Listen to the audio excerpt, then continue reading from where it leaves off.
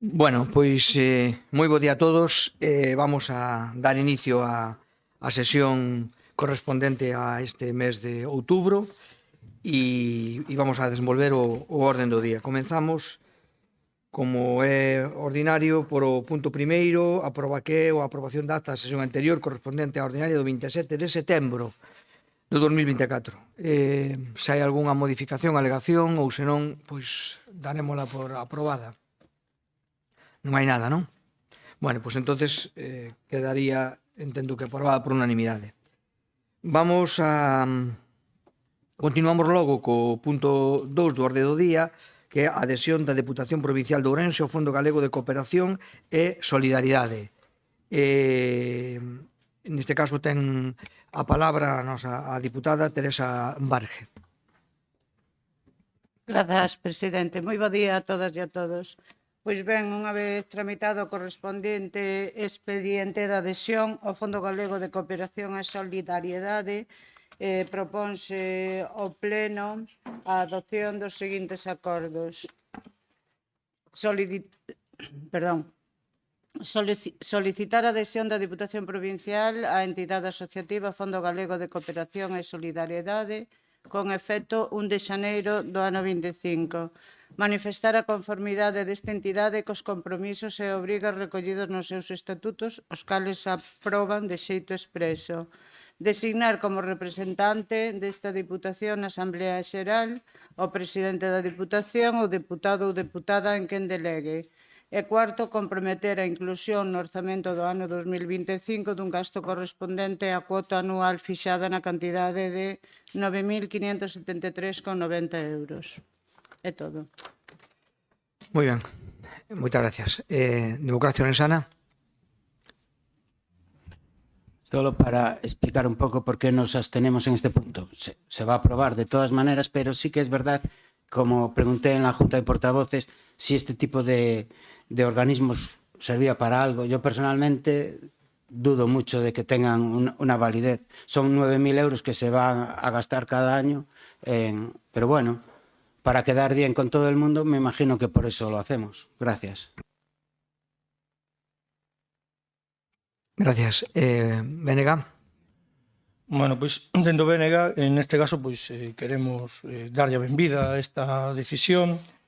A verdade é que o Fondo Galego de Cooperación se creou no ano 97, da provincia de Ourense como fundadores estaban o Concello de Allariz e o Concello de Carballiño, e é un fondo que ten traballado ao longo destes anos na solidariedade directa con acción en territorios en máis de 37 países, especialmente en espazos de lusofonía, pero tamén territorios como Nicaragua ou como o pobo saharaui.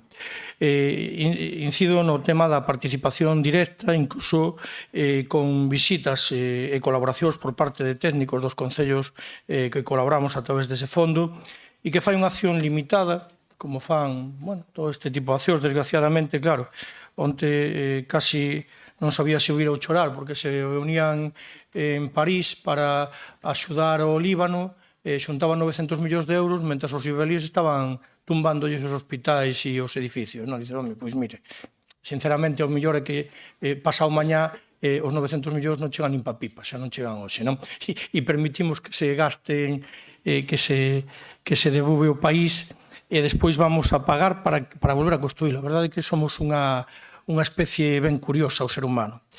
Pero dentro desa posibilidade que temos de colaboración e evidentemente que é cativa dos concellos galegos e diputacións, entendo que está ben que a Diputación de Ourense se sume a ese esforzo e nesa pequena medida, pero sí que é a medida das posibilidades da Diputación de Ourense, trate de colaborar con aquelas sociedades máis desfavorecidas que desgraciadamente no planeta existen moitas que están bastante peor que a nosa. Nada máis, moitas grazas. Moitas gracias. PSOE. Sí, Aurelino.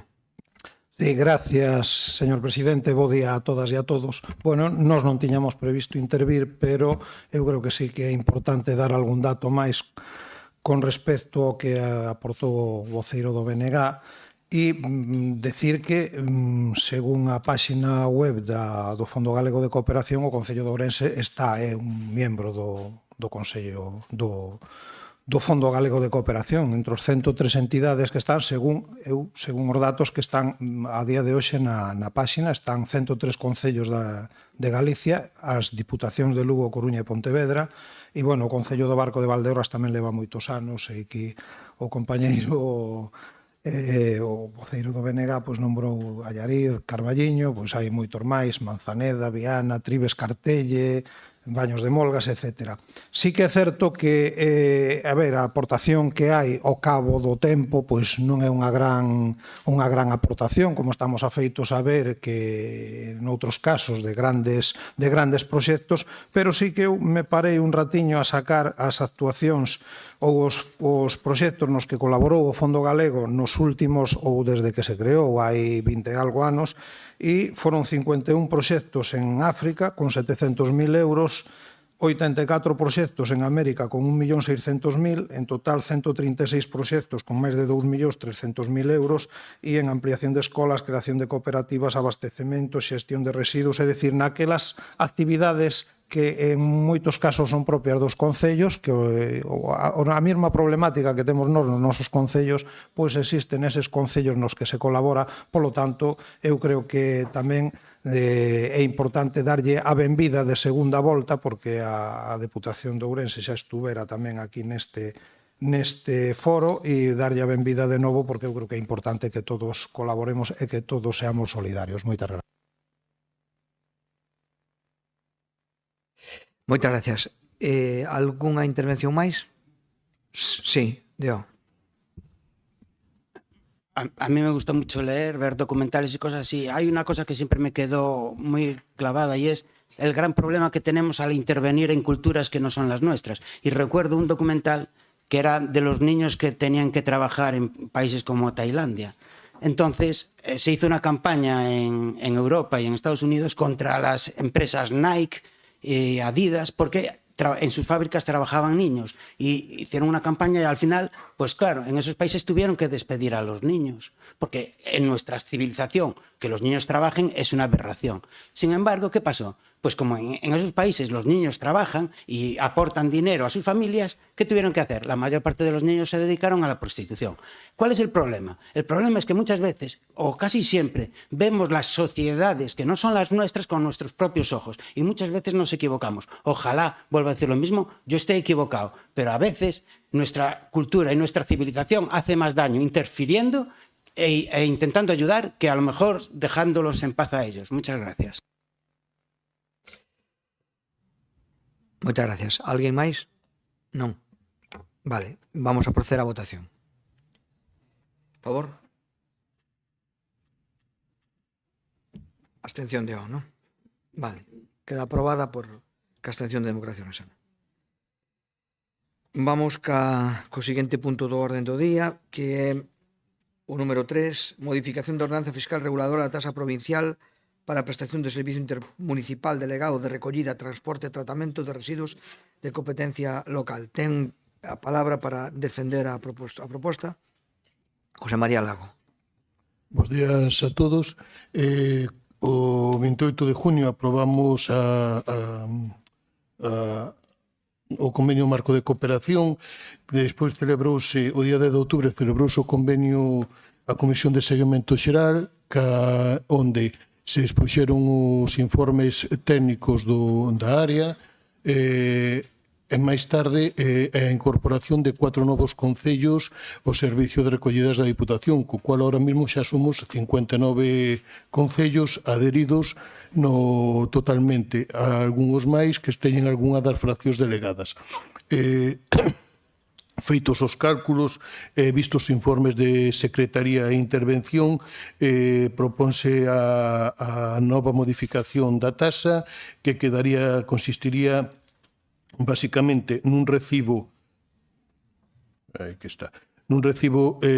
xeración en vivenda urbana de 79,93, realizaránse hasta ahora, era un solo recibo, pasamos a cobrar 4 recibos anuales de 19,98, tanto para locales industriais con xeración de residuos como domésticos, asimilados ou vivendas en xeral. Despois temos dúas exencións. Se se adira a un programa de compost ou ten un composteiro doméstico, é un 30% de reducción, co cual o recibo quedaría en 55,95, 13,99, e se os usa o punto limpio un 10%, unindo as dúas quedaría un recibo total de 47,96 ou 11,99 en cuatro fraccións. Despois tamén propónse a aplicación das novas tasas para establecimientos comerciais de distinta tipoloxía, desde establecementos de alimentación, restaurantes, campamentos, campings, etcétera, centros de ensino, e cunha modificación que tamén se pon que non queira usar o convenio porque pense que é moi caro, aparte de pode justificar a contratación de empresa privada para cumplir a legalidade, senón tamén pode adherirse a un plan de coller un contenedor propio cunha tarifa bastante máis axeitada segundo as súas necesidades para a recollida da fracción resto. Nada máis. Moitas gracias. Moitas gracias. Democracia non declina o turno, Bloque Nacionalista Galego. Sí, bueno, saben que é un tema así especialmente sensible para min, e vamos a ter posibilidade de debatilo despois na moción que presentamos hoxe ao respecto de Sogama. Por lo tanto, tampouco me quero estender neste punto. Sin embargo, sí que quero deixar dúas ou tres acotacións. Como xa lles trasladei, bueno, pues, fíxense, a min a cuota non me parece excesivamente elevada e eu creo que temos que trasladarlle á cidadanía que o custe de recoller 365 días ao ano o lixo que xeramos, que é unha barbaridade, máis de 1,5 kg por persoa e ano, é razoable nestes casos. Incluso xa yo dixen tamén, un pouco en broma ou en serio, que ese desconto do 30% casi me parece excesivo. Por qué? Porque en realidade que é a obriga da cidadanía. A obriga da administración é poñer os medios a dispor para que se faga ben esa reciclaxe, esa separación. A obriga da administración, xa incluso das administracións superiores á nosa, é aplicar a lei e poñer en marcha sistemas de recuperación, sistemas SCAF para separación de colchós, de cabichas, de móviles, etc., etc. Pero despois é certo que temos que concienciarnos que o lixo é un problema de todos e cada un de nós porque somos nós os protagonistas os que xeramos, non?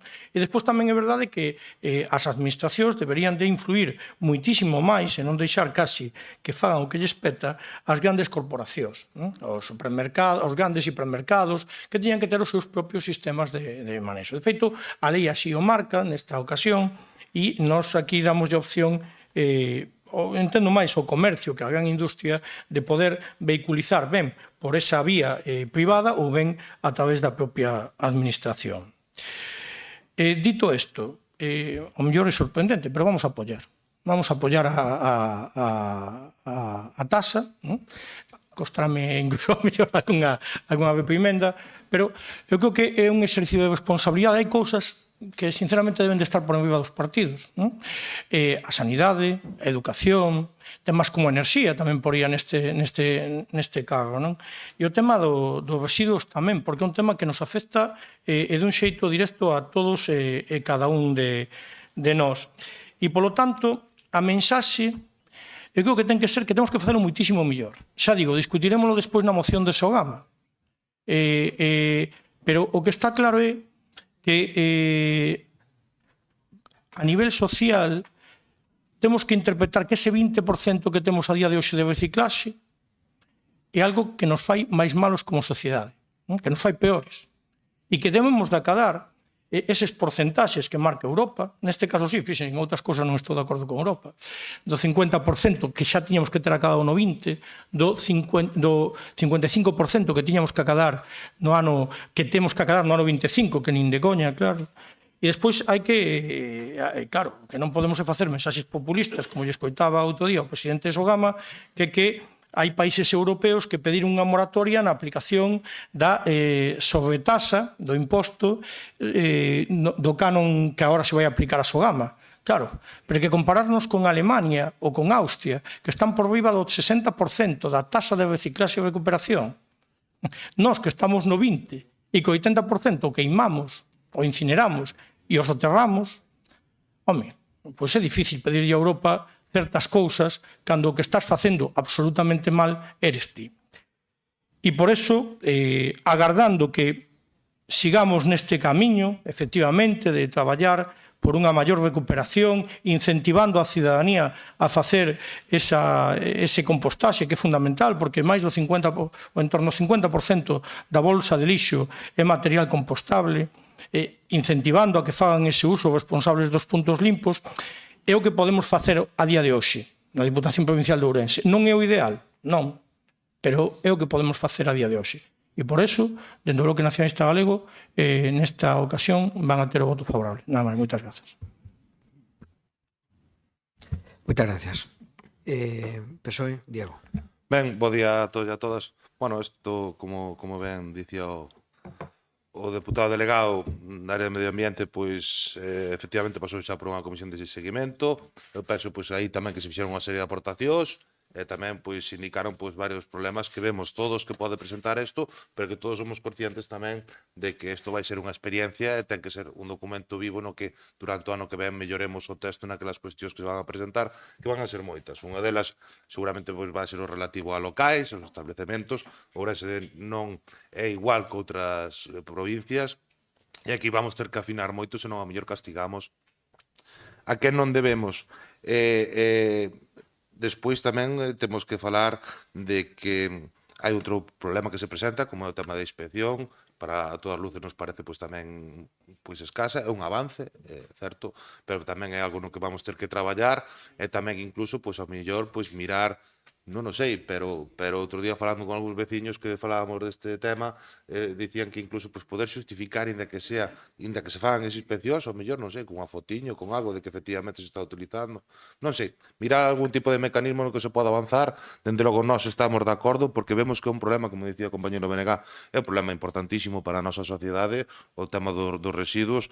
Vemos como tamén nos últimos anos se botou de menos tamén nesta casa pois un traballo de reducción en orixe, incluso había un enlace na propia página web que sobre a compostaxe, e creo que desapareceu, e creo que tamén pois perdeu bastante tempo nos últimos anos en canto a promoción e tamén ao coñecemento. A maioría da xente descoñece o valor que ten, non só económico, que poden reutilizar a materia que compostan, senón tamén a reducción que teñen de bolsa, que teñen que baixar con menos frecuencia, etcétera, etcétera. Pero tamén é certo de que queda moito camiño por andar, e ese é un dos grandes problemas que vemos nós, o problema da reducción e a reciclaxe en orixe, pero despois tamén é outro problema que se nos escapa a nós, a esta Diputación, que é o modelo Sogama, que tamén é outro dos grandes problemas que ten este país, e que falaremos despois na moción que presenta pois o BNG.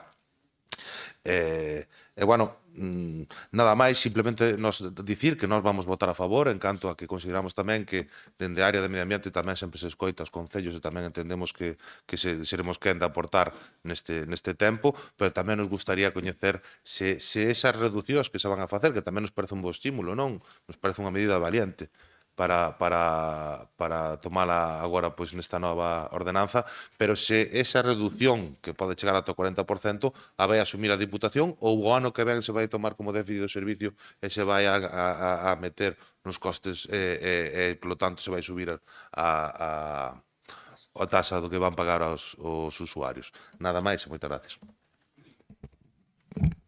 Moitas gracias. Segundo turno, José María Lago.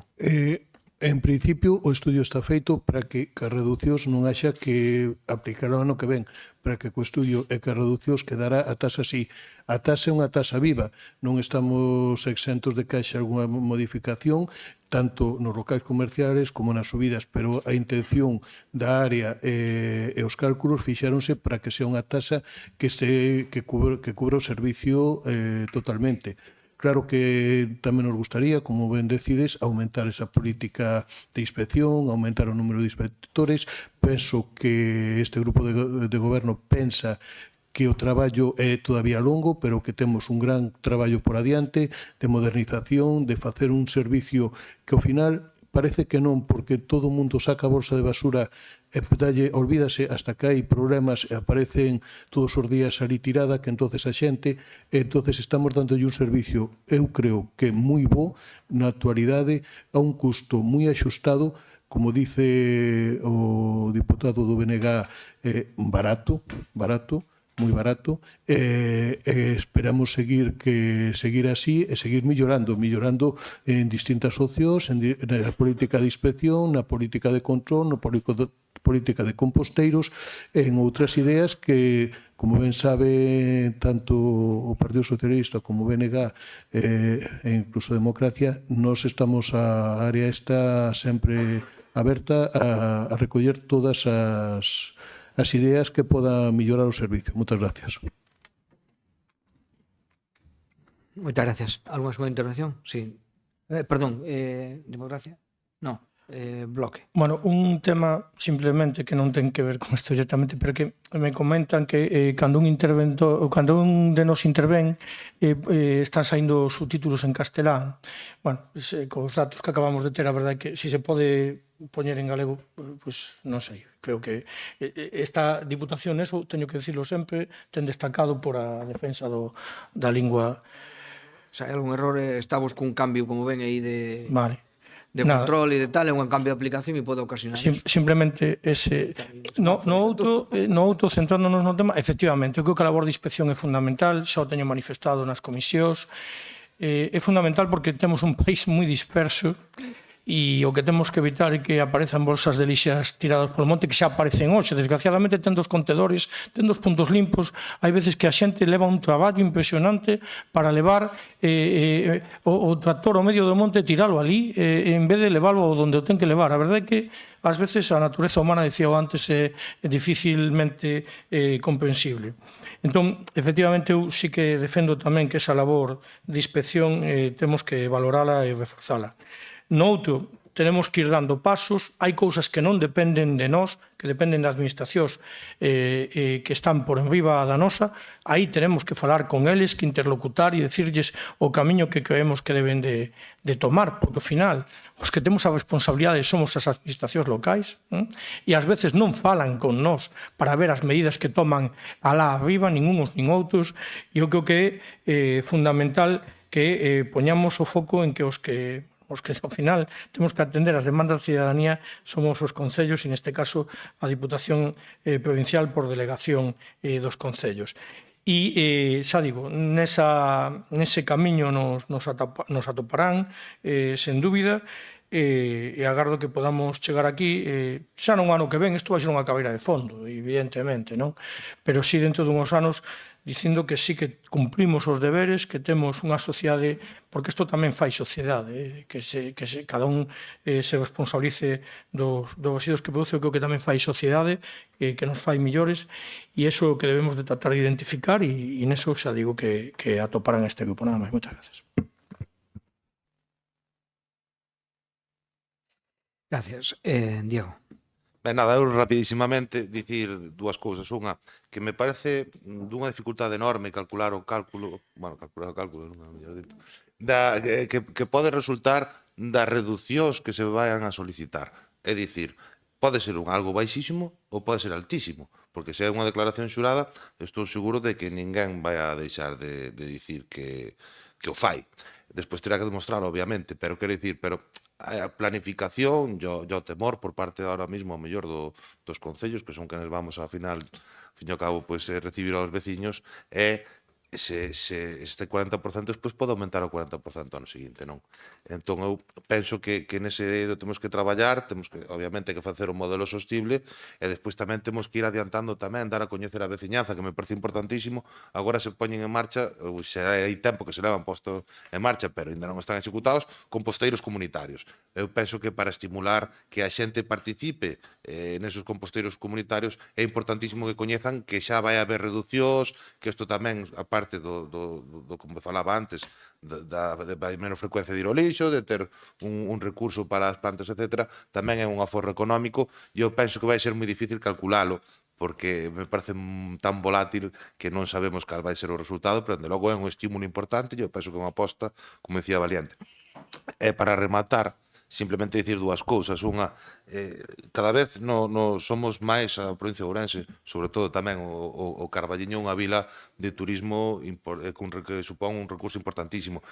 E a pesar de que o servicio funciona ben, hai algunhas eivas, como pode ser a renovación dos contedores, que eu penso que hai que facer tamén, afrontar este tema o antes posible, porque outra vez a época estival está aí á volta da esquina, se ven tamén hai turismo todo o ano, pero, bueno, penso que aí é onde máis nos castiga, e despois tamén o mellor a recollida de voluminosos nalgúnas zonas, que eu sei que é por problemas de personal, pero nós instamos a que se lle dé un golpe tamén, porque é certo de que ao final esas fotiños hoxe nas redes se moven moito. E nada, nós recordar que imos votar a favor e nada máis. Moitas gracias. Vale. Sí, turno de peche. Solo para rematar o que decías, sí que se van a facer varias campañas de concienciación e de dar a conocer os procesos e os descontos. Sí que se estáse traballando nesas detalles da recollida de voluminosos, dos problemas que hai no Brao, a área de persoal vamos traballando xa uns meses intentando buscando unha solución que esperemos que estexa implantada pro ano que ven, e dar as gracias polo apoio na máis. Moitas gracias. Bueno, pois eu, no turno de presidencia, primeiro dar as gracias ao apoio mayoritario a este punto, porque eu creo que son pasos importantes e, ademais, bueno, creo que primeiro nesta legislatura tomamos a decisión de continuar ca xestión directa. Agora tomamos a xestión de seguir avanzando na xestión, nas melloras de xestión deste servicio, pois creando tamén, asumindo as competencias en materia fiscal e unificando, por tanto, a taxa en toda a provincia, en todos os concellos, de maneira que non haxa diferencias entre os veciños, efectivamente. Por tanto, e por último, creo que tamén, efectivamente, como se dixo por algún dos que interviñeron, pois se trata de unha aposta valente, porque se establece un sistema de bonificacións efectivamente basados nese reciclaxe, nese fomento do reciclaxe, nesa cooperación dos veciños co servicio, como é a utilización do punto limpo, además dos composteiros, non? E, por tanto, creo que está claro que é un avance moi importante. E tamén recordar que esta Diputación, sendo, pois, lóxicamente, a que por población e por outras cousas é a que menos orzamento ten de todas as diputacións, sin embargo, asume a prestación directa dun servicio que non asume ningunha outra, e, además, lo asume dunha maneira importante, xa que as últimas incorporacións, que son 4 incorporacións, 60 dos 92 concellos recibirán prestación directa de total por parte da Diputación, o cual significa que non vai, que o grado de satisfacción que é importante. Bueno, pois isto lle unimos, efectivamente, que seguimos dando pasos entre todos, como vemos, por consenso, faremos que este servicio sexa bo e que os veciños teñan un bo servicio a un coste bastante razonable e, ademais, impliquen abertamente na reciclaxe e no uso, neste caso, dos puntos limpios, en definitiva, tomen hábitos de cooperación e de reciclaxe que todos desexamos e que son o camiño futuro. Así que agradecer logo ese apoio e votamos. Por favor. Por favor, Rosendo.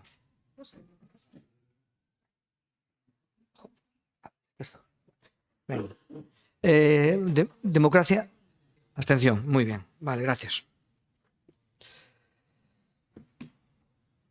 Bueno, vamos cos siguientes puntos, non? Siguientes puntos, porque son as modificacións. Son o punto 4, 5 e 6, non? Son os 4.5 e 6, que son diversas modificacións de crédito e que vamos a, como fixemos nas comisións, debater en conxunto, evidentemente, e logo votar por puntos, por suposto, vale? Ten a palabra para a súa defensa Marta Nova. Gracias, presidente. Bo día a todos e a todas. Bueno, pois isto, como xa debatimos na comisión correspondente, Trátase de traer a este pleno a aprobación dunha modificación de crédito de máis de 14 millóns de euros con cargo á liquidación do extra, non, que recibimos nesta Diputación e na maior parte en todos os concellos de España que nos ingresa ao Estado por maior recaudación. E, como decía, son máis de 14 millóns de euros divididas en 3 modificacións porque son diferentes os conceptos ás que van dedicados. Non? A primeira, a modificación número 5, é a que se corresponde coas necesidades fundamentalmente desta Deputación, que son para distintas áreas e distintos servizos, entre outros, por exemplo, van 2,5 millóns para vías e obras, tamén vai 1,5 millóns para compensar, bueno, pois ese crédito que temos con Meixa e para intentar zanxalo e deixar de pagar intereses e que eso nos supoña un gasto importante nas nosas arcas e que podamos facer de verdade inversións e cancelar pois ese crédito. O mesmo tamén está pensando en facer a outra administración, a Xunta de Galicia, para xa empezar, digamos, dende cero. Xa sabemos que temos pendente esa comisión que temos que crear e en breve terán noticias. E nesa modificación, pois, fundamentalmente, vai destinada a eso. Despois temos a modificación destinada a entidades e mancomunidades, que de, basicamente, 1,5 millóns de euros, que aí están desglosados. Aquí está todo encima da mesa, se trae o expediente con todos os conceptos absolutamente desglosados para as asociacións, distintas asociacións, entidades que xa se viñan aportando dende aquí e outras que se incluyen a maiores. E despois a modificación número 7 é a modificación relacionada cos concellos, esa coaportación aos concellos con subvencións nominativas tanto para gastos de funcionamento como para inversións, que son 7 millóns de euros nesa máxima compromiso que dende o primeiro día o noso presidente pois dixo no primeiro, na súa toma de posesión, de a cooperación cos concellos e acordado, como xa saben, por diferentes criterios que foron acordados previamente, que agora tanto as nominativas como o Plan Cooperou pois vai en función, como todos vostedes saben, da población, da extensión de cada municipio e con unhas cantidades fixadas de antemán. Bueno, eso, a grosso modo, é o que tratamos nestes 3 puntos, son 14,5 millóns de euros e os que, volvendo atrás, na modificación número 5, hai que incluir dúas emendas que incluiu, valga a redundancia, esta presidencia, porque tivo que facelo. En primeiro lugar, é a emenda destinada a posta a regularización da sentenza de Nogueira de Ramuín. Isto, como todos coñecerán, creo que tuveron a ocasión de ver o expediente, solicitaron e así, non sei se a todos os grupos, pero algún me consta que sí que o pediu e estuvo vendo e facendo, obviamente, as preguntas que estimou oportunas e que son necesarias. Isto, para resumilo para o que non este o día, trátase de un traballo que fixo a Deputación por delegación do Concello de Nogueira de Ramuín, que foi inspeccionar unha liquidación dunhas obras que fixo a empresa Iberdrola cando construiu ou ampliou a central en dito Concello e dende aquí se fixo un traballo de inspección, como se fai en outras tantas ocasións, e sai unha liquidación a maiores de pouco máis de 1 millón de euros, 1,1 largos de euros, e a empresa Iberdrola reclamou e, basicamente ganou esa disputa. É unha disputa máis ben técnica e xurídica que nos encontramos, nos cando chegamos a este, obviamente, aquí, foi anterior a nós, isto vendo ano 16, 17, empezou por eses anos, e que non queda máis remedio que cumplir. É obvio que a maiores de que Iberdrola reclamou e gañou, pois tamén o Concello de Nogueira de Ramuín fixo o mesmo, reclamando a responsabilidade patrimonial que tamén gañou. Polo tanto, estamos nunha situación que se trata de traer a este pleno unha modificación de crédito para incorporar 1.200.000, que non é tal cual, porque o Concello de Nogueira de Ramuín, a través dun convenio que firmou con esta Deputación polo mes de xuño, creo, aproximadamente, do 2023, é dicir, no mandato pasado, acordaron un plan de pagos. para a devolución antes de que Nogueira reclamase a responsabilidade patrimonial. Non, ese plan de pagos consistía en que tiña que devolver ese 1.200.000 que nun primeiro momento se lle fora entregado dende aquí porque se consideraba que Iberdrola pois tiña que pagalo, como os tribunales dictaron o contrario, pois obligábase a Nogueira a devolvelo. Chegou a devolver ao redor de 148.000 euros, pero como reclamaron a responsabilidade patrimonial e os tribunais lle deron sentenciaron ao seu favor, pois a razón, o que ten que facer ahora mismo esta Deputación é unha operación contable que, en cuanto acabeu de falar, lle vou a pasar a palabra, señora interventora, para que poida explicarvos o detalle dese arranxo contable que hai que facer, porque realmente o que lle hai que entregar ahora mismo ao Concello de Nogueira non é 1.200.000, senón 147.000. Isto, como digo, ben dictado por unha sentencia firme, non se pode recurrir máis, chegou ao seu fin, e que todos como responsables políticos aquí tamén deberíamos acatar. E xa para rematar, e xa lle paso a palabra a Mónica, a seguinte emenda que hai é relacionada co un expediente, con un acordo para a reforma da Casa Reitoral de Taboadela, por non dar executado esa obra no plazo, pois se volve a tramitar un novo convenio que foi posterior a comisión correspondente, entón ten que vir a este pleno como emenda a maiores, que son volver a dotar dos 300.000 euros que se dotaron no seu día para a reforma da reitoral, non é dotar outra vez 300.000, senón dotalos de novo porque non foron executados e en aras de, obviamente, axudar a un concello que non foi capaz de executalo por diversos motivos que todos seguramente podemos entender, pois é esa segunda emenda que traemos a esa modificación número 5. Entón, eu remato, paso a palabra a Mónica e despois xa os demais grupos agardo as súas consideracións e sin problema vamos a debatir. Gracias.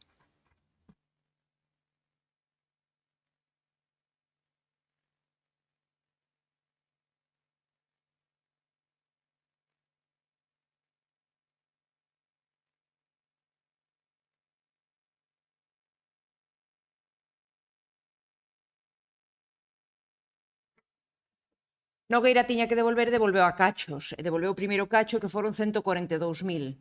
A débeda total era de 1.200.000. E agora temoslle que pagar sin pagar, é dicir, temos que gastar 1.200.000 para devolverlle finalmente 142, non 1.200.000. Porque 1.200.000 xa parece como obriga, porque hai dereito, e o dereito e obriga vanse matar, pero vanse matar por parte concurrente. A parte concurrente é 1.100.000 e pouco. Eso xa está compensado. E a outra parte ten que sair das arcas, porque tamén entrou nas arcas municipais.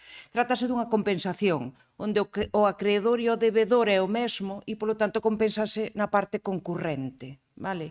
A saída final serían de 142.958,31, que é o que lle hai que devolver a Nogueira de Ramuín. Ese sería a finalidade de todo, aínda que o gasto efectivamente anulará o dereito. E haberá un dereito menos de 1.200.000 e un gasto menos de 1.200.000. E un pago que non é o mismo que o gasto de 142. Moitas grazas. Moitas gracias. Moitas grazas por súa aclaración técnica. Bueno, empezamos. Deo. Señora Marta, entiende perfectamente lo que es tener problemas atrasados de otros mandatos y es difícil, lo entendemos perfectamente, pero recuerde que en los anteriores mandatos también estaban ustedes, porque ustedes son el PP, que yo sepa. Nosotros tenemos muchos problemas de otros mandatos que nos los tenemos que comer con patatas, pero que eran de otros partidos. Pero bueno, voy a empezar. Y voy a empezar con una cosa que me gusta mucho, que es copiar. Cojo lo que dicen unas personas y las transmito aquí. Y voy a empezar de esta manera. Y trae aquí, tiene las narices de traer modificaciones de crédito donde mezcla partidas de gastos que son totalmente imprescindibles con otras que son unas chapuzas suyas para ponernos entre la espada y la pared. Sí, sufre usted una enfermedad incompatible con el cargo que ocupa y que se llama falta de voluntad de colaboración institucional. Lo único que hace usted es presentar sus propuestas sin escuchar a nadie más, imponiendo las suyas a toda costa. Y el único culpable es usted. Sí, sí. Usted es el único que toma las decisiones. Ni siquiera sus diputados o diputadas tienen voz y voto. Esta es la forma que tienen en nuestro ayuntamiento de rechazar nuestras modificaciones de crédito. Y me sorprende, porque todo lo que estoy diciendo aquí queda mejor en la Diputación que en el Concello de Ourense. Pero voy a seguir. Usted es capaz, aquí voy a hacer unas ciertas modificaciones, en vez de lo que nos echan en cara a nosotros, pongo yo. Usted es capaz de gastarse más de 1 millón de euros en un teatro principal que casi siempre está vacío, o más de 1,5 millones en una estación de esquí que funciona como mucho 15 días al año. Se gastan millones para pagar a medios de comunicación para que hablen bien de usted y mal de nosotros. Que despilfarra dinero en campos de fútbol en pueblos que no tienen gente ni siquiera para hacer un equipo de fútbol y poder jugar. Y aumenta, nos echan en cara, y aumenta de forma desorbitada los contratos menores para ocultar fiscalización y transparencia. Mire, que nos echen a nosotros en cara, el PP, que tenemos muchos contratos menores, es como decirle a la Xunta de Galicia que es la comunidad autónoma que adjudica más contratos públicos a dedo. El gobierno gallego repartió más de 4.000 millones de euros en contratos a dedo en solo 6 años. Y luego vuelvo a decir que es la Diputación de Ourense, la tarta de los contratos. Todos sus contratos menores en manos de 5 empresas. No lo digo yo, lo dicen algunos medios de comunicación, los que menos comprados estarán. 8 de cada 10 contratos se conforman bajo el paraguas de contrato menor. Me sorprende que nos vengan a echar en cara lo que ellos multiplican por 20. Pero bueno, voy a seguir.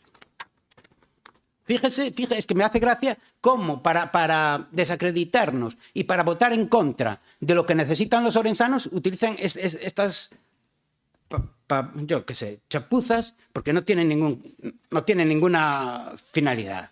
¿Sabe usted cuál es su problema? No sabe lo que es mantener una familia y vivir de un sueldo que hay que estirar para tener unas condiciones dignas de vida. Esto es lo que tenemos que escuchar nosotros. En vez de nos pueden decir, oigan, esto no es lógico que se haga así. No. Estas son las tonterías que nos tenemos que tragar nosotros. Y como siempre que puede, trata de aminalarme, personalmente a mí, diciendo que solo hablo de mi concello. Esto de mi concello lo pongo yo porque es lo que siempre me hace a mí.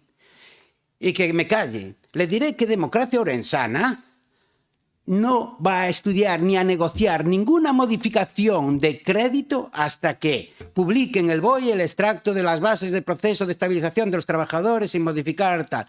El señor alcalde, antes de que fuéramos al pleno, ya le dijo al PP, le dijo que estaba totalmente dispuesto a cambiar y hacer lo que hubiera que hacer para negociar. Lo que pasa es que no era más que una excusa.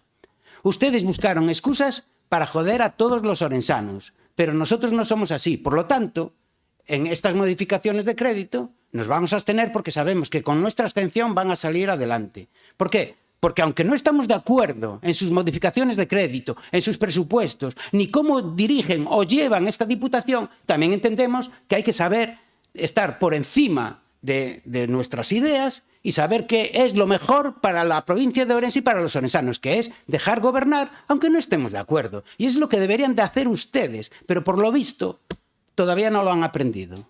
Muchas gracias, hablaré después en mi siguiente turno. Despois lle contestarei, pero unha cousa que lle pido que rectifique. Está dicindo usted que esta Diputación está contratando con 5 empresas contratos menores. No, dixo usted. Rectifíqueo, porque desde que está este presidente non se contrata, non hai ese tipo de contratación co plan único. Por lo tanto, pídolle que rectifique. No, yo lo que estuve es leyendo lo que ponen los medios de comunicación, no en este mandato, sino en los anteriores. Lo que pasa es que usted no lo entendió correctamente. Ah, bueno. Se entendió perfectamente que esta Diputación sigue contratando con 5 empresas, sigue haciendo contratos menores con 5 empresas. Estoy leyendo de otros medios de comunicación. Solamente lle digo por a parte que toque, vale? Mire, vale, perfecto. Como usted quiera. No. Pero está demostrado. Non hai contratos menores por parte da Diputación e todos que se fan son con publicidade. Neste mandato. Por eso exijo esa rectificación. Venega. Bueno, pois a verdade é que para nós este era un tema que xa faláramos nas comisións, que eu teño que decir no noso caso que sí que falara o presidente con nós para as modificacións, é así, non, vamos, non creo que teñamos que decir o contrario porque é absolutamente así. E ao respecto da modificación número 6 e da modificación número 7, bueno, pois na modificación número 7 o que faláramos na comisión era, bueno, pois que efectivamente que temas como algúns das instalacións deportivas, especialmente campos de fútbol que se executan, bueno, pois que habría que ver tamén a posibilidade de como de que viabilidade teñen no futuro, non? Hai campos de fútbol nesta provincia recentemente executados que están, desgraciadamente, sin que ninguén bota a dar un balón neles porque non hai persoas para facelo, non hai xogadores. E despois, en canto á modificación, pero, bueno, en calquera caso, na modificación 7 de 2004, que é a dos concellos, vamos a votar favorablemente, como trasladamos na comisión. Na modificación 6 de 2024, que fíxense vostedes que igual era de partida que a que menos de acordo estábamos, que anunciáramos a nosa abstención, seguimos votando de menos e así o entendemos e creo que isto ten que mudar. Esa forma de outorgar subvencións nominativas que ás veces, pois non, eu creo que sinceramente non están suficientemente xustificadas, que deberíamos de ter unhos criterios e podería haber, sí, algunha subvención nominativa específica para un tema concreto, pero non que se sexa o criterio absolutamente mayoritario para outorgar este tipo de subvencións a asociacións, entidades deportivas, etc. Entón, bueno, eu sí que lles quero pedir que vayamos nese camiño, pero tamén nesta anunciamos a nosa abstención.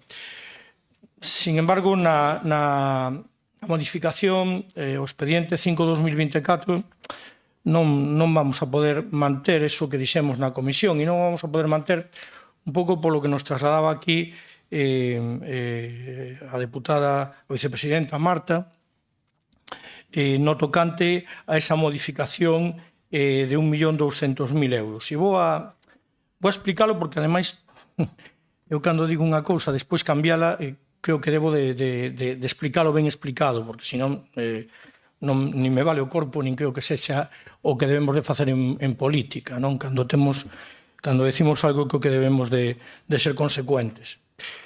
Pero voulles explicar isto e eu non sei, vou abrir unha porta a ver se, ao mellor, se todos nos xuntamos e tratamos de chegar a un consenso, a un acordo, porque a ver se traslado ben o tema. Bueno, no Concello de Nogueira de Bamuín, efectivamente, existe un encoro, Santo Estevo, que contaba cunha potencia de 264 megavatios e que empezou a funcionar no ano 1956.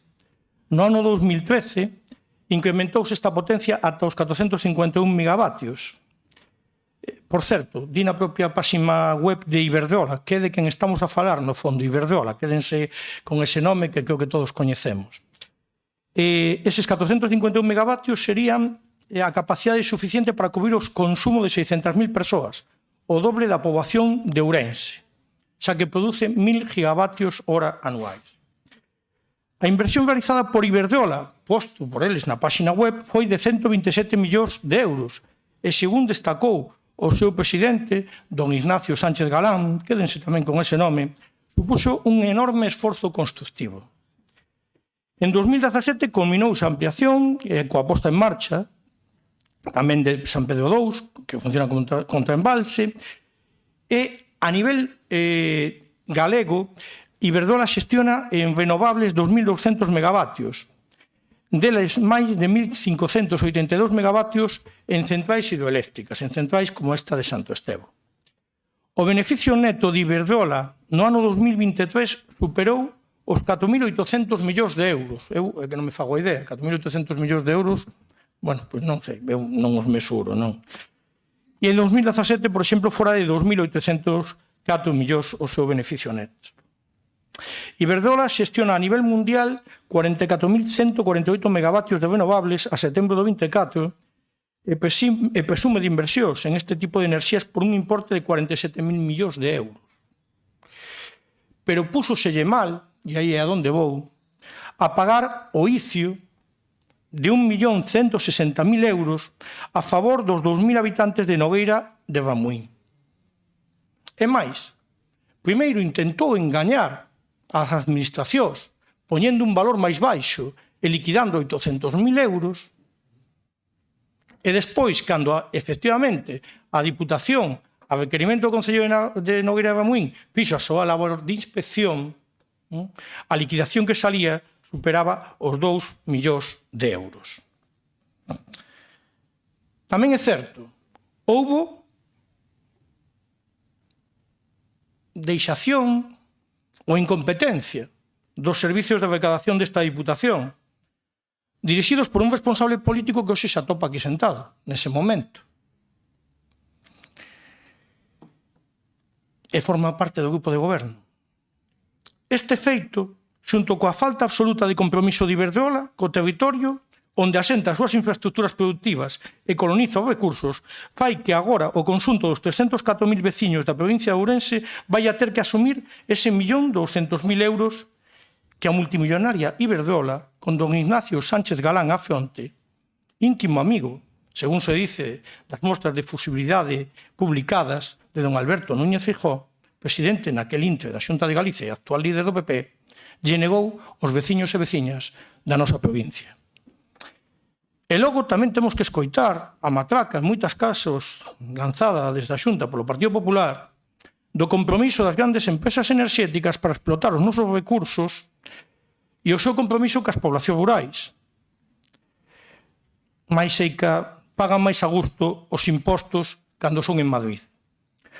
Por isto lle pido que deixemos en riba da mesa este 1.200.000 euros e convoquemos a Iberdrola para que asuma o que lle tiña que ter pagado xa a cidadanía de Nogueira de Bamuín, que non deixa de ser unha ínfima parte do que se eleva desta provincia. Fíxense vostedes, ese 1.200.000 euros é o 0,00025% do seu beneficio no ano 23. Por certo, esta é a mesma Iberdrola que no ano 21 pechou o centro de control que tiña no Concello da Rúa, levándose os seus 20 postos de traballo para Salamanca. Os encoros e os muiños déixanos aquí, pero os fondos sei que están mellor empregados noutro sitio. A mesma empresa que tentou liquidar eses importe de icio de 885.000 euros en lugar dos 2 millóns que correspondían. Eu fagolles un chamamento aos representantes elexidos polos cidadáns de Ourense para exixirlle a Iberdrola que asuma ese 1.200.000 euros para empezar a cumplir con esta provincia, aínda que sexa, sinceramente, dun xeito escaso. Que a deixadez, por non chamarlle de outro xeito, na sentencia pon conducta neglixente. É o que pon nunha páxina da sentencia do TSJ. Do goberno do Partido Popular no ano 2016 e a jeta do señor Galán, aproveitándoa, non teña custe para os nosos representados. Ou, polo menos, que o custe reputacional a Iberdrola lle sexa equivalente á súa desvergoña, e senón que pague o que é xusto. De non ser así, dende o Bloque Nacionalista Galego, votaremos hoxe en contra. Tamén lles digo, comprometémonos firmemente, comprométome eu personalmente, a que si daqui ao mes de marzo, porque tamén entendo que hai que cumprir a sentencia, eso sabémoslo todos, si daqui ao mes de marzo non se cumple, non conseguimos que Iberdrola nos pague ese 1.200.000 euros, despois, dende logo, de facer todos os esforzos posibles para que recúe e pague o que ten que pagar, nos asumiríamos nesa modificación do mes de marzo ou mes de abril permitir a aprobación para o cumplimento desta sentencia. Pero entendemos que primeiro temos que dar unha batalla firme a este disparate e, desde logo, facer que se lle caiga a cara de vergoña ao señor Galán e a Iberdrola, porque eu creo que non debemos deixarnos chulear. E tamén creo que se hoxe deixamos pasar isto queda aquí, e para a semana que ven xaremos os do bloque aí na prensa dicindo que isto non pode ser, e aí moverá todo. É o que lles podo dicir hoxe e o que lles quería trasladar. Nada máis, moitas gracias. Perfecto. Moitas gracias, señor Bernardo. PSOE. Sí, bo día a todos e a todas. Bueno, interesante a aportación que nos acaba de facer o Bloque Nacionalista Galego sobre esa emenda presentada. Nos dicir o mesmo que nos parece interesante para estudiala. Estamos dispostos a estudiar a proposta do BNG. Se é verdad que nós non viñamos con esa intención sobre o mesmo. En todo caso, se o acordo plenario vai nesa línea, nós estamos dispostos a estudiala e a valorar, digamos, esta proposta que fai o BNG co asunto de Iberdrola e o Concello de Nogueira de Ramuín. Con respecto ao que nos atañe, que tamén nos atañe, bueno, eu creo que dixo perfectamente a vicepresidenta na súa intervención, o sea, 14,5 millóns de euros que provén do Estado, de maior aportación do Estado á Diputación. Creo que temos que poñer en valor eso, indudablemente. Despois, nas distintas modificacións que facemos, como ben se dixo tamén, foron faladas, sobre todo o que atañe, digamos, as axudas directas aos concellos, cos criterios obxectivos que xa se marcaron no seu momento. Nese aspecto, o noso grupo vai votar a favor desa modificación, e si nos vamos quedar na abstención no resto das modificacións, porque entendemos que ainda temos que avanzar moito máis nese senso, no respecto de ir cada vez ou evitar a discrecionalidade na aportación, deudas que se están cancelando que non vamos ter no futuro, aportacións a entidades e mancomunidades nas que diferimos. Entonces, nese 2 puntos nos vamos mantener na abstención e vamos a votar a favor na modificación que atañe a concellos de forma directa. Moitas gracias.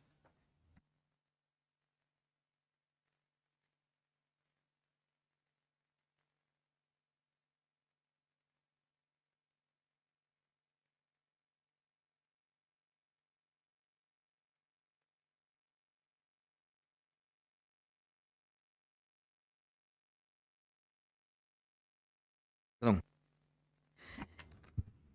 Gracias, presidente. Bueno, agradecer os distintas aportacións e apoios ás as modificacións. Que quede claro que a modificación 5 se vota por separado das dúas enmendas. As enmendas, a de Taboadela e a de Nogueira, se vota por separado. Se vota a modificación número 5, a emenda de Taboadela e a emenda de Nogueira. Que me corrisa o secretario se non é así.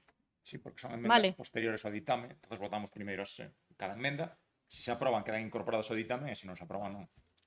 Vale, entón separemos as modificacións das cuestións de Taboadela e de Nogueira. Entón, como as outras modificacións están claras a 6 e a 7, e centrándome a respostar e a lanzar outra proposta, unha contraproposta a Bernardo, eu entendo a súa postura política é entendible e o seu debate firme sobre, as eléctricas e demais. E está claro, e nós non vamos a defender aquí a Iberdrola, nin a Iberdrola, ningún tipo de empresa que, obviamente, non paga o que ten que pagar. Vaya por diante, eso. O que hai que ter claro aquí é que hai unha sentencia firme, que está prescrito, que non temos opción a ningún tipo de reclamación e que hai que cumprir unha sentencia. E nós, se a vostede, creo que, e o comentaba o presidente, me comentaba, creo que deberíamos facer o contrario. E llevo a ler, o contrario pasaría por aprobar primeiro isto e despois intentar negociar con Iberdrola. E nos comprometemos a facelo. Volo digo porque eu vou a ler o informe xurídico que lle pedimos a asesoría xurídica e a responsabilidade que temos todos aquí ao votar neste pleno contra unha sentencia firme. Vale? Entonces, bueno, vou a ler o que nos pasaron os servicios xurídicos. Artículo 106 de la Ley de Jurisdicción Contencioso Administrativa. 1. Cuando la Administración fuere condenada al pago de cantidad líquida, el órgano encargado de su cumplimiento acordará el pago con cargo al crédito correspondiente de su presupuesto, que tendrá siempre la consideración de ampliable. Si para el pago fuese necesario realizar una modificación presupuestaria, deberá concluirse el procedimiento correspondiente dentro de los 3 meses siguientes al día de la notificación de la resolución judicial. 3 meses, ¿vale? Transcurridos 3 meses desde que la sentencia firme, que foi o 4 de octubre, sea comunicada al órgano que deba cumplirla, se podrá instar la ejecución forzosa. En este supuesto, la autoridad judicial, oído el órgano encargado de hacerla efectiva, podrá incrementar en 2 puntos el interés legal a devengar, siempre que se apreciase falta de diligencia en el cumplimiento. El artículo 17.2 de la Ley Orgánica 6/1985 de 1 de julio del Poder Judicial determina que las administraciones públicas, las autoridades y funcionarios, las corporaciones y todas las entidades públicas y privadas y los particulares respetarán y en su caso cumplirán las sentencias y demás resoluciones judiciales que hayan ganado firmeza, como es el caso, o sean ejecutables de acuerdo con las leyes. El artículo 103.2 de la Ley de Jurisdicción Contencioso Administrativa, todas las personas y entidades públicas y privadas están obligadas a prestar la colaboración requerida por los jueces y tribunales de lo contencioso administrativo para la debida y completa ejecución de lo resuelto. Por lo tanto, el propio interesado puede solicitar del juez o tribunal la ejecución forzosa de la sentencia, incluso mediante la selección de bienes patrimoniales contra los que dirigir embargo. Y por otra, el artículo 109 de la Ley de Jurisdicción de Contencioso Administrativo permite que, mientras no conste en autos la total ejecución de la sentencia, se podrá promover incidente para decidir si contrariar el contenido del fallo cuantas cuestiones se planteen en la ejecución y especialmente las siguientes. 1. Órgano administrativo que ha de responsabilizarse de realizar las actuaciones. 2. Plazo máximo para su cumplimiento en atención a las circunstancias que concurran. 3. Medios con que ha de llevarse efecto y procedimiento a seguir. Añade el artículo 102 que, transcurridos los plazos señalados para el total cumplimiento del fallo, el juez o tribunal adoptará, previa audiencia de las partes, las medidas necesarias para lograr la efectividad de lo mandado. Singularmente acreditada su responsabilidad, previo apercibimiento del letrado de la Administración de Justicia, notificado personalmente para formulación de alegaciones, el juez o la sala podrán: 1. Imponer multas coercitivas de 150.500 euros a las autoridades, funcionarios o agentes que incumplan los requerimientos del juzgado o de la sala, así como reiterar esas multas hasta la completa ejecución del fallo judicial, sin perjuicio de otras responsabilidades patrimoniales a que hubiere lugar. A la imposición de estas multas le será aplicable lo previsto en el artículo 48. Segundo, deducir el oportuno testimonio de particulares para exigir responsabilidad penal que pudiera corresponder. Este grupo, creo que todos somos responsables políticos elegidos pola ciudadanía conforme a unha legislación e témola que respetar. E non respetala ten unhas consecuencias que lles acabo de ler. E cando pidan execución e non a podamos cumplir, e aquí digamos porque non se aprobou unha modificación presupuestaria, porque non hai partida presupuestaria, teremos que entregar o acordo do Pleno. E no acordo do Pleno se verá quen votou a favor e quen votou en contra. A este grupo nos fastidia mogollón que Iberdrola non pague. Claro que sí. Pero comprometémonos dende aquí a ter en conta a súa proposta, pero da forma contraria. É dicir, hai que cumprir unha sentencia, non hai posibilidade de recurso, é firme, están agotados todo non se pode facer de outra maneira, trasladalo ao mes de marzo é trasladar un problema, pero problema o temos. E hai que pagar. Que despois podamos sentar nunha mesa a Iberdrola e podamos falar con eles, nos comprometemos a facelo. Dende aquí. Igual que se sentan para outras cousas, nos se sentarán para isto. É o máximo que lle podemos ofrecer. Pero as sentencias hai que cumplilas e todos temos responsabilidades penales que poden chegar a ter que executarse. Entón, eu creo que fomos bastante claros, nos pedimos un informe xurídico, está encima da mesa, pénseno ben.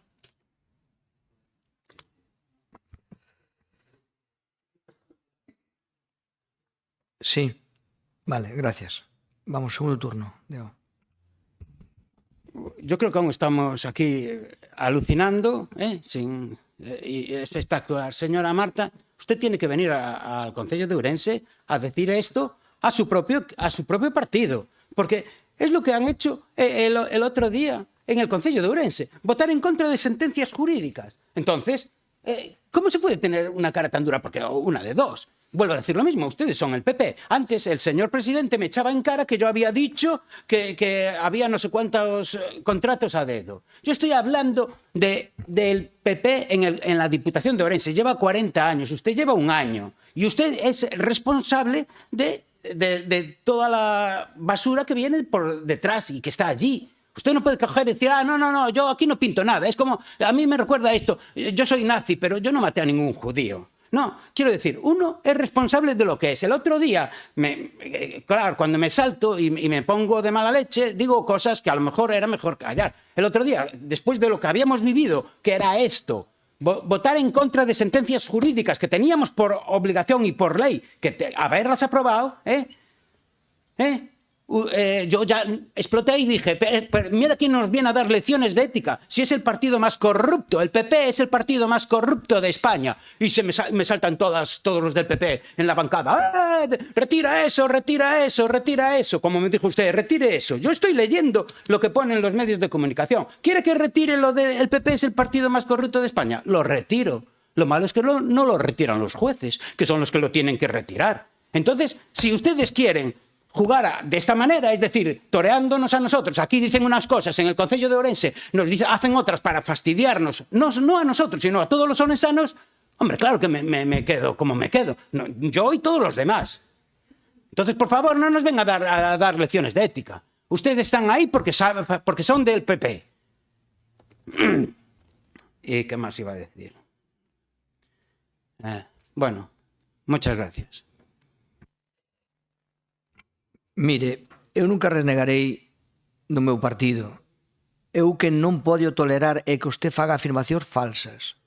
E acaba de facer unha afirmación, e sigo lle dicindo, usted acaba de decir que aquí se siguen facendo contratos con 5 empresas e lle estou dicindo que se cambiou esa cuestión. Entonces eso sí que me afecta a min directamente, porque sería, por favor, porque sería o responsable. Eu non estou dicindo, non estou renegando de nada e nin estou facendo nada. Nós traemos o que hai aquí e non dixemos de ninguna maneira. Claro que por suposto, que todo o mundo temos que ser consecuentes con os actos e con as nosas trayectorias. E por suposto que vamos a facer. Pero o que non lle pode consentir é que minta. Pero usted está mentindo porque estaba dicindo que aquí somos corruptos e que negociamos con 5 empresas. Bueno, eso foi o que dixo. Eso foi o que dixo, Foi o que dixo e non volvo a dicir outra porque eu estou dicindo claramente, desde que chegaron se acabaron esa historia. Vale, entre todos lo fixemos porque foi o plan único, demoslle a contratación aos concellos e contratan os concellos. E punto, e se acabou. E iso é o que teñen que reconocer e non poden dicir o contrario. Vale. Yo de partido corrupto tampouco me creo que sea o máis apropiado, Eu tamén lle podo dicir a moitas condenas e moitas historias que teñen ustedes. Bueno, venga. No tienen condenas. Usted personalmente tiene condenas. Las de acoso. No es firme. Bueno, pues tiene condenas. Perdone, Yo no le falté a usted al respeto. Falté a usted al respeto. No. Bueno, a ver. Sí, por alusiones, sí, hombre, sí. Está esto. Vou falar despois de varios anos. Usted non me pode acusar, que ademais creo que é unha calumnia, de un delito que eu non cometín. Usted non pode dicir que eu teño condena porque eu non teño unha condena. Nós temos unha condena que non é firme. Entón, cando se xa firme, podrá dicir que existemos unha condena por acoso do interventor. Vale? Un tema laboral. De momento non é firme. Entón, usted non pode acusar dicindo que ustedes teñen condena. Hai que ter valor para un partido que sí que tuvo moitísimas condenas por corrupción, como é o Partido Popular, que lle diga que nunca tuvemos ninguna, oiga, ustedes tamén teñen condenas. Hai que ter moito valor, pois se chamei ignorante. Mire, soy xurista, usted está condenado, usted non é penado. Está condenado por unha sentencia que non é firme. Usted que non está penado porque non ten que ter cumplir a sentencia toda mía porque non é firme. Pero se la sentencia no A es sentencia- firme e hai unha condena, non. Outra cosa é que non se pode ejecutar porque non é firme. E entón este non é un penado. Non sei, xa me perdo. É a primeira vez que vexo cando unha sentencia non é firme que un está condenado, pero bueno, vale. A primeira vez que o vexo, non sei. Está claro.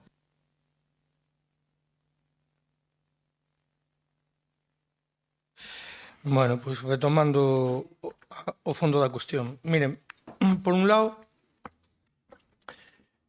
quedome co que dixo Marta inicialmente, que efectivamente íbamos a votar. Eu a verdade que pensei que iba todo xunto na modificación e podo lle decir que casi eso era o que máis me sacaba o son. Votala por separado, nos vamos a manter o voto negativo, asumindo as consecuencias, porque eu creo que tamén, efectivamente, é un debate político. Eu entendo que vostedes, como grupo de goberno, incluso así, me entendo que quedan vostedes totalmente exentos de responsabilidade judicial.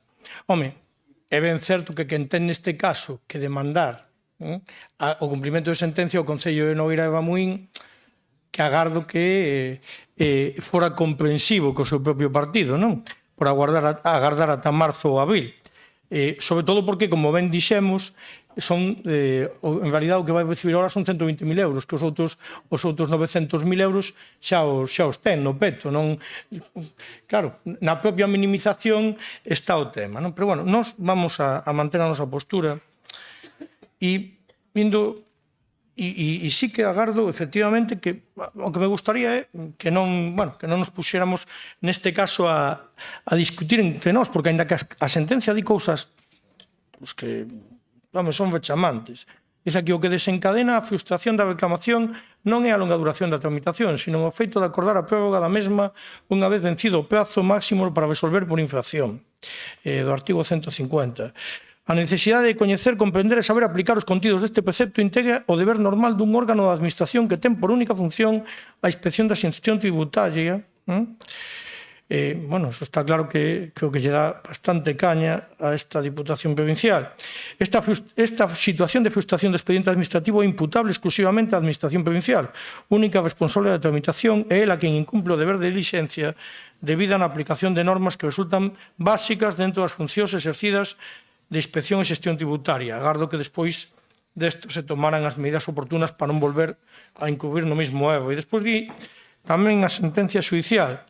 No caso que nos ocupa, quedou suficientemente acreditada e caracterizada a conduta negligente do órgano tramitador da Diputación Provincial en materia tributaria. Un dano certo consistente na perda de oportunidade de liquidación do juicio por un importe de 1.121.365,87 euros. E esa é a realidade da sentencia. Bueno, como o señor alcalde de Ourense, despois de darnos a súa perla, se marchou, non vai haber problema. Nin nós vamos a ter responsabilidade, nin vostedes tampouco, porque vai pasar, evidentemente, non? Eu, pois, non sei, bueno, cada un é dono dos seus actos e das súas ausencias. Nós vamos a manter a nosa postura, xa digo, incluso neste caso, pois, máis desafogados, non porque nos pudera caer en riba a parte esta de... Pero, bueno, non, sí, non vou a poñerme de melodramático, que iríamos a prisión por 1.200.000 euros que nos debe Iberdrola. Mais ben, eu creo que deberían ir a prisión os de Iberdrola por 1.200.000 euros que, aproveitando a conxuntura, nos deixou de pagar unha multinacional como esa. Pero bueno, sí, ás veces eu creo que tamén hai que manter así algún tipo de criterio de principio, non está mal. Entonces, nós vamos a facelo. Ademais, que a descarga moral, neste caso, de que o resto do compromiso que tiñamos respecto da modificación do punto 5 iba para adiante. E a min preocupábame máis que fora eso para adiante, porque era o noso compromiso, que outro, se ten algún tipo de consecuencia, pois asumiríamos. Nada máis, moitas grazas.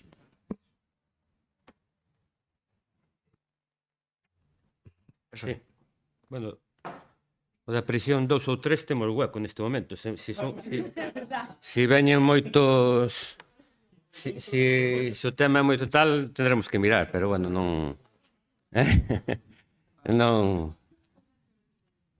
Non tal. No, vamos a ver. Eu creo que Vamos a ver, a señora vicepresidenta falaba de que encargaron un informe xurídico, nos leu o informe xurídico, e todo demais, pero non se trasladou en ningún momento a grupos. Eu creo que isto se debía haber tramitado en tempo e forma esta emenda aos grupos e darlle a importancia que realmente ten, e non a última hora desta maneira de prisa correndo. Nós entendemos perfectamente o argumentario do BNG, e nos sumamos, en algún caso tamén, ao comentario do BNG, aunque sí ben é certo que nós, por responsabilidade política, nos vamos quedar na abstención na votación desta emenda. Creemos que, máis alá de intentar, por outros medios, intentar este aldraxe que nos fai sistemáticamente, neste caso, Iberdrola, intentalo facelo por outros lados, pero creo que as sentencias judiciais temos que cumplilas, entonces por eso nos vamos quedar na abstención, pero sí dicindo que creemos que neste caso o grupo de goberno non foi o suficientemente diligente para tramitir aos grupos políticos da oposición a categoría do expediente, tal como estaba o expediente, e os pasos que se deron no propio expediente.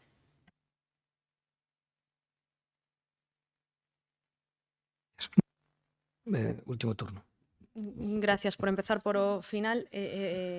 Álvaro, tratouse na xunta de portavoces e falaron deste tema e o bloque, por exemplo, estuvo interesándose por o expediente e creo que se lle deron todos os datos e falou co tesorero, falaron creo que co secretario, co tesorero, o sea, eu creo que non hai falta de diligencia de ninguna forma, o sea, é verdade que se meteu a posteriori, pero como se meteu tamén a emenda do Concello de Taboadela, por exemplo, tamén, non? Porque foi posterior, entón, pero vamos, dilixencia, eu creo que non. Agradezco que reconozca que as sentencias judiciais se teñen que cumplir. Nos a aberta a porta o que dixemos, o que dixen na anterior intervención, de intentar falar con Iberdrola, vámolo a facer, pero sí que nos vemos na obriga de cumplir unha sentencia judicial que firme que non é posible recurrir e que pode ter unhas consecuencias. E todos sabemos que a veces por cousas máis pequenas algún alcalde por aí ten caído e ten... Entón, bueno, oye, vamos a intentar cumplir as sentencias e non complicarnos a vida, creo eu.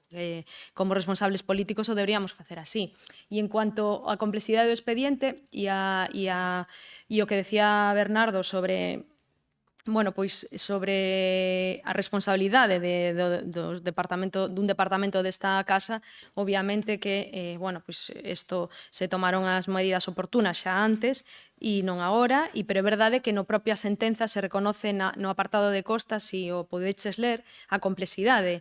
Considerando la complejidad del asunto y la existencia de jurisprudencia diversa sobre el cómputo del plazo de prescripción para la liquidación del licio, no procede efectuar imposición de costas. É dicir, é un expediente complexo, que hai jurisprudencia varia dunha maneira ou de outra e que, bueno, ao final caeu na balanza contraria e non foi positiva para esta casa, pero bueno, que non era un expediente fácil de... que non era tan fácil declarar a caducidade do expediente, nin eso, senón, obviamente, non houvese ocurrido. Entón, eu agradezo as abstencións dos distintos grupos, os votos ás modificacións restantes, a 5, a 6 e a 7, e, bueno, pois nada máis, é un tema que é sobrevenido e non nos quedou máis remedio. Así que nada máis pola miña parte, moitas gracias. Moitas gracias. Antes da votación, dúas cousas. En primeiro lugar, efectivamente, eu tamén o mismo agradecer a responsabilidade dos grupos. Eu teño que reconocer que neste caso, cando chegou o expediente a discordia, para entendernos, por resto está falado, porque esa é unha das cousas que quería resaltar, estaba falado e estaba exposto a todos os grupos, con máis ou menos acordo, pero, bueno, con acordo no global, estaba todo visto. Efectivamente, este expediente chega nestes momentos, chega nestes momentos, pois non lo pasan dos servicios técnicos, porque é unha sentencia firme e hai que cumplila, non? E entonces, cando nos chega, pois efectivamente, hai que cumplila, meteste nesa dinámica, e foi gracias, eu teño que recoñecer, así é, en boa medida, por suposto, a axuda dos funcionarios da casa, pero gracias a que sobre o sobreaviso nos pon, porque eu pensei que inicialmente eran 142.000 euros que lle había que devolver, que me parecían importantes, pero bueno, eran 142.000 euros, ou 124, os que son. Pero o importante é, efectivamente, cando se di que son 1.200.000. Entonces, bueno, pues, eu, desde logo, que tamén somos conscientes, eu alégrome de que non nos poñamos nunha situación xurídica complicada, como nos podemos poñer, e creo que teño conhecemento para decilo, e por iso apelamos ao cumplimento da sentencia, pero alégrome tamén de que non nos tiñamos que poñer porque salga adiante e así non temos responsabilidade. Pero que a mesma somos conscientes de que en dá esa oportunidade, nós somos os primeiros que nos poñeremos con todos os grupos a reclamar a Iberdrola, ainda que sabemos que o temos complicado porque prescribiu, pero desde logo o noso compromiso tamén é público de reclamar a Iberdrola que cumpla con Ourense. Vale? Con esta casa, que ao final é a Paganini deste tema. De acordo? Así que, porque salga adiante, non implica que non nos vayamos a poñer a tomar esa medida, e gracias por a oportunidade que se nos deu.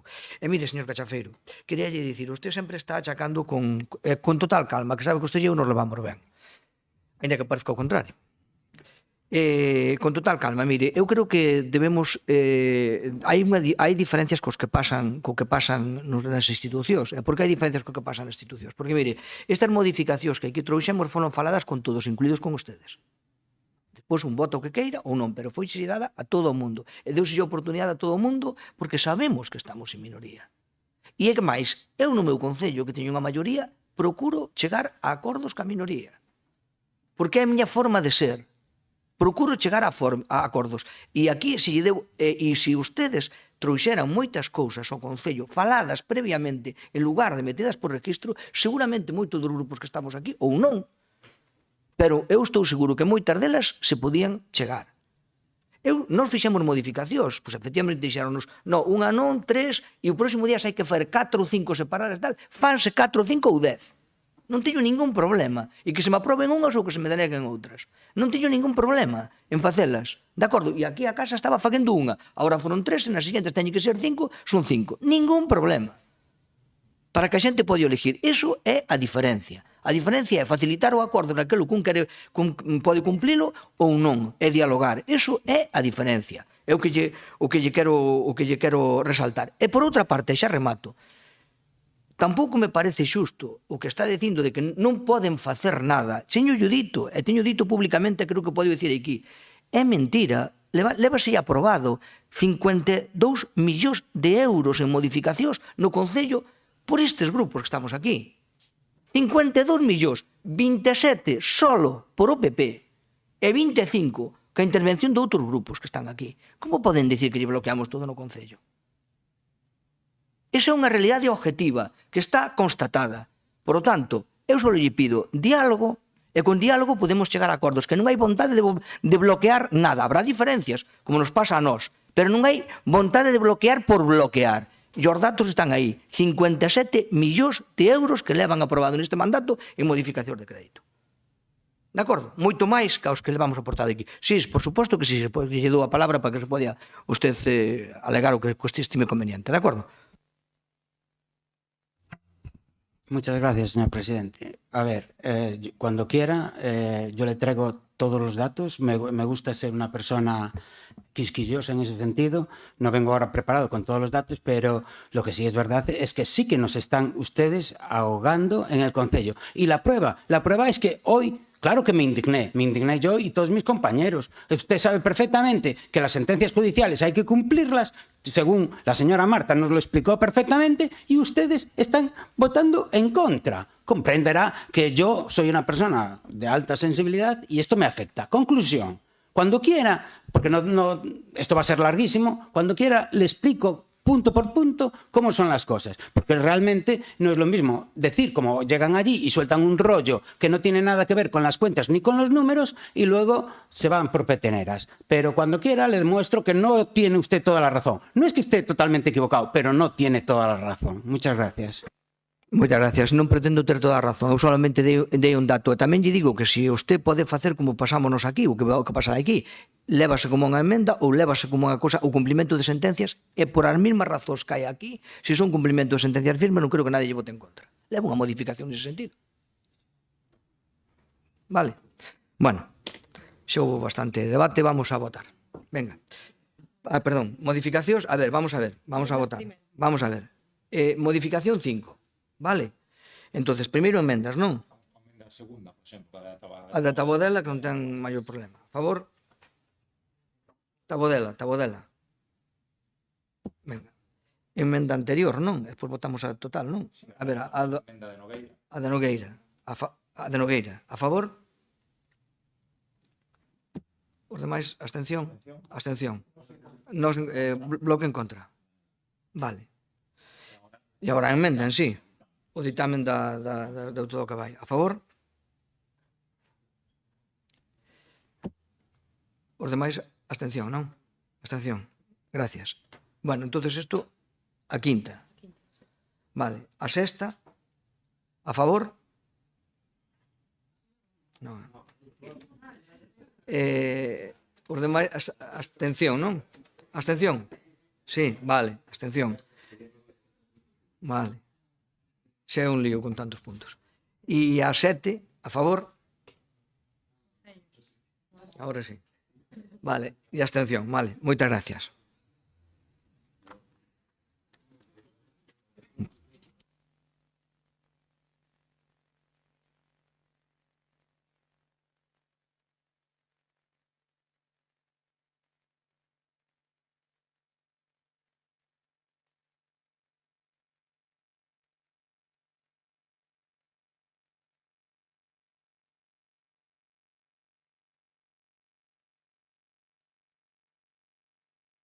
Bueno, vamos a continuar co desenvolvemento dos puntos do orden do día. Vamos ao punto sétimo do mesmo, que é a modificación da base 9 das aprobadas para rexer o Plan Provincial de Cooperación de Obras e Servicios Municipais da Deputación de Ourense para o exercicio 2024. Ten a palabra a portavoz Patricia Torres. Bueno, grazas, presidente. Bo día a todos e a todas. Neste caso, bueno, como sabedes, o prazo para a xustificación do plan de cooperación, das obras do plan de cooperación, era para o 15 de novembro. En esta proposta, pois, ampliase o 29 de novembro, e tendo en conta, pois, que o tempo non está acompañando e as dificultades tamén moitas veces para poder contratar, porque as empresas teñen dificultades para poder conseguir man de obra, pois parecenos axeitado pois dar un pouco de máis de marxe aos concellos, que ao final nós tamén somos parte deles, e entendo que isto se aprobará por unanimidade. Que pasou? Nada máis e grazas.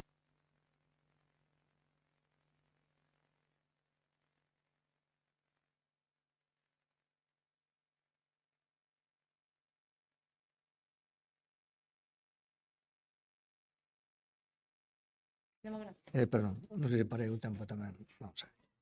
Democracia, nada. BNG? Nada, estamos de acordo, vamos a apoyarla, lógicamente. Moitas gracias. PSOE tamén, por tanto, nada.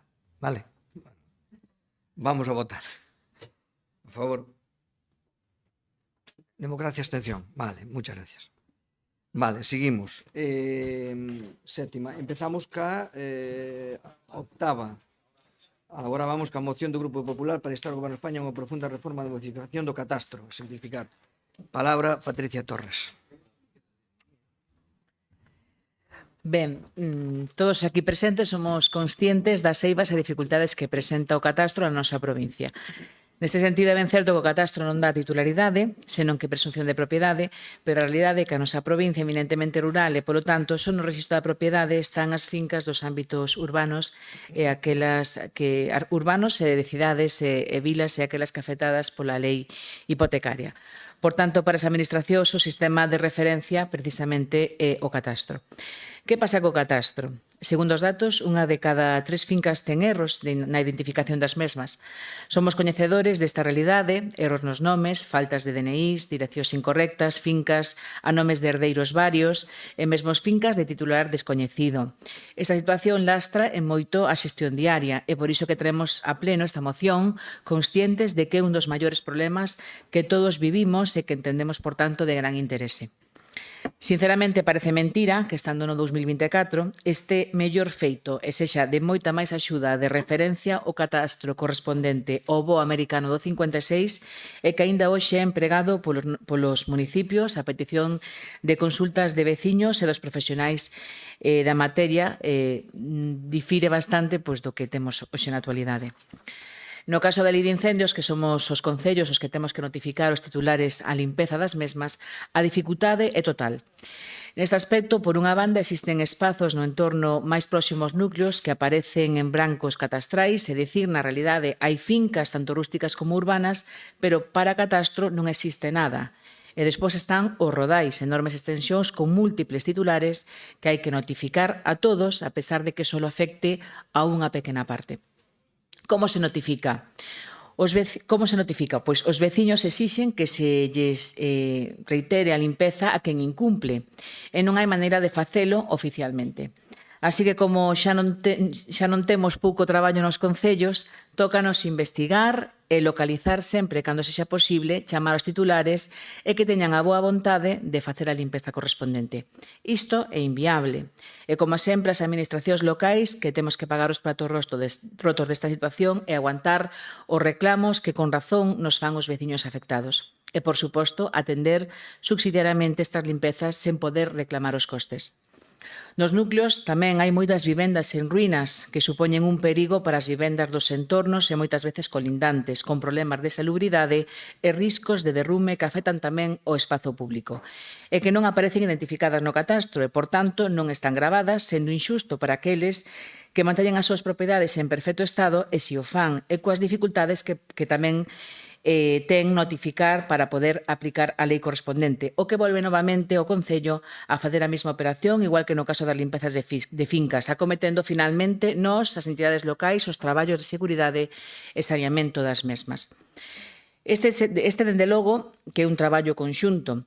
Por iso que é importante que se poñan os medios a disposición da veciñanza para que poñan ben as súas propiedades e así que tamén é importante a colaboración co Instituto Nacional de Estadística e dos concellos para poder facer esa labor de investigación e de por correctamente os datos de titularidade. Incluso para os concellos e os servizos de recadación, posto que en moitos casos a carencia de DNIs nos titulares fai que os expedientes se anulen e queden sen pagar e non é xusto para quen si paga. Logo están que para o desenvolvemento desta provincia, para o aproveitamento económico do rural, para o asentamento de empresas de todo tipo, pero especialmente gandeiras, agrarias, turísticas, o estado do catastro non axuda nada. Dende logo que é moi complicada e non dá garantías para comprar con seguridade xurídica e as tramitacións das modificacións pertinentes levan tempo e incluso apagan moitas ilusións e iniciativas. Con respecto á emenda presentada polo BNG, como dende logo este é un tema de interese xeral, sempre que se poida mellorar a nosa moción, o noso grupo vai admitila e votar a favor da mesma. Como falamos, neste caso, co portavoz por teléfono, somos conscientes de que por en marcha esta actualización non vai ser doado, plantexaban 2 anos, a verdade que é pouco, tendo en conta que coñecemos perfectamente a administración, e, polo tanto, 4 anos parecenos un prazo razoable para facelo. Por outra banda, o segundo punto é unha reformulación da nosa. Nós en ningún caso pedíamos a competencia para os municipios, simplemente colaborar co catastro para facilitar a tramitación aos propios veciños. E, por outra banda, que se traspase a Xunta de Galicia a competencia sendo unha administración moito máis cercana, pois tamén o vemos ben, dende logo que van entender moito mellor a nosa idiosincrasia os que están aquí que os que están en Madrid, non? Aínda que a nivel provincial somos conscientes que os técnicos tamén a coñecen ben, pero tamén traballan cos recursos que teñen. En definitiva, nos parecenos unha necesidade urxente que se actualice e se leven a cabo as melloras e modificacións no catastro na provincia de Ourense e que se doten dos medios necesarios para que se poida facer. Non é un ataque en ningún caso á xerencia, nin aos técnicos. Eles, dende logo, traballan cos recursos que teñen e estou convencida de que agradecen precisamente que este plenario se poña de acordo nesta materia, ao igual que os concellos, os técnicos que traballan neste ámbito e, por suposto, a cidadanía. De momento, nada máis e moitas grazas. Moitas gracias. Democracia. Muchas gracias, señor presidente. Pues para mí sí que es muy importante el segundo punto, porque yo estoy totalmente de acuerdo con la enmienda del bloque. Sí, entramos otra vez en las mociones que a mí me gusta debatir, que son las de instar, porque es una moción que insta continuamente, porque, claro, nosotros no tenemos mucha capacidad de hacer nada en el concepto del catastro, realmente, porque esto es una cuestión de legislar, de hacer leyes que permitan o que ayuden a hacer un buen catastro. Y todos los que tenemos cierta edad sabemos perfectamente que este es un problema no de hace pocos años. Ya desde hace muchos años todos los que hayan tenido o tengan aldeas saben que a medida que la gente que vivía en esas casas, en los pueblos, ha ido desapareciendo, ya nadie sabe a quién pertenecen esas fincas. Yo tengo 2 aldeas que deben de estar llenas de fincas y en mi familia ya no sabemos dónde están, ¿no? Pero ya no, pero yo estoy hablando ya del siglo pasado, del siglo pasado. Entonces, podría estarles contando un montón de... Me he molestado en leer una cosa que, por cierto, para hacerle un poco de anecdótico esto, espero que la ley catastral no la haga el PP, porque la que hizo la ley hipotecaria de 1998, en donde el presidente señor Aznar permitía a la Iglesia que pusiera a su nombre bienes solamente con un certificado eclesiástico, espero que no se repita, porque eso fue una de las grandes estafas que se pueden hoy acordar. Tengo todos los datos, pero no voy a ir por ahí. Vamos a intentar ir un poquito más en paz. Les diré que sí, es verdad. Una vez que entras en un ente, tanto la Diputación como el Concello, tienes que tener problemas heredados y eres responsable de ellos. Nosotros tenemos uno que a mí siempre me hizo mucha gracia, que es la Casa Goretti. La Casa Goretti la intentó comprar el PSOE cuando gobernaba en el Concello de Ourense, y fíjense, llegó a comprar el 95,17%. Eso sí que es difícil. Claro, está totalmente paralizada porque la persona que tiene el 5% prácticamente no quiere vender y lo que quiere es sacar el máximo beneficio.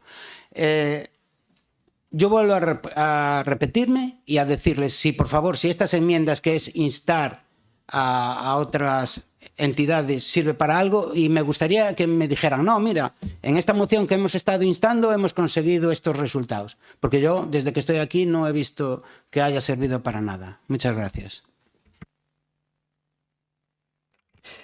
Moitas gracias. Benega.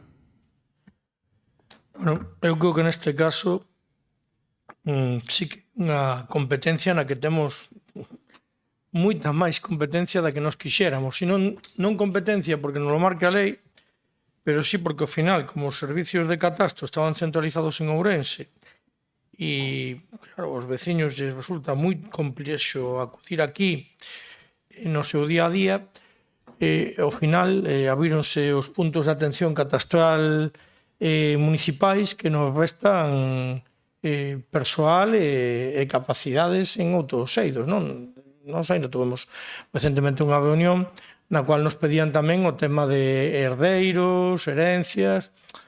Non é posible porque efectivamente está moi ben, pero nos ofrecimoslle a catastro que sin ningún problema lles deixábamos un espazo e que viñeran eles unha vez a semana, unha vez ao mes a atender a eses cidadáns que teñen esas demandas, porque o que non podemos é seguir asumindo competencias que non son nosas, non? Con responsabilidade máis que entraña isto, que estamos falando dun tema serio de propiedades.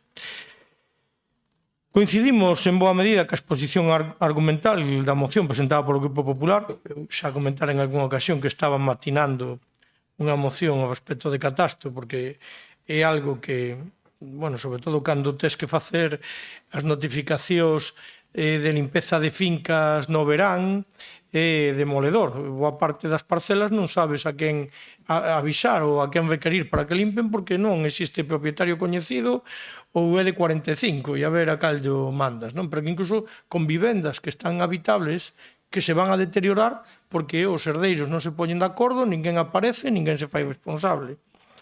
Entonces, Entendemos que, efectivamente, boa parte dos problemas cos que a ciudadanía se atopa a hora de realizar xestións co catastro están relatados nesta proposta que nos traslada o Partido Popular, así como as dificultades das administracións locais a hora de instar o cumprimento de certas normativas, como eso, lei de incendios, recadación, plans de ordenación, polas propias irregularidades existentes no catastro, porque a veces non é que non se sepa de quen é, que ainda por enriba está a nome dunha persoa que non é a titular real deso, non? A este respecto, compre ter en conta que en Galiza hai máis de 11 millóns de parcelas rústicas e 1,6 millóns de parcelas urbanas e 1,7 millóns de propietarios. Claro. Ourense é a que maior número ten en toda Galiza, 3.619.246 parcelas rústicas e 336.000 urbanas con 405.794 titulares. Eso é a nosa realidade, que non ten absolutamente nada que ver co resto do Estado español. Esa é outra, porque vas a Castela e ves as fincas que hai, home, é difícil perdelas. Aquí hai moitas veces que estas fincas de 10, 20 metros, realmente a xente non sabe onde están, non? Isto fai que moitas destas parcelas estén en estado de abandono ou sexan propiedade de persoas descoñecidas, e todo este descontrol foi aumentando aínda por enriba nos últimos 30 anos, especialmente polo avellentamento poboacional e o despoboamento, o desuso no que entrou ese entorno rural dos nosos povos. Aínda que as competencias exclusivas en materia de catastro corresponden ao Goberno do Estado, o Estatuto de Galicia de 1981 estableceu nos seus artigos 29 e 26, o artigo 29 corresponde á Comunidade Autónoma Galega a execución da legislación do Estado nas seguintes materias, dice, as restantes materias que se atribuín no presente Estatuto expresamente como de competencia de execución e as que con este carácter e mediante lei orgánica se sean transferidas polo Estado, que sería un pouco a donde iría esa modificación que levamos, non? E tamén o artigo 36 di a Comunidade Galega poderá solicitar do Estado a transferencia ou delegación de competencias non asumidas neste Estatuto, correspondendo ao Parlamento de Galiza a competencia para formulalas anteriores solicitudes e para determinar o organismo da Comunidade Autónoma a favor do cal se deberá atribuir en cada caso a competencia transferida ou delegada. Pois entendemos que efectivamente esta é unha iniciativa que debemos facer, porque ben seguro, ou debería ser así, que desde a Comunidade Autónoma Galega, igual que fan, por exemplo, no País Vasco e Navarra, seremos quen de exercer dun xeito máis áxil as competencias a nivel catastral.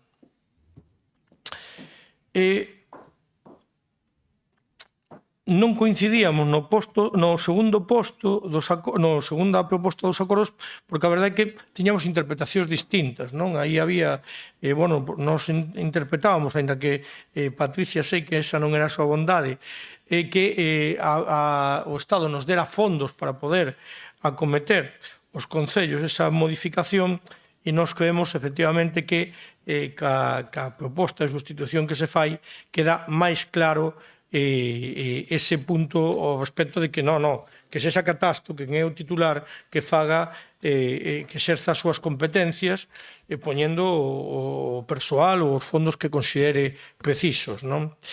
E despois, no punto primeiro, que conste que eu teria sido máis ambicioso. E xa non o digo por o tema de anos, e 2 anos ou 4 anos.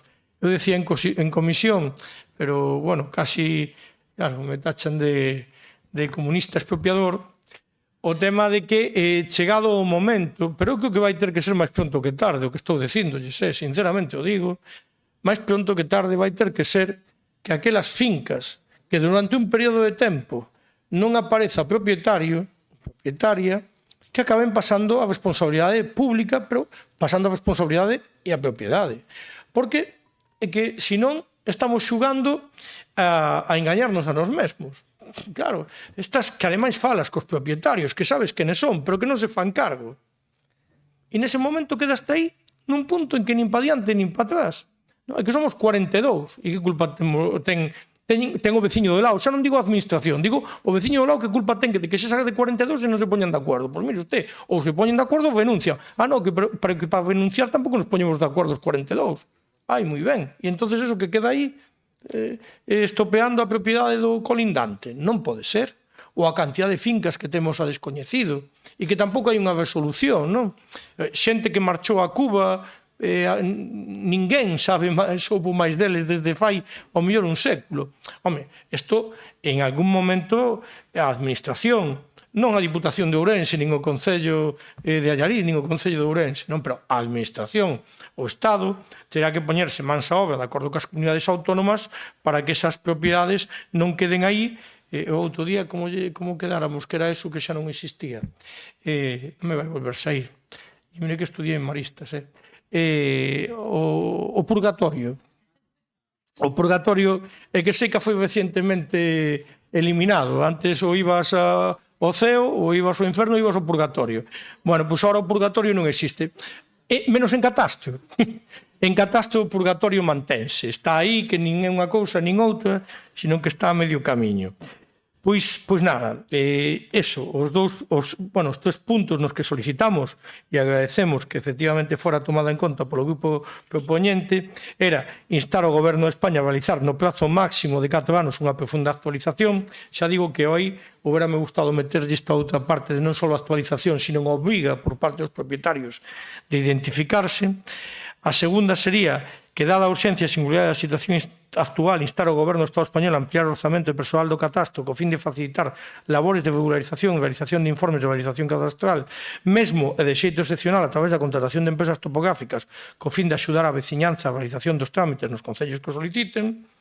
E ao último punto, o punto que pedimos de engádega, o número 7, que tendo en conta que a situación de Galiza difire notablemente do resto do Estado, xa que por unha banda temos un modelo xermático de propiedade, por certo, os montes veciñais en mancomún, e que só existen no noso país, e por outra banda Galiza conta con máis de 11 millóns de parcelas rústicas e 1,6 millóns de parcelas urbanas e 1,7 millóns de propietarios, e Ourense ten o maior número de toda Galiza con 3.619.246 parcelas rústicas e 336.000 urbanas para un total de 405.794 titulares. Isto fai máis preciso que a Xunta, como administración máis próxima á ciudadanía e sensibilizada con esta realidade, se faga cargo da situación, polo que a Diputación de Ourense insta a Xunta de Galiza a iniciar as conversas co Estado español para o traspaso ou transferencia a xestión de catastro inmobiliario mediante un convenio entre as dúas administracións. E esa é a petición que vostedes aceptaron e, por lo tanto, o voto do Bloque Nacionalista Galego vai ser, por suposto, afirmativo. Nada máis, moitas grazas. Gracias. PSOE. Moitas gracias, vicepresidenta. Bos días a todos e a todas. Bueno, correspóndeme defender ou analizar esta moción do catastro. Todos estamos de acordo en que, bueno, a administración é lenta, o catastro tamén, a administración de xustiza moitas veces tamén, en certos expedientes. Na exposición de motivos defínese o fundamento legislativo da entidade do catastro que está regulado polo texto refundido da Lei do Catastro Inmobiliario aprobado por Real Decreto Legislativo 1/2004 de 5 de marzo, que no seu artigo 4 di o seguinte: la formación y el mantenimiento del catastro inmobiliario, así como la difusión de la información catastral, es competencia exclusiva del Estado. Estas funciones, que comprenden, entre otras, la valoración, la inspección y la elaboración y gestión de la cartografía catastral, se ejercerán por la Dirección General del Catastro, directamente o a través de las distintas fórmulas de colaboración que se establezcan en las diferentes administraciones, entidades y corporaciones públicas. No preámbulo do texto refundido recóllese que a orixen e o principal uso do catastro no noso país é, sin dúbida, o tributario, permanecendo unido sempre ás leis reguladoras das diversas figuras tributarias. Xunto á finalidade tributaria, nas últimas décadas tense convertido nunha gran infraestructura de información territorial disponible para todas as administracións públicas, fedatarios, empresas e cidadanía en xeral, posta ao servicio da xeneralidade e a xustiza tributaria, pero tamén capacitada para facilitar a asignación equitativa dos recursos públicos. Nos últimos anos é, ademais, máis que notable a colaboración do catastro na aplicación de principios constitucionais como proba a súa utilización xeralizada para a xestión e o control das subvencións nacionais ou comunitarias, coa incorporación gráfica e a identificación catastral de fincas tanto en actuacións notariais como no rexistro da propiedade. É certo que, tal como se recolle no corpo da moción, as singularidades territoriais de Galicia e particularmente na provincia de Ourense, nos concellos máis grandes e tamén nos de menor entidade, existen algunhas zonas brancas que se teñen que poñer o día, sobre todo para ter identificación concreta dos propietarios á hora de notificar aos titulares diversa normativa legislativa, como, por exemplo, a que se fai referencia de prevención de incendios, limpeza de faixas secundarias, tamén derrubes, declaración de ruínas, entre outras moitas. A comunicación co catastro presencial xa se fai nos 89 puntos de información catastral que existen nos nosos concellos, 83 nos concellos e 6 en distintos colexios profesionais na capitalidade. A comunicación co rexistro da propiedade tamén resulta imprescindible para actualizar os datos, xa que un ben inscrito no catastro non demostra propiedade. Un pode ser o contribuinte, pero a propiedade pode pertencer a un terceiro. Nas actividades do sector primario poden existir retrasos na resolución dos cambios de titularidade, sobre todo en zonas onde non existe concentración parcelaria. En Ourense, 51 concellos levaron a cabo procesos de concentración de terras, 105 resoltas das 147 que se puxeron en marcha hai máis de 50 anos. Nestas zonas, a comunicación é constante e prácticamente está actualizada.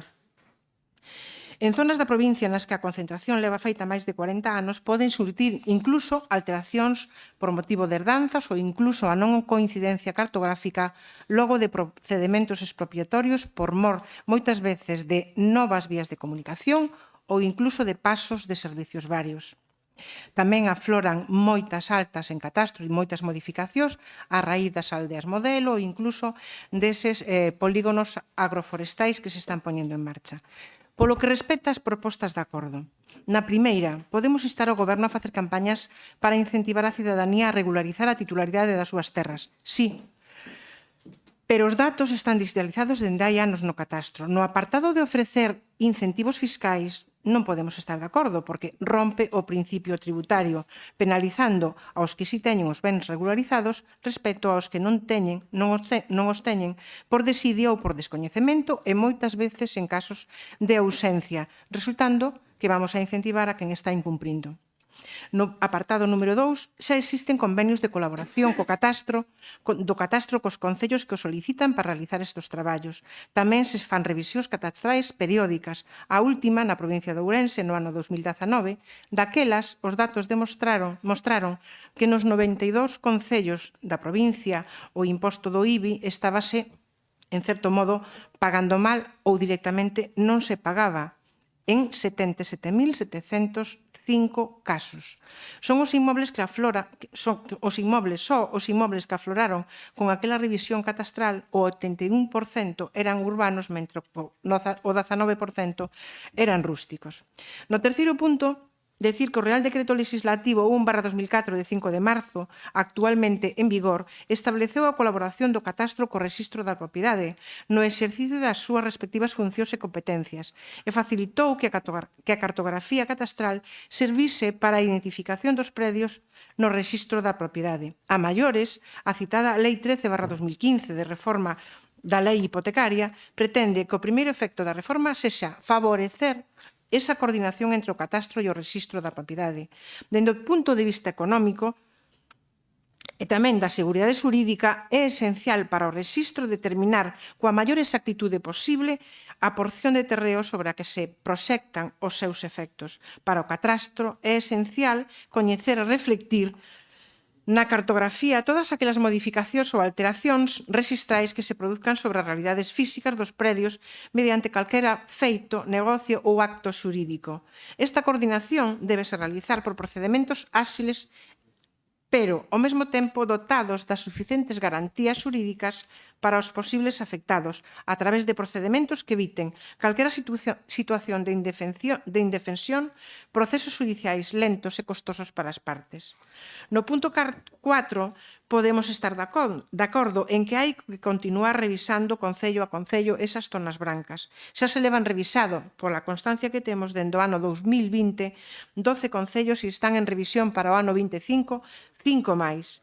No punto 5, as edificacións No que se refire ás edificacións en ruínas, así como as casas vellas deshabitadas de propietarios ausentes ou descoñecidos, palleiros, etc., son esas zonas brancas que están en revisión nalgúns concellos, pero de todas formas, a declaración de ruína dun inmoble é competencia dos concellos, ben sexa de oficio por unha ruína inminente ou a instancia de parte, porque o que quere o propietario é non ter que pagar, ou porque o custo da rehabilitación é superior ao 50% do valor dunha construción nova coas mesmas superficies e materiais.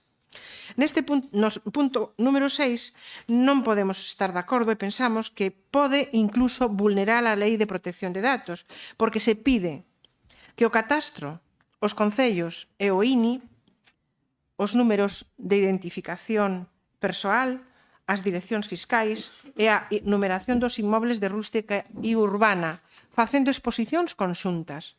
Son os concellos os que remiten os datos ao padrón de habitantes e as alteracións ao INE mensualmente. No catastro, os artigos 33 e 51 do texto refundido dicen: solo el titular catastral y las personas o entidades autorizadas pueden acceder a los datos protegidos, que son el nombre, apellidos, razón social, código de identificación y domicilio de quienes figuren inscritos en el catastro como titulares, el valor catastral y los valores catastrales del suelo y, en su caso, la construcción de cada inmueble individualizado. Nesta primeira intervención, nada máis. Moitas gracias. Moitas gracias. Segundo turno, Patricia. Bueno, por responder un poquinho aos portavoces, primeiramente, no caso de Democracia Orensana, igual é que non me expliquei ben o punto número 2, de feito comentou antes o portavoz do BNG, eu creo que a base era a mesma, igual non estaba ben redactado, pero eu xa anunciei que nós imos aceptar a emenda de sustitución do BNG, entón vai a quedar a redacción neste caso como está identificado. Por outro lado, a maneira que temos é a de instar, é dicir, nos aquí neste plenario que podemos reivindicar estes acordos ou estas consideracións que temos ao respecto do mal funcionamento, neste caso do catastro, e temos a maneira de facelo e instar. É dicir, outra opción sería non facer nada e deixar na caixa estes problemas que afectan non só aos concellos, senón tamén aos cidadáns, porque é unha queixa maioritaria. Con respecto ao tema do BNG, o tema da propiedade é un tema delicado, non? A realidade é esa. E sobre todo cando hai múltiples herdeiros. Si é certo que eu, por exemplo, teño casos de xente que lle notificas o tema dunha limpeza e a veces dinche que somos 20 e non vou limpar eu, que limpamos os todos. Entonces, quédate ca propiedade, Entón, sí que é certo que é algo que sí que teñen que legislar e ter que ver como é a mellor solución, sobre todo cando son esas herdanzas en partir, porque son múltiples herdeiros e non hai maneira de poñelos de acordo, como cal sería a mellor maneira para solucionalo, porque, dende logo, esta problemática vai a máis, non mingúa, non? Con respecto ao tema do Partido Socialista, quédame claro que non queredes apoiar esta moción e buscades argumentos para non facelo, pero se todo está en marcha, como dices, Elvira, se hai convenios, se xa existen leis, se xa están facendo todo ese tipo de iniciativas por parte do catastro, como é que seguimos tendo os problemas que temos? Porque eu non estou inventando isto é unha situación que a población en xeral manifesta, que os técnicos que traballan na materia manifestan, porque nós esta moción falámola con peritos agrarios, xente que fai topografía, din que é complicado poder levar a cabo os traballos porque o catastro está moi complicado e, repito, antes dixen, isto non é un ataque ao catastro, simplemente poñer na mesa as problemáticas que temos para mellorala, é dicir, nós non lle atacamos nin ao xerente, nin atacamos aos técnicos, sabemos que fan o traballo que fan e cos recursos que teñen, o que queremos é que se mellore, porque, dende logo, que como ti dices, todo está tamén artellado, xa existen todos os elementos para leválos a cabo, os convenios, xa se van a facer modificacións en diferentes concellos e todo o demais. Si iso é así, porque temos estes problemas, e que algo está fallando, porque se realmente todo está tan ben artellado por parte do catastro, non entendemos por que esta situación chega aquí. Eu voume quedar, isto como non é un político, é un notario neste caso, en xullo de 2024, é dicir, moi recente, o presidente del Consejo General de Notariado e de la Fundación de Notariado, José Ángel Martínez Sandín, pois dice o seguinte, non? Esta é a reflexión que deixan nunhas xornadas de traballo que levan a cabo neste caso pois diferentes notarios de España. España tiene un problema de coordinación entre el catastro y el registro de la propiedad, y eso dificulta el acceso de los ciudadanos a estas bases de datos, alarga y encarece los procesos y crea inseguridad jurídica. Y por outro lado, tamén di, tenemos un problema en España en lo que atañe a la coordinación entre el catastro y el registro, que no está funcionando. En 10 años solamente hay 1 millón de fincas coordinadas neste caso, entre o catastro e o rexistro. Isto non o digo eu como política, non o digo o Grupo Popular como partido político, isto está o dicindo, neste caso, o presidente do Consello General del Notariado e de la Fundación del Notariado nunhas xornadas nas que se reuniron notarios de toda España. É evidente que hai un problema clarísimo entre do catastro e que está lastrando a burocracia e todas as xestións dos municipios e dos veciños e dos técnicos que levan a materia. E, por tanto, si entendemos que algo hai que facer. E si, como vostede dice, todo está ben, pois que teñen que reconducir o que están aplicando porque non o están facendo nada ben. De momento, nada máis e grazas.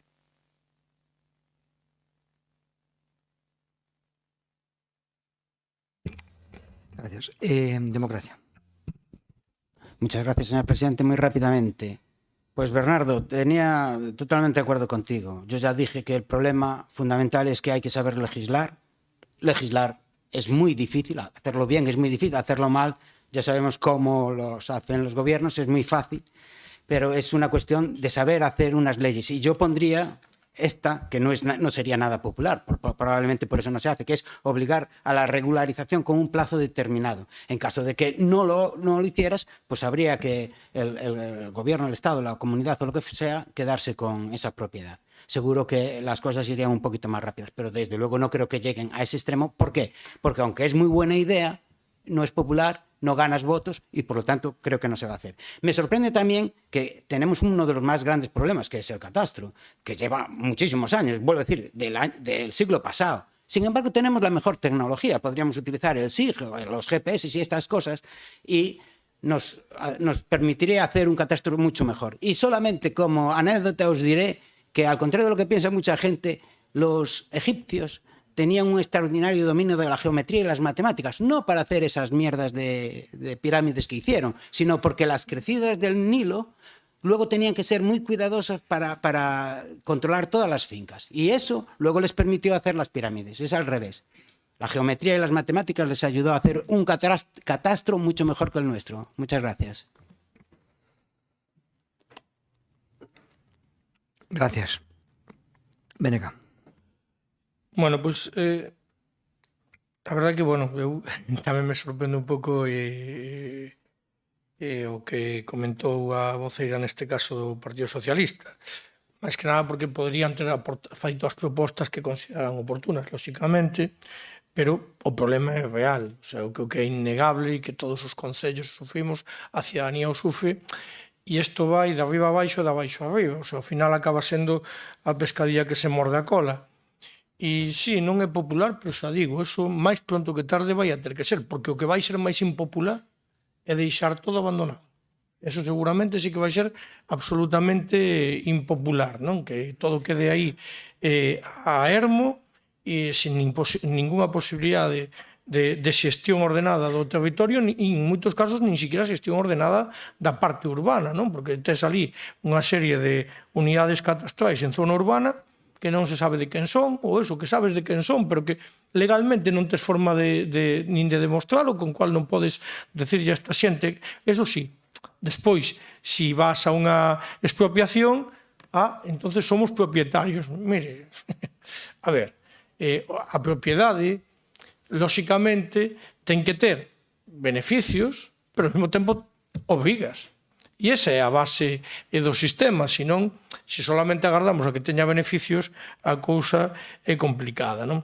E o primeiro paso sí que é que os documentos de catastro, efectivamente, é o que se está avanzando nese sentido, non? Coordinando o registro da propiedade, con catastro, con notarías, etc. Pero falta moitísimo. De feito, ahora mismo temos o SIPAC, o XESBIO, o catastro.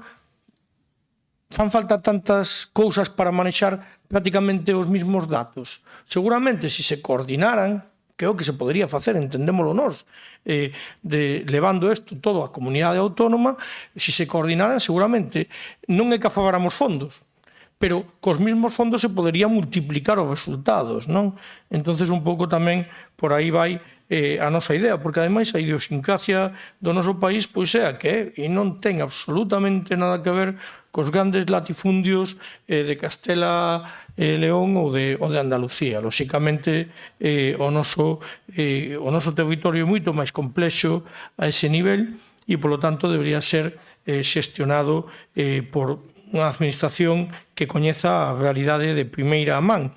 E non digo que os que están agora mesmo ocupando os postos como responsables na área de catastro de Ourense non o coñezan. O problema é que teñen os medios que teñen, que seguramente son os mismos para xestionar a provincia de Ourense que para xestionar a provincia de Zamora. A dificultade está en cantas parcelas hai na provincia de Zamora e cantas hai na provincia de Ourense. Claro, que non é nin siquiera comparable unha problemática con outra. E por eso insisto en que sí, que vamos a votar favorablemente esta iniciativa, porque consideramos que cando menos temos que facerlle escoitar ás administracións que teñen as competencias nesta materia que o problema está en riba da mesa, porque o mellor é que non o coñecen, non sei como están outras cousas. Nada máis, moitas grazas. Moitas gracias. PSOE. Sí. Moitas gracias, presidente. Bueno, con respecto ao que facía mención a señora voceira do Partido Popular das declaracións do presidente dese Consello Xeral da Notaría, bueno, pues é unha opinión respetable, como todas, como pode ser a súa, a miña ou a de calquera dos que estamos aquí presentes. Recoñecemos que moitas veces as administracións son lentas. Bueno, ca nova lei de procedimento administrativo non deberíamos. Pero tamén podemos ou temos que recoñecer que moitos dos concellos desta provincia teñen delegada a recaudación nesta institución provincial. Recaudación de impostos municipales, entre eles os IBIs, tanto en voluntaria como en executiva. Esa recaudación non se fai gratuitamente, porque esta Diputación, lóxicamente, cobra un tanto por cento en voluntaria e outro tanto por cento un pouco maior en executiva. Tamén temos que salientar que esta Diputación ten convenio de colaboración co Catastro, ca Xerencia Territorial de Ourense, de data 15/3 de 1999. Fixos un convenio. Con posterioridade, o 29/6/2012, o entón presidente Manuel Baltar asinou a adxudicación dun contrato de servizos de actualización, conservación e mantemento da información catastral urbana coa empresa Servicat de Ourense por importe máximo de 150.000 euros máis IBE, equivalente ao 19% do incremento da recadación líquida obtida en concepto de IBI polo Servicio de Recadación da Diputación, que é esa consecuencia directa do traballo de regularización tributaria das unidades urbanas realizadas polo adxudicatario, cun prazo de execución de 2 anos prorrogables por outros 4, prorrogables hasta os 4 anos, co cual penso que en moitos concellos debería estar moita parte das propiedades de bens inmobles regularizada. Tamén temos que decir que non buscamos argumentos, simplemente desgranamos polo miúdo, conforme a legislación que fun consultando desa lei hipotecaria e dese texto refundido da lei do catastro, os fundamentos xurídicos e o que se pode facer e o que non se pode facer. Repito, o catastro ten convenios asinados con varios concellos. Estáncese facendo inspeccións de oficio en varios deles para aflorar eses bens inmobles en zonas blancas que non están, bueno, porque moitas veces, e todos sabemos o que pasa nos concellos, cando a veces damos licencias de galpóns e logo despois os galpóns se convirten noutras cousas, non? Efectivamente, tanto esta Diputación como os concellos convenlles novas regularizacións. Porque hai que notificar, sí, pero se seamos realistas, porque serán máis recursos para incrementar os ingresos dos seus orzamentos. E os concellos e esta Diputación teñen a competencia para facelo e para asinar eses novos convenios co catastro. E non vamos a votar en contra. Recoñecemos que existen problemas, que todo é mellorable. Aquí nesta moción o que se fai é instar. Eu fun degranando cada un dos puntos de acordo da moción. E con respecto aos puntos do BNG, pois son vostedes os propoñentes os que teñen que aceptalos. Nos non temos nada que dicir, inda que o punto número 2 nos poda parecer ben. Dito isto, o Grupo Socialista vai optar pola abstención. Moitas gracias. Moitas gracias. Queda último turno de intervención. Gracias. Efectivamente, sí que existe un convenio do catastro coa Deputación de Ourense. A min constame que se leva a cabo, que se traballa, que se nos pide documentación incluso aos concellos. Pero creo que decir isto está ben, pero é como desviar o tema. Realmente non é suficiente, porque a situación que temos agora témola precisamente porque non funciona, senón isto non viña a pleno e non chegaríamos a acordo, pois neste caso, co partido, co BNG. E ademais porque é algo que hai moitos foros se está a debatir e moitos técnicos están a comentar.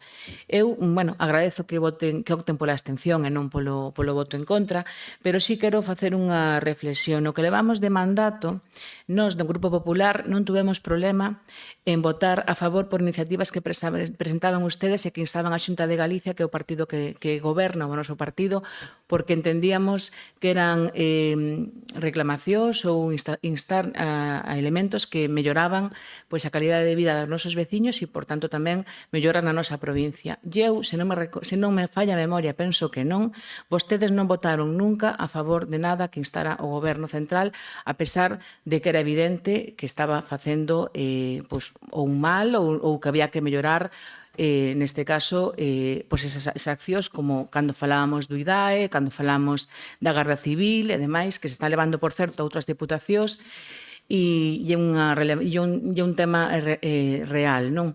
Entón, simplemente quero deixar esa reflexión. A nós non nos importa reclamar cando consideramos que é necesario e bo para a nosa provincia. Espero que vostedes tamén o teñan en conta.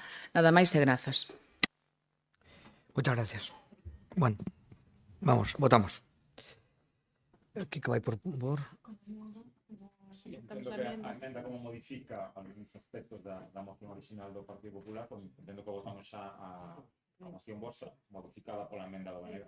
O sea, votamos a modificación, o sea, vamos a todo xunto xa. Sí. Para esta. Nada. Venga, pues entonces, a favor. Vale. Abstención do PSOE. Vale, gracias. Bueno, vamos con o seguinte punto, moción o punto 9. Moción do Grupo Socialista para a disolución do INORDE como ente autónomo de incorporación da súa misión e persoal ao seo da Corporación Provincial. Ten a palabra o Grupo propoñente, neste caso o seu portavoz. Sí. Bo día outra vez. Despois dun inicio un pouco turbulento, a ver se seguimos neste consenso entre todos os grupos, porque nós o que traemos hoxe é que este plenario é unha, como xa dicía nas comisións, que é unha moción tremendamente sencilla, con unha motivación tamén moi sencilla, e unha resolución todavía máis sencilla. Nós creemos que este é o momento de afrontar a disolución de INORDE e a resignación dos seus efectivos. En definitiva, a súa integración na estrutura da propia Deputación. E o creemos por distintos motivos, tanto económicos como administrativos, legales, sociales, e sempre perseguindo uns obxectivos de optimización de recursos, de mellora na prestación de servicios e eliminación de duplicidades. Desde o punto de vista da eficiencia administrativa, isto nos vai permitir centralizar as funcións e eliminar duplicidades, mellorando a coordinación e a xestión, e ao mesmo tempo eliminando organismos públicos con competencias similares, agilizamos os trámites e simplificamos os procesos tanto para os cidadáns como para os empleados públicos. Solo a modo de exemplo, encontramos, por exemplo, que o INORDE sistemáticamente todos os anos subvenciona para gastos de funcionamiento a CEO e, por outra parte, a Deputación lle dá, digamos, outro tipo de subvencións para organizar, para facer distintas actividades.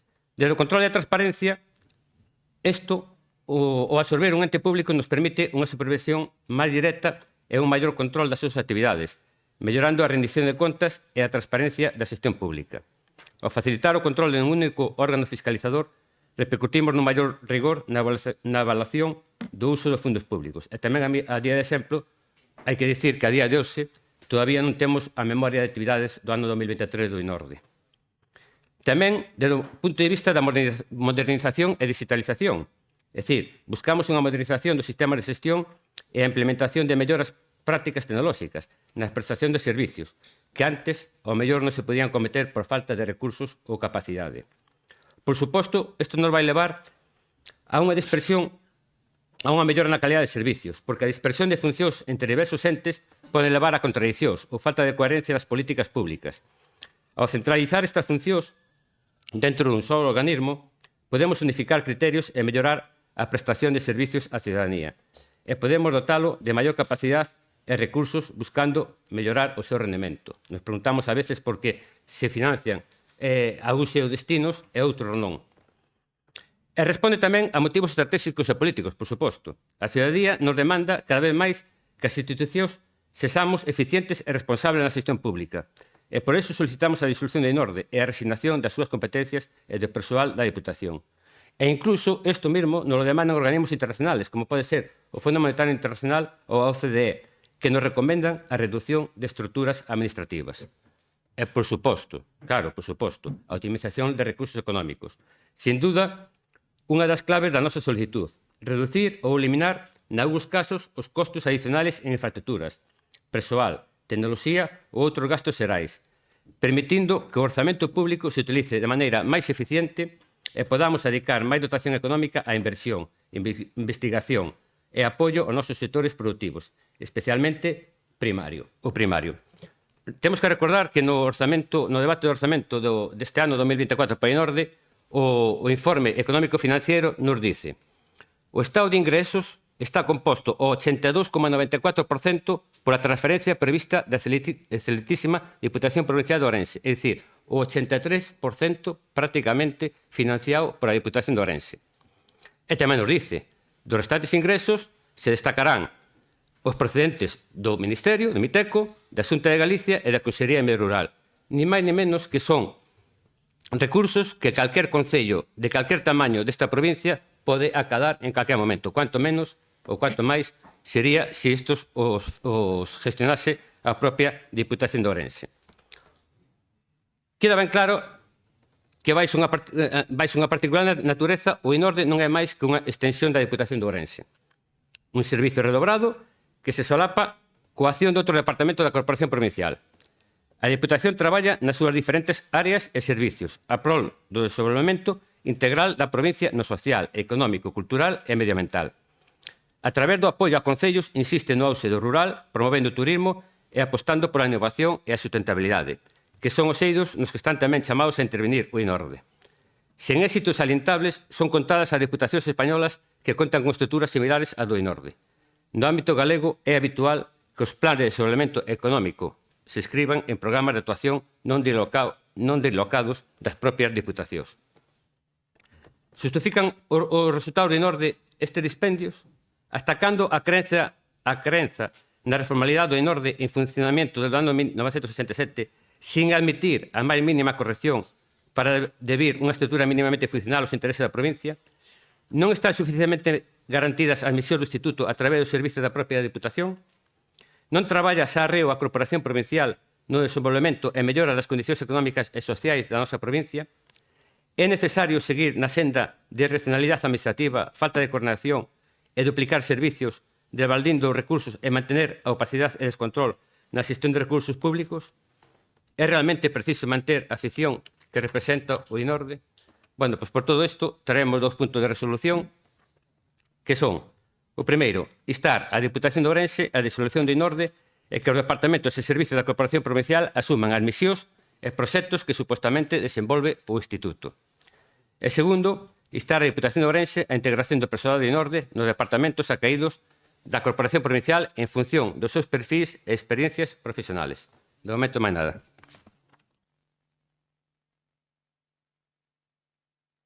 Moitas gracias. Democracia en Sana. Muchas gracias, señor presidente. Para recalcar y puntualizar ciertas cosas. voy a hacer un breve repaso de lo que es el INORDE a lo largo de su historia. Usted solo lleva un año, no se lo tome tan como una cuestión personal. Pero claro, también hay que reconocer que es el PP, y usted tiene una herencia, así que a veces hay que tragarse con la herencia. Vamos allá. Voy a simplificar, porque a lo mejor hay gente que incluso puede que nos vean en otros medios, no solamente en directo, y hay que explicar claramente qué es el INORDE, porque ustedes ya lo saben, pero mucha gente no lo sabe. El INORDE es un chiringuito. ¿Por qué? El término chiringuito político se refiere a asociaciones, entes, incluso a INORDES, que reciben subvenciones de dinero público y que existen únicamente para colocar a políticos, amigos, afines en cargos altamente remunerados. Os lo digo porque no sé si sabéis que antes al INORDE se le llamaba la guardería, porque los políticos metían a sus hijos. En anteriores mandatos. Esto es como una serie, en anteriores capítulos hacían eso. Claro, hay que juzgar al INORDE por toda su historia. Esto no es una cuestión de yo fui el mayor asesino del mundo, pero en el último momento me arrepentí y voy al cielo. Y entonces he decidido, si me lo permitís, hacer un breve, yo le he llamado los proyectos más ridículos del INORDE, los proyectos estrella, y he decidido darles un premio, que a mí me gusta mucho dar premios. Yo organizo premios para dármelos a mí, pero en este caso se los voy a dar al INORDE. Podemos empezar por el proyecto Vía Nova. El INORDE, fíjense, el proyecto Vía Nova, y son proyectos estrellas porque siempre se vendieron en los medios de comunicación como proyectos estrellas. El INORDE promociona la Vía Nova como producto de ocio alternativo.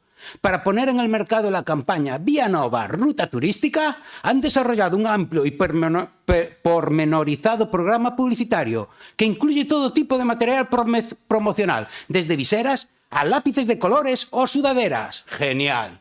Pero ¿quién hace esto? Esto es un genio, marketing puro y duro. Bueno, por supuesto no sirvió para nada, pero me gustó la idea. El concepto de si aún les quedan lápices de colores, me gustaría tener uno de recuerdo. Segundo proyecto estrella, vamos allá, el 2, CTC, con un nombre así tiene que ser algo potente, CTC, una jornada transfronteriza busca oportunidades para productos agrícolas ourensanos. La iniciativa se engloba en el Proyecto Europeo Comunitario Territorial de Cooperación, CTC. No sirvió para nada, pero tiene un nombre bonito y siempre vende algo, no sé qué vendieron. Vale. Tercer premio, Ciudad del Motor. Proyecto estrella, Ciudad del Motor. En relación a una de las actuaciones estrellas del plan, la Ciudad del Motor, el gerente del INORDE dijo, es algo que está ahí y que a lo cual no renunciamos. No sé si lo conseguiremos o no, pero hemos hecho los deberes. ¿Hay tensión? No lo conseguimos, porque recordó que la Xunta tenía pendiente la adjudicación y Ourense era uno de los emplazamientos, pero no lo conseguimos. Pero por poco, Eso siempre es bueno. Sigamos con los proyectos estrellas. Número 4, estaciones de ferrocarril. Baltar gastó 4,7 millones de fondos europeos que no cumplen sus fines. 6 estaciones de tren se convirtieron en espacios de ocio que ahora están abandonados. Ninguno de los apeaderos de Renfe rehabilitados con el dinero comunitario tiene la funcionalidad que se recogía en el proyecto aprobado por la Unión Europea dentro del programa Interreg.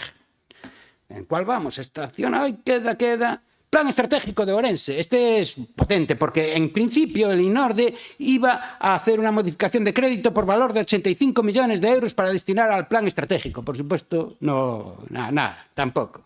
6, ya voy acabando. Tensión, ¿quién va a ganar? Geodestinos. El INORDE y los municipios que integran Geodestino Terra de Celanova celebraron la comisión de seguimiento. El espíritu de actuaciones que estamos a diseñar este año son acciones de marketing que generen notoriedade e seu destino. Pero ahora viene lo bueno. Viene el que ha ganado, que es para mí el proyecto estrella, genial. Y además tiene premio, que es el proyecto Castaña. El INORDE, proyecto Castaña del INORDE, premiado en Europa. Para que veáis que no solamente digo cosas malas del INORDE. Fue galardonado con el premio Beauty to the Nature. Voy a decirlo otra vez porque me gusta pronunciar en inglés. No tengo ni puta idea, pero me gusta. Beauty to Nature, en un encuentro en Gales en el marco del programa europeo B2N. Bueno, esto tiene que ser la hostia. ¿Pero qué pasó? Que esto sale en periódicos más o menos que ganan dinero gracias a la Diputación. Porque yo luego me fui al diario do Limia, y dice, la Diputación disfrazó a 4 trabajadores de científicos para el proyecto Castaña. Y se ve aquí la foto, es genial, me parece. Esto es una obra de arte. Vosotros, ¿por qué no valoráis estas cosas? Pero para mí estas estafas tienen arte. Y no es lo mismo que te roben con violencia a que te estafen con arte. Y dice, los supuestos científicos del proyecto Castaña que resultaron ser administrativos o peones de la Diputación de Ourense. Luego le dicen aquí, bochornoso paripé, organizado por los gobiernos de la familia Baltar, al disfrazar a trabajadores de la institución de supuestos científicos que investigaban plantaciones gracias a ese dinero. A este proyecto se destinaron 2,5 millones de euros públicos que servirían para la creación de 3 centros de investigación e interpretación, así como la plantación de 38.000 castaños y 1.200 olivos. Daquel anuncio non hai nada, salvo o falso paripé dos científicos. Pero yo considero esto una obra de arte. Tenemos que empezar a valorar nuestro talento. España es un país de pícaros y esto tiene su talento. Muchas gracias. Hablaré en mi siguiente turno si me dejáis.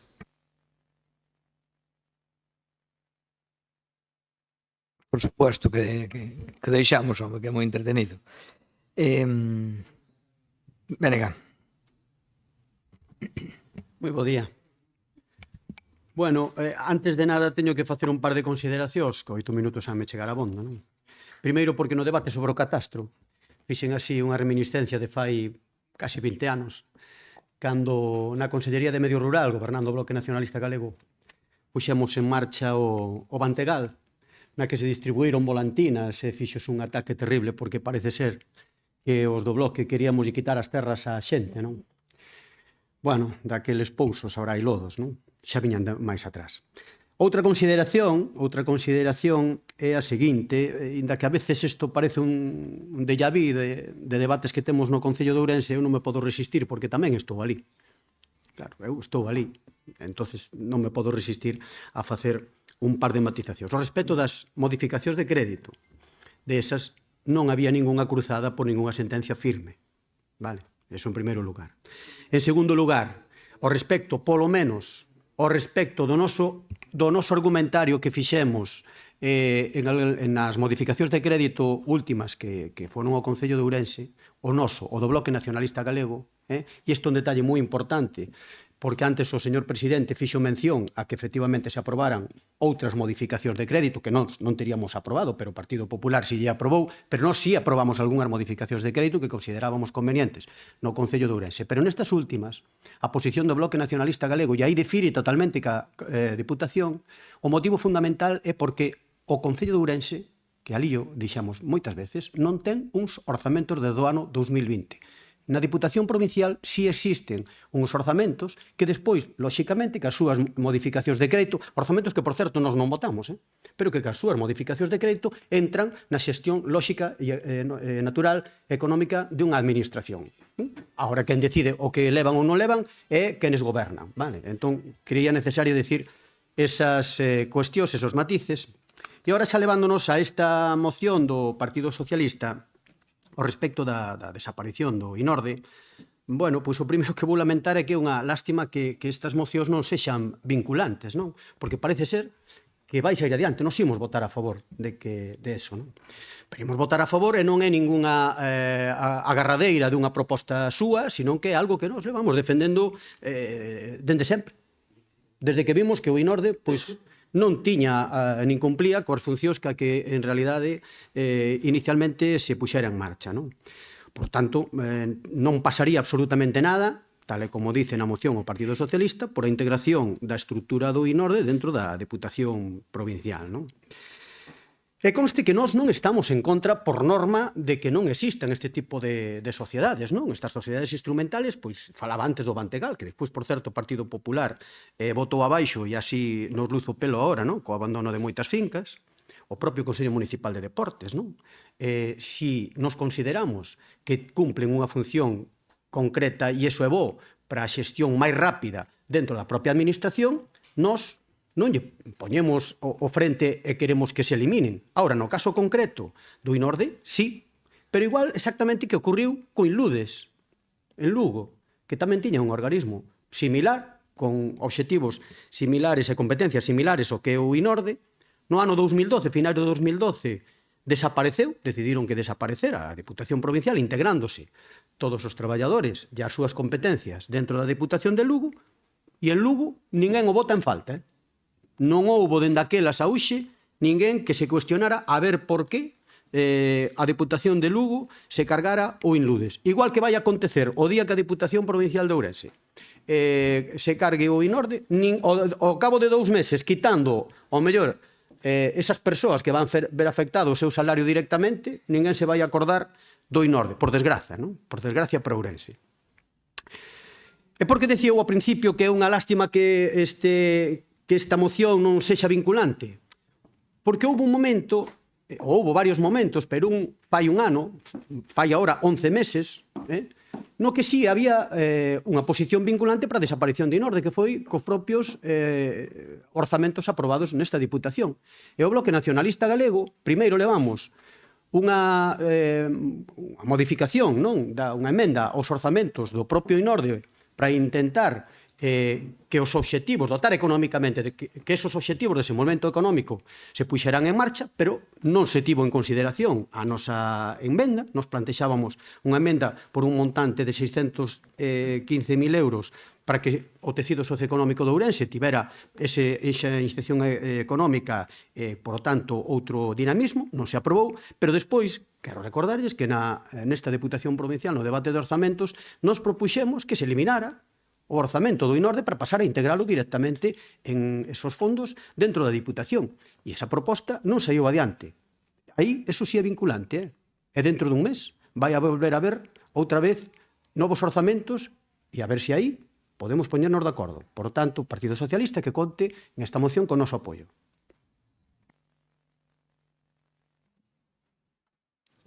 Bueno, moi ben.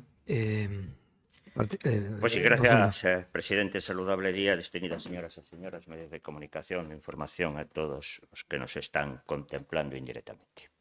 Señor Vila, eu na comisión correspondente da semana pasada sei dixen que enriquecera o seu argumentario, que me parecía pobre e endeble, e agora o acaba de ratificar. Mire, acostuma dicir que pola nosa ignorancia non sabemos as cousas necesarias. Polo noso erro as sabemos, pero as sabemos mal. É mellor e máis loable ter ignorancia que estar errado.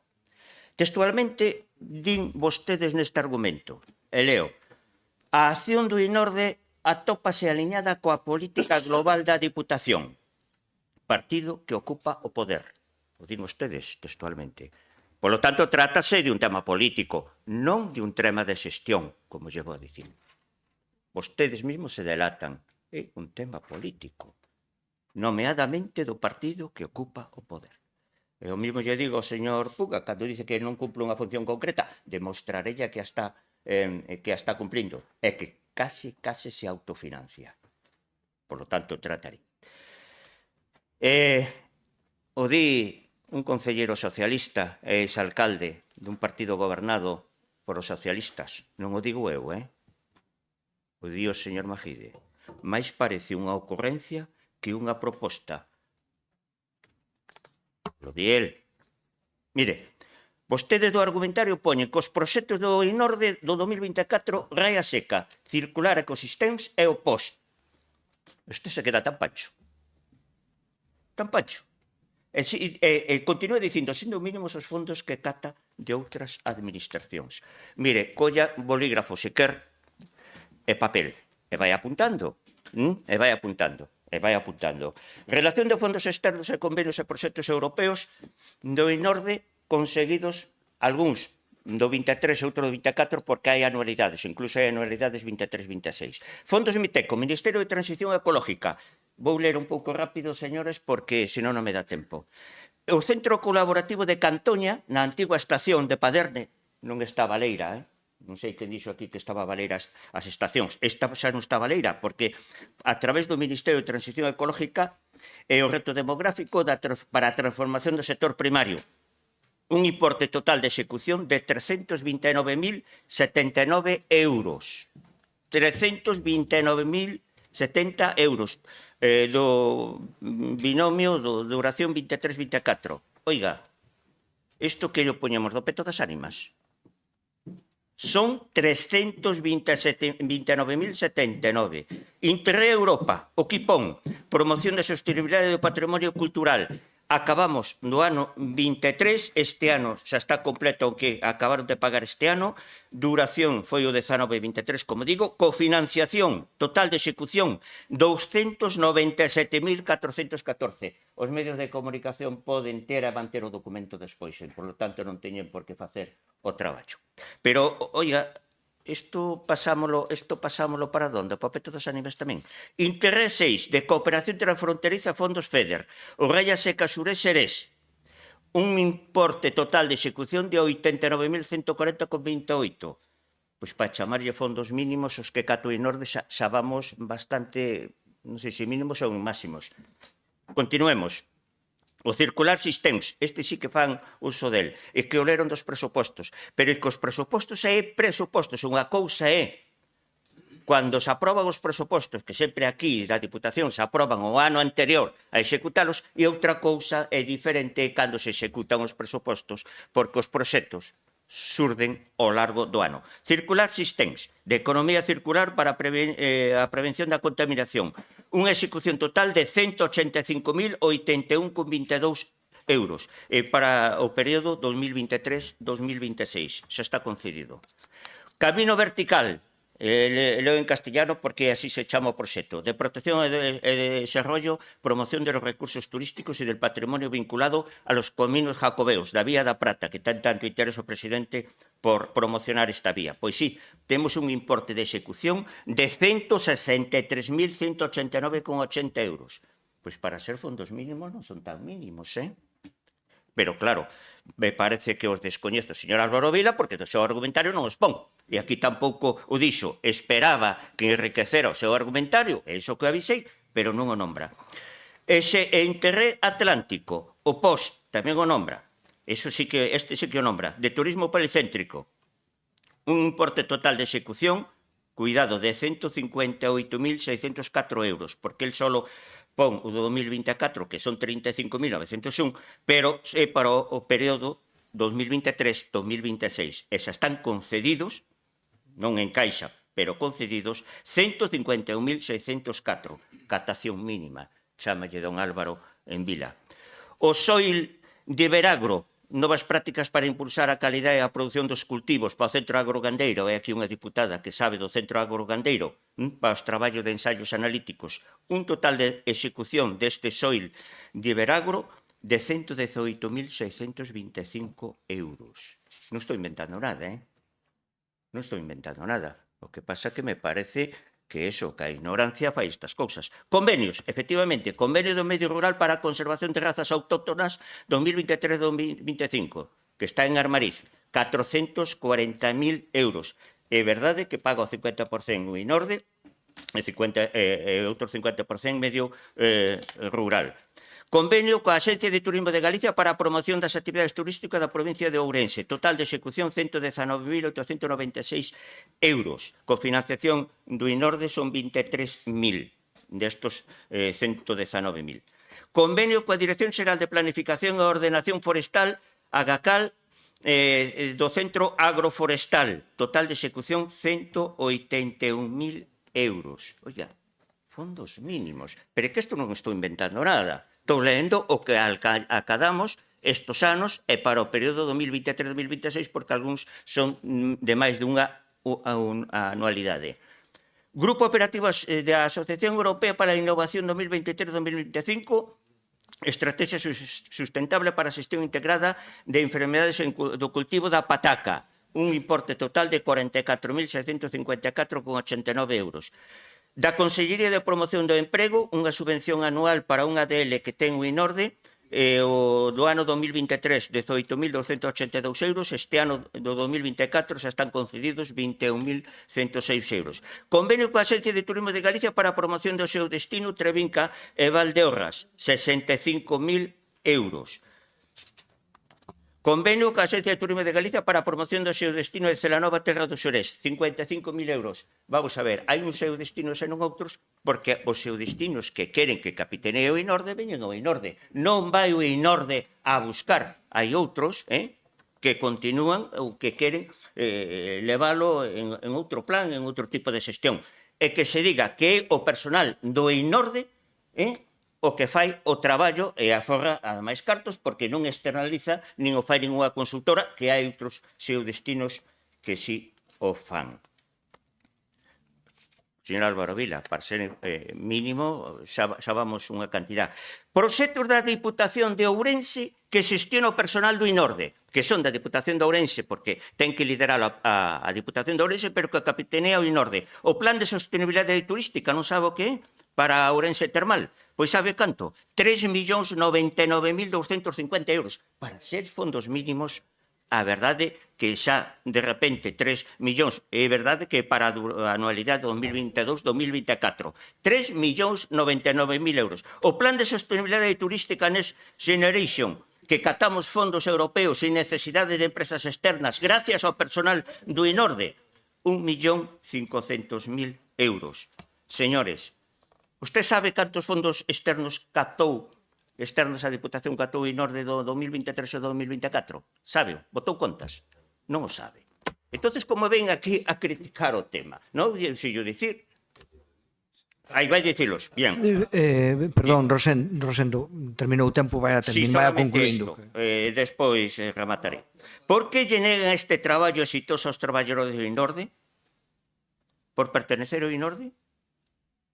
Como lle di o señor Majide, traen aquí vostedes unha ocurrencia en unha proposta. O dice un socialista, non o digo eu. Por ahora nada máis e moitas grazas. Moitas gracias. Vamos ao segundo turno de intervencións. Empeza o grupo propoñente. Sí, gracias, presidente. Usted, señor Rosendo, non se preguntou porque tendo todo isto aquí que ben o explicitou, digamos, o señor portavoz de Democracia, eu non o fixen referencia absolutamente na miña primeira intervención, porque nós o único que buscamos aquí é rentabilizar, digamos, unhas prestacións ou uns servicios que pode ter a Diputación. Non nos interesa. Eu podría dicir agora, usted, todo isto que me acaba de relatar, me quere dicir que esos recursos que usted plantea encima da mesa non se poden conquerir cun diputado delegado, cun área delegada da Diputación, que ten que ser un presidente o que consiga eso. Porque lle recordo, e leo literalmente, é responsable da Diputación, Manuel Baltar, asumirá a partir del próximo pleno provincial del día 31, cuando se oficialice administrativamente la marcha de Freire Couto, la presidencia del instituto. Y no pasó nada, que estuvimos casi 3 años sin presidente del Inorde. No pasó absolutamente nada. Pero nada. E logo me quere dicir que todo isto non se pode conquerir cunha área delegada ou cun diputado delegado e suprimir todo isto paralelo que hai. Me quere dicir? Ou é que é imprescindible digamos, ter esa parcela administrativa e paralela? E, por certo, e además yo agradezco personalmente a usted, porque además poñen valor a súa valentía política de recoñecer e por de ser de exemplo a un goberno socialista.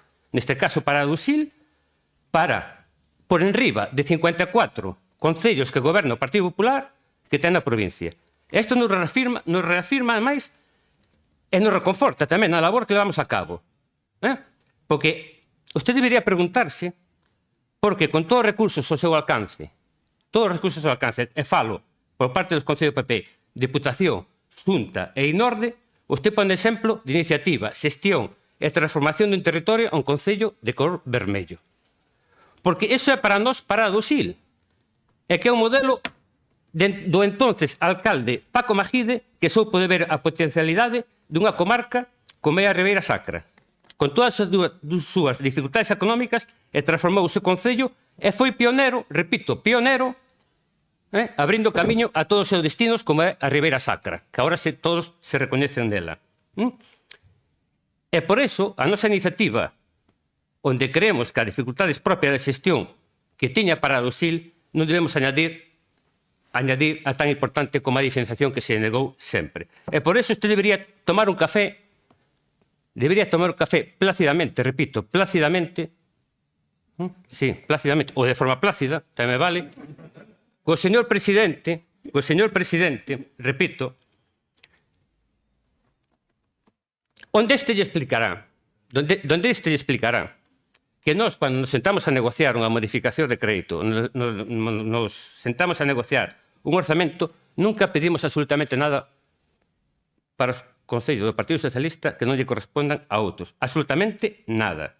Nada. E o único que queremos é que todos teñan a mesma posibilidade de financiar os seus proxectos estratégicos en igualdade de condicións. Único. E se nas distintas modificacións hai necesidades singulares, como as hai, como podemos ver nestas últimas modificacións, por de forma equitativa as trasladamos ao papel. E por eso, Parada do Sil pasou a xestionar o ano pasado 80.000 euros, apenas 80.000 euros, a xestionar este ano, co plan Cooperou e as distintas modificacións, máis de 300.000 euros. E é iso que queremos. Non queremos a migajas de 6.000, 7.000 euros que pode dar o Inorde, porque, máis, digo máis, mire, é que é moi sencillo botar as contas. Mire, simplemente, co diñeiro que nós gastamos no órgano de goberno e no órgano de xestión do Inorde, un ano, se financia a lanzadera de Parada do Sil durante 15 anos. Durante 15 anos. Claro, é que vostede... Eu entendo que usted leva o tema personal e a mellor non sería a persona máis objetiva para levar esta moción e eu levaría a levar outra portavoz. Pero é que iso é así. É dicir, eu non lle veño a fear aquí no proxecto Castaña, onde dicía dos 4 traballadores e demais. E despois, mire, non se equivoque, señor Rosendo, non se equivoque. Non me poño os traballadores encima da mesa. Xa yo dixen na comisión. Se levamos o segundo punto... Señor portavoz, se levamos o segundo punto, é porque eu sabía que iba a fazer unha utilización torticera dos traballadores. En absoluto poñemos en cuestión os traballadores de Norde. Por suposto que non. Pero iso se pode facer debaixo desta casa, con gestión desta casa e sin gastos superfluos. Moitas gracias. Moitas gracias. Vamos a ver. Segundo turno, democracia. Muchas gracias, señor presidente. Señor Puga, solo para matizar unas cosas. Ya sabe que al señor presidente no le gusta nada que hablemos de nuestro concello, pero voy a intentar ser rápido.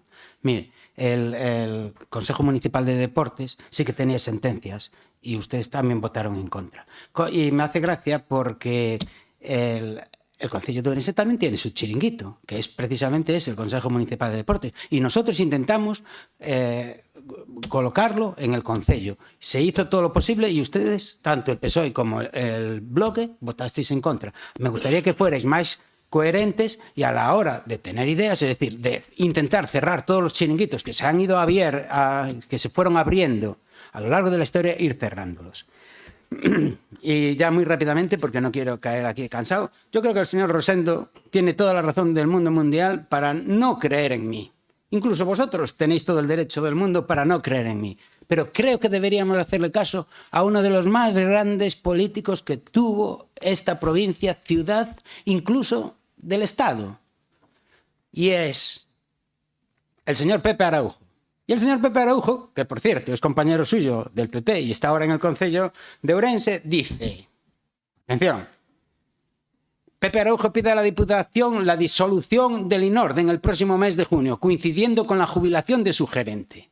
Un total de 1,5 millones de euros se dedica a gastos en funcionamiento del propio Inorde, lo que representa el 70% de su presupuesto anual. Hubo años en que solamente se invertían 3.000 euros. Sigue el gran político Pepe Araujo, que ahora está en el PP. Para el portavoz de Ciudadanos, bueno, en esta época era de Ciudadanos, qué coincidencia, qué raro. Para Pepe Araujo no cabe hablar de logros del Inorde, en una provincia que ha perdido en los últimos años más de 30.000 habitantes con la población más envejecida, unas preocupantes estadísticas de natalidad y con la tasa de ocupación más baja de toda España. ¿Cuánta razón tienes? Y dice el señor Pepe Araujo, que ahora está en el Concello de Ourense y que es del PP, el Inorde, creado en 1987 y presidido en la actualidad por Rosendo Fernández, creo que sois amigos, Rosendo, esto creo que te lo dedica a ti. En la actualidad está presidido y además con un buen sueldo, ¿verdad? Yo también, oye, que conste que si a mí me hacéis presidente, yo voto en contra. O que diga voto a favor, bueno, voto lo que haya que votar. Entonces, creado en 1967 y presidido en la actualidad por Rosendo Fernández del Partido Popular, es otro de los prescindibles organismos políticos existentes. Es muy costoso para los ourensanos y se ha demostrado su inutilidad para la provincia. Y esto lo dice uno de los más grandes políticos del mundo mundial. Muchas gracias, señores. Muchas gracias. Nada, bloque. Vou non... Perdón, xa. Intentar non falar máis de Ourense, porque temos ali outro foro dentro de 15 días no que podemos falar destas cousas. Pero, como xa me imaginaba, o tema do Consello Municipal de Deportes, por eso eu xa aclarei antes de que nós non estamos en contra por norma. Simplemente é se funcionan ou non funcionan, e se iso permite a participación da sociedade e que aporte algo realmente, e son áxiles, cousa que nós consideramos que o Consello Municipal de Deportes podería facer cousas mellor, pero que durante moitos anos leva funcionando ben e aporta moitas cousas no eido do deporte en Ourense, e, sin embargo, o INORDE, tal como estamos aquí tamén corroborando, pois, en realidade, non. Ao respecto de todas estas cuestións que falaba o señor presidente do INORDE, cousa que me parece normal a súa posición, ten que defender o seu traballo tamén, non? Pásame aquí a miña compañeira que é de Baños de Molgas, e ali en Baños de Molgas está unha parte dos proxectos estrelas, non? das estacións, non? Bueno, pois parece ser que a Dalía de Baños de Molgas, que aparte ten o Museo de Moncho Borrajo, realmente como museo poucas veces está aberto. En realidade, o que está ali é cunha concesión caducada e segue ali a mesma funcionando a mesma fundación, nunca mellor dito, e a cafetería apenas ten actividade, non? Co cal, o mellor o que habría que, precisamente, era, unha vez disolto o INORDE, con esas estacións, facer algo con xeito. Porque, mire, eu, durante moitos anos, conto con volver, levo traballando en temas de desenvolvemento rural. De feito, eu participei en algúns dos proxectos que tiña en marcha o INORDE, non? A nivel non político, senón a nivel profesional, non?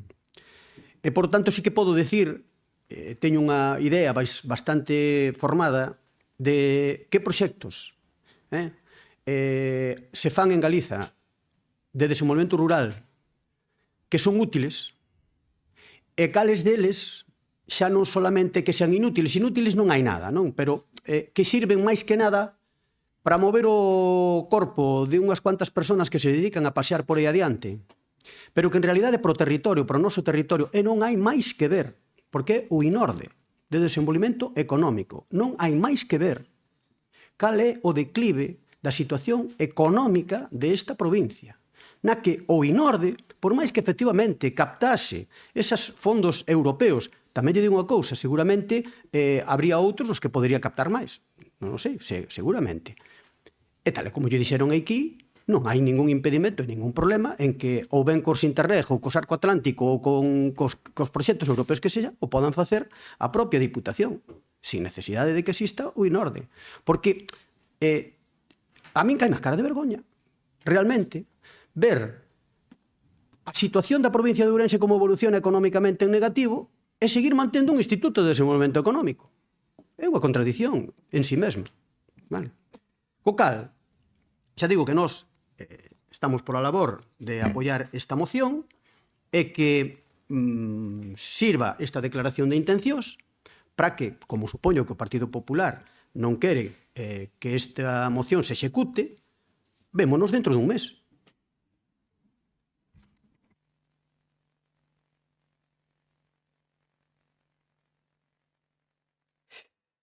Moi ben. Sí, Rosendo. Vamos a ver. Bueno, parece que as cifras que acabo de dicir son fantasmas, son realidades. Que pode alcanzalos ou acaдаlos outra administración? Por suposto. Tamén hai quen fala, quen di, como di o BNG, que as diputacións non deberan existir, porque con ente autonómico chega, o din. Non, o dixeron moitas veces e levan os vostedes do programa que as diputacións. Agás donde cogobernan, que donde cogobernan sí que as diputacións teñen que existir. Vostedes están en contra das diputacións. porque dicen que as funcións que realiza as diputacións se poden realizar outros entes. Mire, eu non lle dixen, señor Álvaro Vila, que o presidente consigue cousas. Falei dos traballadores. E o que consigue, non o presidente. O presidente non consigue nada. Por iso en ese período estuvo o anterior presidente durante 3 anos e pico, 3, e non pasou nada, efectivamente, porque son os traballadores. E eu non puse os traballadores por diante. O pon vostede da moción que fala dos traballadores en un excusatio no petita acusatio manifesta. En un solemnizar o obvio. Vostedes da moción, en un punto, traen que hai que ascribir o personal á Diputación. E que máis quer? Pero iso é obvio. Claro que é obvio. Por lo tanto, quen introduce o factor de personas e do personal é vostede. Non, en todo caso, son eu. Mire, a estación de Baño de Molga, Santa Cruz e os Peares están facendo a súa función e cada vez que vai xente a ver, como en outros moitos lugares, con chamar se está aberto. E ali está un museo e rige unha fundación. E, efectivamente, e se está caducado, sabe por qué? Porque tamén caduca a concesión ou o convenio, mellor dito, que ten o INORDE con Adif, e por un ano non podíamos dar outro convenio para leválo a cabo. Por lo tanto, unha vez que teñamos o convenio con Adif, que xa temos a palabra dada que sí, non as condicións, pois tamén restablecemos un convenio con quen queira e teña que explotalo. Mire, señor Vila, eu pensei que me iba a dicir os ingresos externos á Diputación que acadou en orde do 2023 e 2024, pero non mo dixo porque non mo sabe dicir. Claro. É igual que acade 1 millón de euros ao ano que acade 4 ou 5. Para usted igual, porque vostedes o que queren é que desaparece o INORDE, a disolución do INORDE. Por lo tanto, non vale que eu lle traiga aquí datos de xestión. Con decir que esa xestión vai a realizar a Diputación, xa está, xa lle chega. Moi ben. Pois mire usted, que risa nos vai a dar a todos. Mire, do 2023, 708.000 euros, e do 2024 vamos pechar o exercicio en 756.000 euros de fondos externos á Diputación que acada o INORDE. Parece que son cousas mínimas, sí, parece que non lle chega. Me parece moi ben. Non lle vou falar, que non teño tempo, da actividade do INORDE no sector agrícola, que iso sabe moito a diputada, a señora diputada de Xinzo, porque non me dá tempo, nin o que valen as carpas e os arcos hinchables que van ás distintas feiras o INORDE, co seu stand e o personal do INORDE, que está aquí todo recollido, pero dúas cuestións. No ano 2009, señor Puga, el BNG crea unha empresa semipública para gestionar turismo e termalismo en Ourense. Coño, do 2009 valíalle un ente autónomo para o Concello, pero ese ente autónomo para a Diputación non vale. El BNG crea unha empresa semipública para gestionar turismo e termalismo en Ourense. El Concello de Ourense contará en 2009 con su primera empresa mixta destinada a la gestión turística, este organismo que implicará entidades públicas y privadas. Bueno, parece que os entes públicos autónomos valen para o BNG en outros lugares. El BNG, fai un ano, lleva a pleno o mantemento do Consello Municipal de Deportes como organismo autónomo encargado de xestión deportiva municipal. Para o deporte un ente autónomo vale. Para o turismo, o termalismo e o sector primario e captar fondos europeos non sirve. Pois non entendo. El moción del Grupo Municipal del Bloque Narcisista Galego relativo ao mantemento do Consello Municipal de Deportes do Concello de Ourense como organismo autónomo. Señoras e señores, solo rematar que xa consumí o tempo. Señor Álvaro Vila, da segunda intervención repetiu o de Parada do Sil 5 veces. No, perdón, 6 veces. Excusatio non petita, acusatio manifesta. Vostede sabe que levaron unha reprimenda, non só de Parada do Sil, non ría porque así, sino de outros alcaldes, porque saben, velan e entenden do valor que ten o INORDE e do que está aportando. E ademais acabo de dicir, estas cifras de xestión son reales. vai telos a prensa, outra cousa que non lle sirva, ou que pensen que eso non teña nada que dicir, que outro organismo como a Diputación pode facelos, que seguro que sí, pero a lo menos non lle quite valor ao traballo de xestión, ao traballo eficiente que fan día a día e en horas extras, sin cobralas, os traballadores do Inorde. Nada máis e moitas gracias. Moitas gracias. Turno de peche para o Sí, proponente. moi rápido, presidente, para ver se me dá tempo de decir todo o que quero. Mire, o Inorde, entre outras cousas, se dedica a potenciar o turismo. Noticia destes días. Solo han tenido menos pernotaciones que Ourense este verano nas provincias de Ciudad Real, Ávila, Cuenca, Soria, Palencia, Guadalajara e Zamora. Eu entendo a súa frustración por dous motivos, ademais. Unha, porque pasou toda a semana chamando a alcaldes e a concelleiros do Partido Socialista e non tuvo repercusión ninguna, cando hai diputados e hai concelleiros, alcaldes do seu partido que nos trasladaron que fóramos para diante. Incluso algúns que ten sentados nesa bancada. Algúns que ten sentados. Eu non saquei en ningún momento. Pero, bueno, dito eso, eu entendo a súa frustración. A entendo. Porque ten que ser... Home, despois de presidir o Inorde con un orzamento de preto de 3 millóns durante 9 anos, ten que ser frustrante non ser capaz de darlle un mínimo sentido de utilidade e de eficiencia de resultados e limitarse a propaganda e a foto. Para iso ten 11.000 euros de xestión, para iso ten 11.000 euros de gastos protocolarios. No debate sobre o orzamento do Inorde, mire, outro caso, é porque vostede, claro, bota cousas moi tremendas. Mira, no debate do Inorde deste ano, dos orzamentos, o Bloque Nacionalista Galego fixo unhas alegacións. Unhas alegacións sobre o mesmo. Vostede, máis alá, como está acostumbrado a gobernar na maioría absolutísima e digamos, o todo arrasado, rematou. A alternativa orzamentaria do BNG se executará cando a ciudadanía os poña no goberno. Así, se quedou tan ancho. Se quedou tan ancho. Porque esa realmente é a democracia parlamentaria que usted entende. Non entende. Cando dicía que se sentara a tomar un café plácidamente, non o decía de broma. Porque usted o que vota de menos é todo eso. E por iso usted non era a persona máis indicada para defender esta moción, porque lle vai, digamos, non é o suficientemente objetivo. Usted o que vota de menos é o rodillo da maioría absoluta. Porque usted, señor Rosendo, o que añora realmente son outros tempos, e por iso é tan difícil seguir avanzando nesta Diputación. O que este añora realmente, señor Rosendo, son o trambón e el, si no eres del PP, jódete.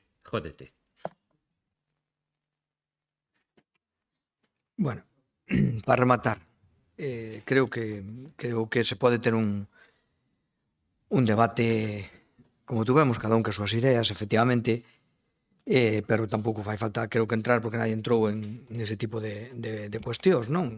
Todos sabemos gobernar en maioría e en minoría, todos, vale? E creo que eso sobra, e creo que además hai nesta casa un bo ambiente político, un bo ambiente dentro da legítima discrepancia que existe, creo que non debíamos alterarlo. Bueno, só algunhas precisións por parte da presidencia na prerrogativa que teño como presidente.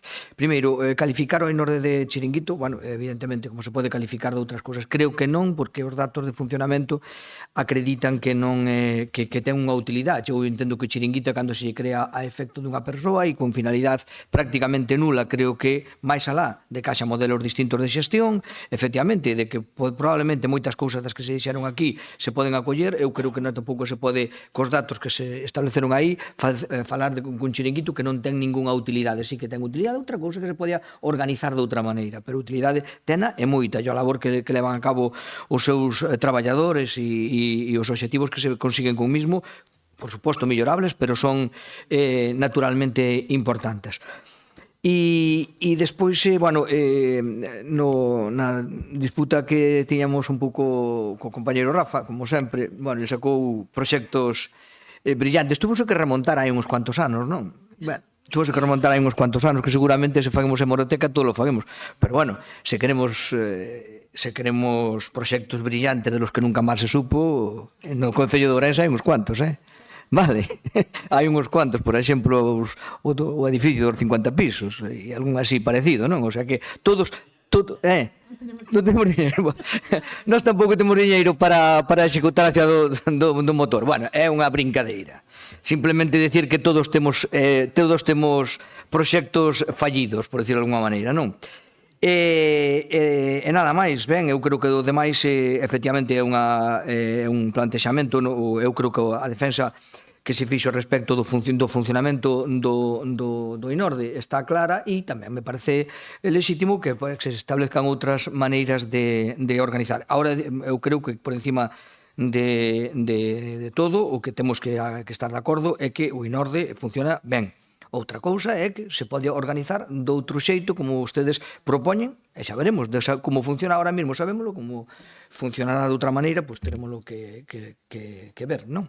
E nada máis, neste clima total, pois vamos a votar. Bueno, a favor da moción. Vale, conten ben. En contra. Bueno, pues queda aprobada a moción, vale? Ben.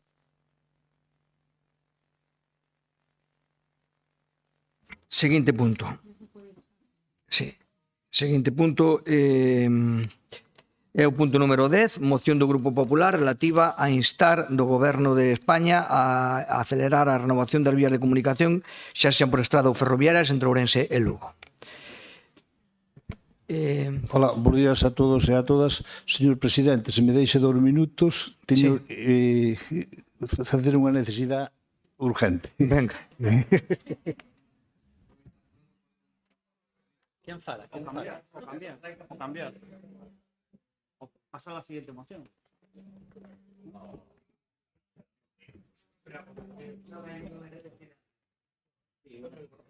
O cancelarse, cuando ven está cancelada. Mira, al final no esperamos.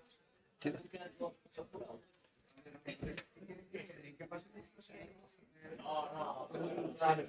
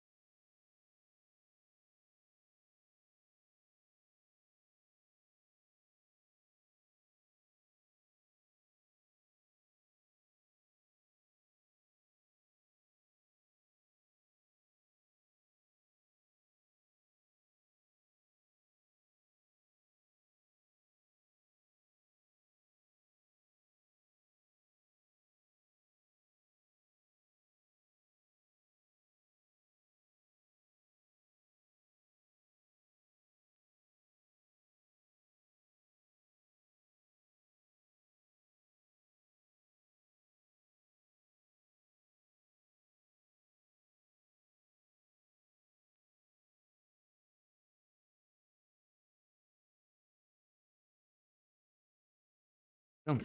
Vale, así que como o que decía, que como o debate, pois a exposición e todo xa se van incorporando os compañeros, vamos a reanudar. E ten logo a palabra, neste caso, Manuel Seoane, para defender a proposta, neste caso, a moción do Grupo Popular. Ten a palabra. Bueno, bons días outra vez, señor presidente, señores diputados e diputados. Perdón por a introducción, pero eu penso que lle valeu a vida a moitos. Entonces, continuo matemos dos perdices. Bueno, entonces vamos a ir ao que nos atañe, que son a moción para estar ao goberno dunhas reivindicacións. E vamos a empezar, non vos vou ler o texto da moción, senón vamos a empezar por puntos.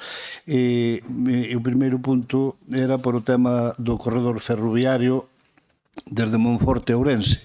Hai que comentar que este corredor tiña un estudio que non era precisamente o trazado novo que se fixo, o trazado novo non que se fixo non, senón que se aproveitou o existente, non se fixeron algúns modificados que iban mellorar a trayectoria e o tempo de recorrido desde Lugo a Ourense.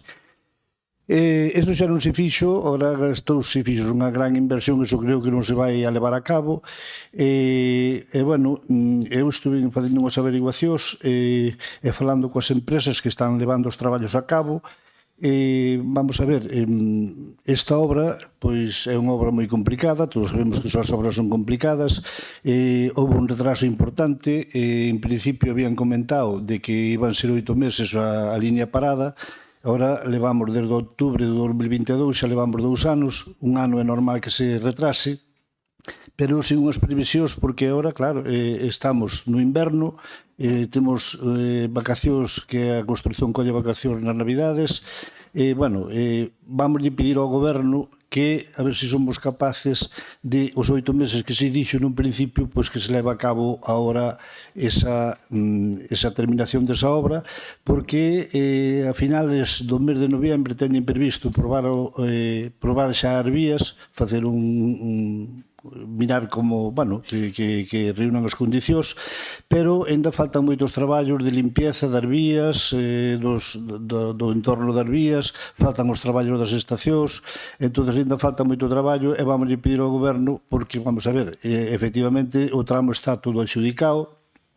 Ahora xa non depende do goberno, creo que depende máis das empresas que terminen e que sean áxiles e que o fagan o antes posible. Pero, bueno, se o goberno lle manda unha recomendación ás empresas adjudicatarias, bueno, pois a ver se somos capaces e en vez de 8 meses, pois que poda ser para que se recupere a normalidade da xente que leva 2 anos e medio sofrindo os problemas desde Valdeorras, e teño que aclarar Florentino Valdeorras, que o outro día olvidouse de dicilo, e non só de Valdeorras, senón todos os que veñen do Bierzo, Ponferrada, etc. Pois que teñan que parar ese tema de estar un forte facer o transbordo, cos seus inconvenientes que ten, e nada, pois que as empresas terminen o antes posible, bueno, pois eso, pedirlle unha recomendación ao goberno que agilicen o máximo posible. Despois xa pasaríamos ao punto número 2, que o punto número 2 é un pouco o deterioro existente da Nacional 120. A Nacional 120 eu penso que vai por o mesmo camiño que a 540. Vos sabedes, todos temos responsabilidade nos nosos concellos, e nos nosos concellos que pasa? Cando chegaban os planes provinciales, agora o plan único, como sempre temos que andar reparando, pois, claro, faz o proxecto este ano, po ano que ven adjudícalo e a empresa fai no seguinte, con lo cual, o que deixaches sin meter un proxecto está totalmente máis deteriorado co que vas a reparar. E iso é o que está pasando un pouco na Nacional 120. E nós somos os fillos pobres, pero o Estado, eu penso que non debía andar marchando nestas carreteras, e unhas carreteras que teñen tanto tránsito e tanta utilidade como é a Nacional 120, porque sale toda a pizarra e todo o transporte pesado que sale para Vigo e para outros sitios, pois é unha carretera que necesita unha reparación, e cando se dá unha reparación é unha reparación completa, non pode ser un bacheo. O mínimo pasa o que dicía antes na Nacional 540. A Nacional 540 de Lugo, pois eu que circulo máis que por aí que por Ponferrada, vivo porque paso todos os meses 2 ou 3 veces por ela, e a verdad é que o deterioro é lamentable. E o que dixen antes, andan a parches, cando reparan un parche, pois, donde non meteron no proxecto a reparación, pois está totalmente desfeita. Eu penso que a carretera, porque é desde Lugo, precisamente, no límite de Lugo hasta Lugo, porque hai que reconocer que o noso tramo de Ourense, bueno, pois está practicable, está ben, pero desde Carballedo a Lugo, a verdade é que é lamentable. Agora fixeronlle un pequeno bacheo. Que pasa? Agora fixeron o bacheo e non pintaron a carretera. Entonces, bueno, pois todos os anos problemas, e o problema solucionarse nun sitio e aumentase noutro. Conclusión, esa carretera, según os estudios, parece ser que vale 10.700.000 euros preparala completa desde Carballedo a Lugo, e o papá Estado eu penso que debía ter 10 millóns disponibles para poderla facer dunha vez e non andar por fases. E o mesmo pasa un pouco coa de Monforte, que está seguindo o mesmo sistema, con lo cual vamos a estar sempre co mesmo problema. Mentre non se día un arreglo completo, pois vai estar así daquela maneira. E aproveitando que estamos falando na Nacional 120, pois hai un proxecto que si aí lle podemos pedir ao goberno que agilice. Hai un proxecto desde Ourense ao Alto de Guita, hasta o límite de Lugo, non hai ningún tipo de carril de adelantamento, e hai aprobado un proxecto que sí que era importante pois que agilicen e que o antes posible, a ver se iba a ser no do ano 2024, pero a ver se a principios do ano 2025 se pode ejecutar, ou sea, axudicar ese proxecto para ter 4 ou 5 tramos de adelantamento desde Ourense hasta o límite de Lugo. E despois tamén entramos noutro punto que é o de nunca acabar. Isto teño que lelo porque non sei de memoria, non me quedan todos os tramos. Levamos coa autovía Lugo-Ourense, porque eu outro día escoitáballe ao subdelegado do goberno que unha vez terminada a autovía Lugo-Santiago, que Galicia quedaba totalmente vertebrada e comunicada por autovía. Non sei se os de Ourense e os de Lugo non somos de Galicia, pero, bueno, esta é unha obra que, excepto ese tramo que se fixo haberá 7 ou 8 anos gobernando Ana Pastor, bueno, sendo ministra Ana Pastor, que hai un tramo que é importante, pero que a verdade non se está sacando proveito ningún, porque non ten enlace nin por Lugo nin por Ourense. Entonces temos aquí de instar ao Goberno de España a activar as obras dos tramos da autovía A56 Ourense-Lugo, licitando as obras do tramo Quintela a Casilla, concluindo a redacción do proxecto do tramo a Casilla-Cambeu e poñendo fin á paralización do proxecto do tramo Cambeu-San Martiño.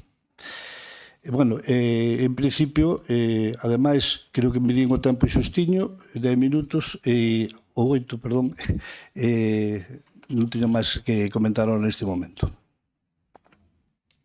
Moitas gracias. Sí, democracia. Gracias, presidente. Buenos días. La moción que nos trae el PP es la moción que viene a demostrar lo que somos para el gobierno central, lo poco que significamos y lo olvidados que estamos. Ya en noviembre de 2022, Adif marcaba como fecha de reapertura total de la línea férrea de Ourense a Lugo para abril del 2024. Pues seguimos a la espera porque estamos a punto de culminar el año 2024 y el debate está totalmente presente sobre la urgencia de estas mejoras de la infraestructura tan importantes como son la electrificación, el aumento de la frecuencia y la adquisición de trenes más rápidos y eficientes. Y seguimos a la espera, del mismo modo que estuvimos esperando que el AVE tardara 30 años en llegar a Galicia desde la promesa de Abel Caballero en su etapa de ministro de Transportes, cuando anunciaba que en el año 1993 habrá un tren de alta velocidad circulando entre Madrid y Galicia. Todos hemos visto las grandes ventajas y mejoras que han supuesto estas líneas de alta velocidad cuando llegan a una ciudad. Afluencia de visitantes, turismo, ingresos por pernotaciones y acuerdos empresariales. Pero si somos críticos, que debemos serlo en este caso, y sobre todo realistas, el AVE llegó a Ourense por ser un cruce estratégico en la entrada a Galicia. A nadie se le puede escapar que si Ourense geográficamente no estuviera en donde está ahora mismo, no tendríamos línea de alta velocidad. No lo tendríamos, como tampoco lo tendrá Santander, Logroño, Huelva, Jaén, y no lo tendrá Lugo. Y las promesas del señor Óscar Puente de que pronto los lucenses podrán ir en un tren de alta velocidad, nos las tomamos con la misma credibilidad que cuando el ministro de Fomento, Íñigo de la Serna, decía en el año 2028 el AVE llegará a Lugo en 2021, 2 años después que en Galicia. Y a los integrantes de este pleno les diría que tienen que seguir a la espera, pues el AVE no ha llegado ni llegará a Lugo, porque junto con Ourense no somos objetivo prioritario para el gobierno central, y no solo lo vemos en las líneas de alta velocidad, sino también lo vemos en la ausencia de las obras de la Nacional 540, la Nacional 120 y, por supuesto, en los tramos de la autovía A56, que aunque declaradas de urgencia, siguen pendientes de ejecución. Cuenten con nuestro voto a favor, porque nosotros ya estamos cansados de esperar. Muchas gracias. Moitas gracias. Bloque. Bueno, pois vai nos servir esta moción do Partido Popular para facer, un pequeno repaso do que todos temos xa no subconsciente sabido, e é que a situación das infraestructuras, estradas e ferrocarril na provincia de Ourense, si quitamos o tema do AVE e non profundicemos aí, que dá para outra moción, pois é realmente triste, non? Algúnas das cuestións que pregunta Manolo, hasta estou en condición seu de responder polo Goberno de Madrid, que despois responderei, sí, é curioso, estou comisionado para iso, uixe, non? Con esta moción, certamente, o que podemos constatar é, en esas conexións con Lugo, pero en xeral, hai unha situación nas nosas infraestructuras viarias, moitas están nun estado calamitoso, deplorable. Aí hai, fundamentalmente, claro, quitando a administración máis pequena que a dos concellos, 3 administracións implicadas, a Diputación, a Xunta e o Goberno Central, non? Si falamos concretamente de algunha delas, como por exemplo, para ir por partes, non? Na autovía na A56, claro, está moi ben, pero está aquel tramo entre Cea que chega a mitad entre a Barrela e Chantada, e ali quedou. Eu, ás veces que vou por ali, agora non vou moito, agora xa me habituei a velo, pero as primeiras veces dixen, esto onde vai, e metinme. Contando con que viña por Ourense, acabei en Cea. Todo iso está cruzado por a variante norte, de aquí. E claro, o que acabamos observando con todo isto é, entre administracións, empezando sobre todo por a do Estado, non pode haber un mínimo de coordinación a hora de facer as infraestructuras. E refírome concretamente. Acaban de activar outra vez as obras da variante norte na zona do Muiño da Veiga e da Chabasqueira. Está cortada aquelas ahora acaban de cortar aquelas as entradas para que a xente poida acceder ás termas, non?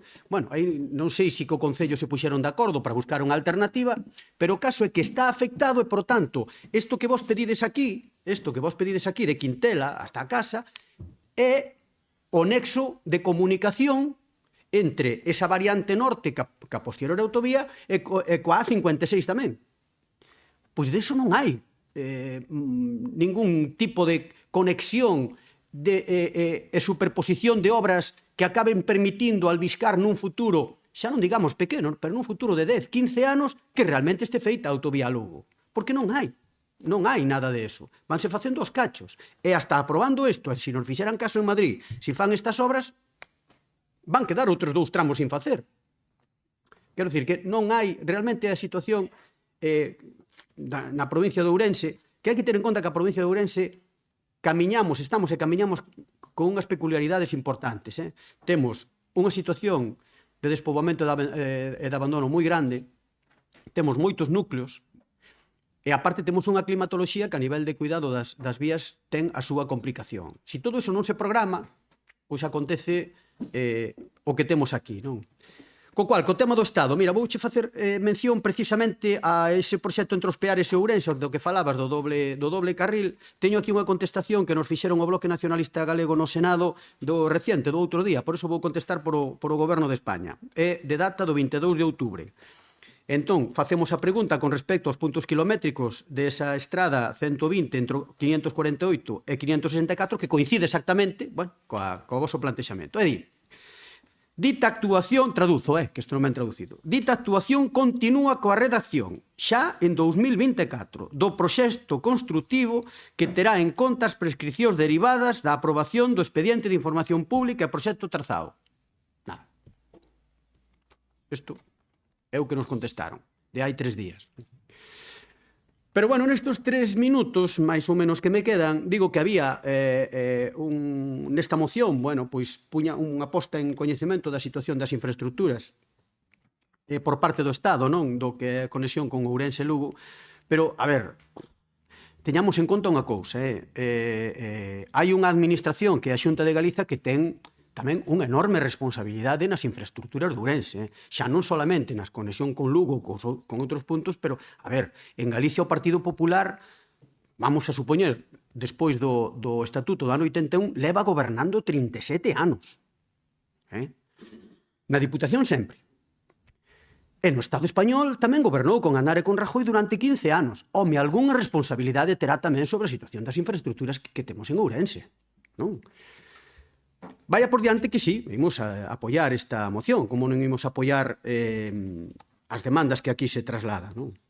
Porque é certo, o Estado, salvo naquelas cousas como, por exemplo, a reforma das vías, o tema do tren, que é fruto, con moito retraso, pero que é fruto dun acordo de investidura do ano 2020 co Bloque Nacionalista Galego e o Partido Socialista, eso hai que dicirlo, quitando os investimentos que se fixeron no AVE, pois estamos certamente bastante abandonados.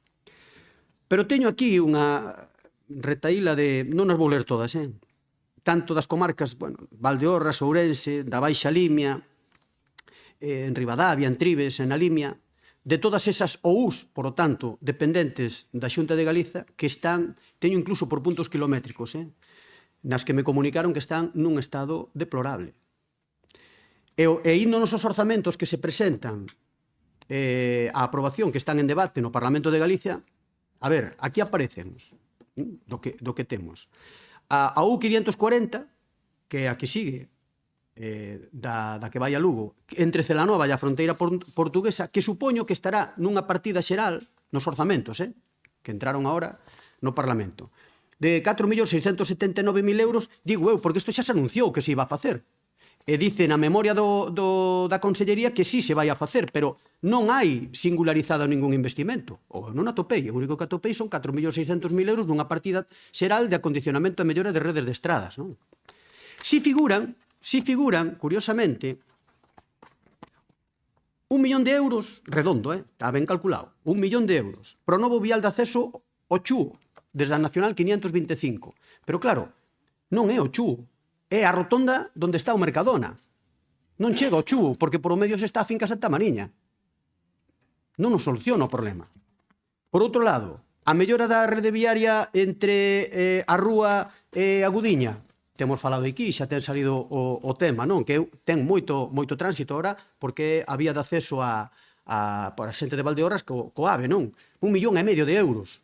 Creo que estaba presupostado en bastante máis, eu non sei se chegará. Quero dicir que aquí hai unha serie de investimentos en infraestructuras por parte da Xunta de Galiza que tamén era conveniente que se activaran. Eu non sei se iso ten que ser froito dunha moción hasta se pode ser conxunta de todos os grupos que aquí estamos, pero, en fin, o Partido Popular, na situación das estradas da provincia de Ourense, algunha responsabilidade tamén ten que ter. E, por lo tanto, se falamos de programar con tempo suficiente esas macroinfraestructuras como a A56, home, tamén por parte da Xunta de Galiza, que é a administración que nos corresponde no noso país, podería ter tamén algún tipo de programación para ir mellorando, porque, en fin, eu traigo aquí certas fotos de estradas que están hasta cortadas, a ponte que se caeu aí en Xunqueira de Espadanedo e que se quedaran a arranxar en 3 meses e ainda siguen pendientes toda a xente que vai cara a Tribes. Bueno, en fin, seguiremos na segunda parte. Bueno, segundo turno de intervencións. Non, perdón. Partido Socialista. Gracias, presidente. Bueno, pois eu vanme permitir que nesta primeira intervención dé algún dato máis, porque é importante tamén der datos. Con respecto ao apartado do ferrocarril, hai que recordarlle a este plenario e a todos aqueles que nos estén seguindo por outros medios que o plan máis ambicioso que se levou nunca a cabo na línea de ferrocarril Ourense-Monforte-Lugo é o que se está levando a cabo neste momento, que conta cun orzamento de aproximadamente 640 millóns de euros. É unha obra moi complexa, é unha obra con unha orografía moi complexa, desmontes, terrapléns, puentes, túneles, gran complexidade técnica tamén, e, sobre todo, as obras, e todos os que estamos aquí, que lidiamos con elas día a día, sabémolo, sábese cando empezan, pero non sabemos cando acaban. E eu creo que nas mans de ningún político está retrasar o remate dunha obra, ao contrario, o que pretendemos todos cando empezamos cualquier obra é rematala cuanto antes e se en plazo moito mellor. E se encima che sobreveñen pois temas como ocurriu aquí na obra do ferrocarril a altura de un poquinho máis pa diante dos Peares, creo recordar, que houve aí un noiro que se foi abaixo, unha parte complexa que supuxo modificar incluso o orzamento, etc. Pois eso evidentemente vai provocando retrasos. Pero bueno, en todo caso, 640 millóns de euros. Un segundiño.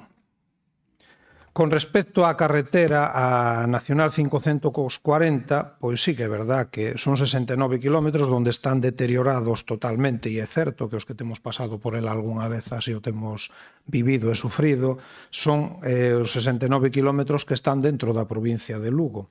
Ese mal estado é un mal estado coñecido, pero ese deterioro pois non é de fai pouco. De feito, pois buscando información nos medios, nos atopamos con que a Voz do 13 de xaneiro, a Voz de Galicia, do 13 de xaneiro de 2024, tiña o seguinte titular: la carretera de Lugo a Ourense vuelve a estar tan mal como en 2018. Desde o 2018 para cá, puxoselle remedio, e ata o 2018, por durante os 7 anos que estuvo gobernando o Partido Popular con Mariano Rajoy á cabeza, non se puxo ni un solo euro para aquel mantenimento ou aquela posta a punto da carretera. O señor Manuel, podolle decir que xa está adxudicada a obra xa está adxudicada desde principio deste ano, máis ou menos, ou febreiro ou marzo, a unha empresa galega, concretamente a Taboada e Ramos, por creo que é un pouquiño máis de 11 millóns de euros, e segundo o planning que teñen eles, ou que así se aprobou, tiñan que iniciar as obras agora no mes de outubro, polo tanto, a cousa non debería de ir mal. Quero decir que a empresa está e o diñeiro está consignado. Sí que é verdad que había non 48 meses, non 4 anos, senón realmente no planning son 38 meses, 3 anos e 2 meses máis, pero tamén creo que hai un compromiso polo que me comentaron da Diputación de Lugo, que hai un compromiso do Ministerio de acortar esos plazos e manexan uns plazos de 18 meses en vez dos 38 que teñen na adxudicación. Con respecto ao terceiro carril, bueno, pois xa se falou aquí, sí que é verdad que tamén é certo que se lle puxo remedio, aí está en fase de redacción o proxecto, sí que neste ano, a principios deste ano, se aprobara xa o trazado definitivo e agora están coa redacción do proxecto e esperemos que cando rematen o proxecto, pois que o saquen a licitación. Eu vexo complicado que esa licitación se poida facer, e todos sabemos cuáles son os plazos que temos e como funcionamos na administración, que se poidera facer no primeiro trimestre do 2025. Ojalá que se poidera facer esa licitación, porque os que usamos esa carretera moi a miúdo, pois nos gustaría xa poder disfrutar dese terceiro carril, que recórdolle que son 2 en dirección a Ourense e un en dirección aos Peares. E logo, con respecto a autovía, pois evidentemente, polo menos a autovía de entre Lugo e Ourense vaise executando por plazos. Esperemos que a A76, que aínda que non aparece na moción, vai tendo tamén algún resultado na algún momento e que se vayan cumplindo algúns dos plazos que desde o Ministerio así se nos plantexaron. E decir que, bueno, eu engadiría ya todo isto con respecto ao tren entre Ourense, Monforte e Lugo, que hai tamén un compromiso, ou así se comprometeu o ministro na última visita a Lugo fai uns días, de que se iba a dotar con unhos trens lanzadeira a 200 km por hora, co cual eu creo que é unha información moi importante. E, bueno, para rematar esta primeira intervención, nós, dende logo, vamos a apoiar a moción. No apartado da moción inicial, na outra, como temos esa dúda con respecto a que poidamos instar a que no primeiro trimestre do ano 2025 que se axudique, é unha utopía, vostedes sabémoslo todos que iso é unha utopía, así que no outro apartado nos vamos a abster. En todo caso, sí que recordarlle á señora portavoz do PP, a doña Patricia, que cando as mocións que se traen aquí son mocións útiles, reais, e se insta para cumplir e para facer cousas útiles para a veciñanza, desde logo este grupo se pon en frente do goberno amigo e insta a ese goberno amigo a que se faga o que hai que facer para resolver o problema. Moitas gracias nesta primeira intervención. Moitas gracias. Empezamos co segundo turno de intervencións. Ten a palabra de novo o propoñente Manuel. Bueno, antes de nada, pues moitas gracias a todos por o apoio a esta moción que traemos nos seus aquí. Entonces, o Bloque Nacionalista Galego, dicirte que vamos a ver, o noso grupo, supoño que tamén estaremos de acordo, quero dicir que hoxe estamos tratando unhas obras que son directamente do Estado.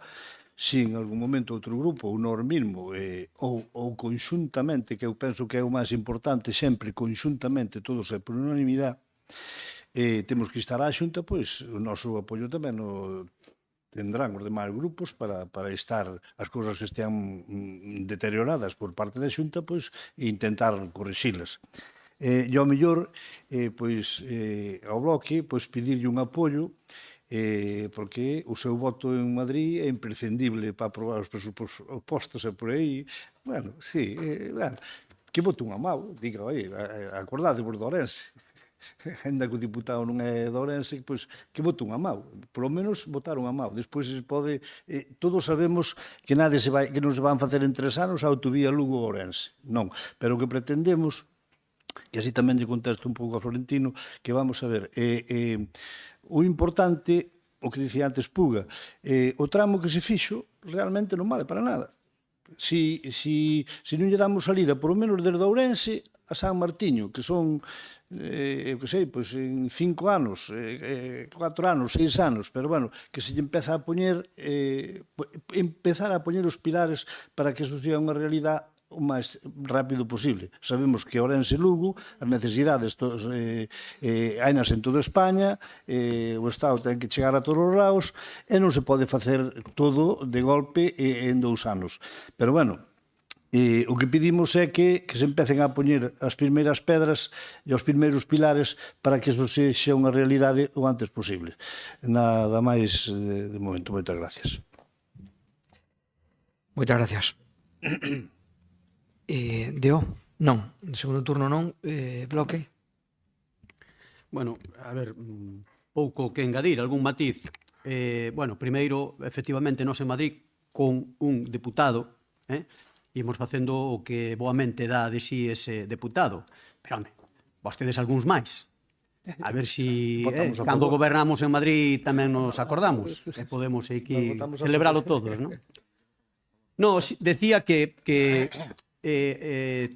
pensemos a hora de diseñar esas infraestructuras que tamén conta, é moi importante que cando se fan as cousas que se fagan ben. Iso valora moito a xente. É dicir, efectivamente, obras son amores. Os que sodes alcaldes ou alcaldesas sabedelo mellor que ninguén. O que quere a xente é que se fagan obras moi ben. Pero tamén temos que ser un pouco exixentes e que as cousas cando se fan, a poder ser que se fagan ben. E por que digo isto? Non é unha brincadeira. Porque, a ver, eu teño pasado moito por esa estrada e o tramo que hai entre Ourense, sobre todo na salida ali en Toldavía, hasta Chantada, aquilo era infernal. Aquilo era infernal, con accidentes de tráfico moi graves que costaron vidas, ademais, non? Por tanto, é de agradecer que se fagan as reformas, pero que as reformas unha vez que se fagan ben. E en eso teño que decir que a experiencia que temos, especialmente aquí en Ourense, e hai xente do grupo de goberno do Concello de Ourense, é nefasta. A ver, fai pouco rematouse a estrada, por parte da Xunta, na zona de Seixalvo. Está perdida. Está perdida. Por que non se fixo ben? É dunha vez por todas. Votamos esperando por a rotonda de acceso á autovía na salida da Carabande, cara Celanova. Votamos 3 anos con os balizas ali agardando a que se fixera aquela rotonda correctamente porque xa antes se fixera mal. Non? O enlace do polígono da autovía quedou a medias, non chega ao polígono. Por que non se fan as cousas correctamente? Planifiquemos e despois, unha vez que se poñen en marcha, que se fagan ben, porque somos conscientes de que a totalidade das vías, tanto principais como secundarias, vai ser imposible acometelas. Pero fagamos unha planificación.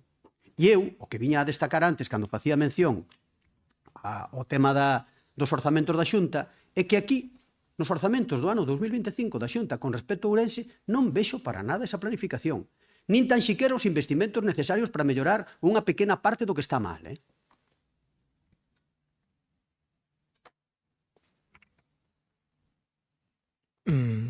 Partido Socialista. Gracias, presidente. Bueno, eu xa, para rematar na segunda intervención, dous apuntes moi rápidos. Algo xa o comentou o voceiro do BNG, o señor Puga, con respecto ás actuacións da Xunta de Galicia. Eu tiña por aquí anotadas algunhas cousiñas. Eu creo que sí que sería importante que nos puxéramos un día tamén de acordo, porque, ao mellor, pois non hai máis que ver as inversións que veñen nos orzamentos do ano 2025, ou que así están previstas nos orzamentos do ano 2025 da Xunta de Galicia na nosa provincia, e ao mellor pois hai que pedir algo máis. Para Ourense hai 41,30 millóns de euros en 26 actuacións, para Lugo 55,79, para Coruña 217 millóns e para Pontevedra 223 millóns. En fin, e logo, pois, hai certas, por exemplo, na carretera que falábamos antes, na Nacional 540, que nos utilizamos os de Valdeorra, sobre todo cando imos a Santiago, que a miúdo hai que ir a Santiago, pois utilizamos aí algún tramo que corresponde á Xunta de Galicia, concretamente no corredor que vai de Chantada hacia Lalín, e hai aí o entronque que está demacrado de todo, un entronque que lle corresponde á Xunta de Galicia. A carretera da Rúa Agudiña, que tamén a comentou xa antes o señor Puga, a carretera de Tribes a Freixido indo hacia Valdeorras, hai un tramo ali que non o entende nadie, é dicir, hai un tramo ali, esa é unha carretera tamén autonómica, que non entende nadie como pode estar tan abandonado. É o tramo desde o Ponte Vivei hasta Larouco, que serán 4 ou 5 kilómetros, pois demacrao, pero demacrao, e o resto parece que está bastante correcta a carretera, non? Eu creo que sí que sería bo que algún día que nos sentáramos ao mellor entre todos, ou que traíamos aquí algún tipo de proposta para decir a Xunta de Galicia pois que Ourense tamén existe. Moitas gracias. Moitas gracias. Manuel, alguna cousa máis? Non. Bueno, pois nada, entonces eu simplemente de votar tamén algunha matización, sobre todo respecto deste último. Eu creo que evidentemente na situación que temos nas estradas, efectivamente, pois todos temos culpa en función do tempo que ten responsabilidades, non? Efectivamente, eso está claro. E bueno, eu creo que o espírito da moción, ou por lo menos o que nos mova a nós, que creo que concitou pois ese acordo, non é votar terra ou sobre eso, senón pedir que ten unhas mellores infraestructuras. E o que tamén teño que dar é ese o espírito, non é outra cuestión, vale? O que sí que teño que dar é algún dato, porque eu creo que algún ou non leu o presuposto, pois traemos á Xunta, claro, isto é unha cuestión de tal, pero traemos á Xunta. Eu creo que teño que tamén ser institucional e tamén dar cumplimento ao que hai. Vamos a ver, saliron publicadas, están nos orzamentos, e vostedes un equipo, un partido, estou referindo neste caso ao bloque, que teñen acceso á documentación dos presupostos en onde están consignadas partidas máis ou menos grandes para todas esas carreteras que usted se refería. hai 1,5 millóns para a carretera e están plurianualizadas, co cual están tanto a 540, que hai 1,5 millóns, e dúas inversións nos anos 26 e 27 para rematar o proxecto completo, está a 533 de Valdeorras, que hai 1,5 millóns, e tamén o proxecto plurianual para rematala o que está previsto, está 1 millón para a rotonda da 525 hasta o Chú e plurianualizada para rematarla, e está o peche da circunvalación como el este, a da de ben posta ao outro lado. Tamén o mismo, é dicir, a mí me gustaría, claro, podíamos dicir, oye, porque non van 4, non van 5, non van máis. Seguro que sí. E eu son o primeiro que reivindico. Pero, bueno, eu creo que dúas cuestións. Primeiro, Ourense é a provincia de Galicia que aumenta máis a inversión per cápita de todos, 200 euros. Vale? Non é a que máis ten, porque temos menos población, pero é a que máis aumenta, e é a segunda, a que máis aumenta este ano, e a segunda que ten esa inversión, a inversión total tras Lugo, a escaso distancia. Vale? Per cápita. E segunda cuestión, eu xa lle digo, tampouco sin ánimo de polemizar, a mí me gustaría que esta folla de ruta que temos marcada e que lle digo que me preocupa como a calquera veciño de Ourense e desde as miñas responsabilidades como presidente da Diputación e outras, evidentemente me preocupa moitísimo. A mí me gustaría ter esta folla de ruta de 1,5, 2 ou noutras magnitudes, outros tal, noutros inversións, noutras administracións. Non sabemos ahora mismo se o goberno central vai a poñer non sei canto no 25 para a circunvalación norte, para non sei que, non o sabemos. Sabemos o que é a Xunta, que será escaso, pero sabemos a folla de ruta. Sin embargo, non sabemos a folla de ruta noutras administracións. E iso sí que tamén me preocupa. Insisto, sin ánimo de polemizar, porque despois podíamos polemizar respecto se poñen 20, 15, 10 ou 2. Pero o que sí é máis preocupante é non ter esa folla, non?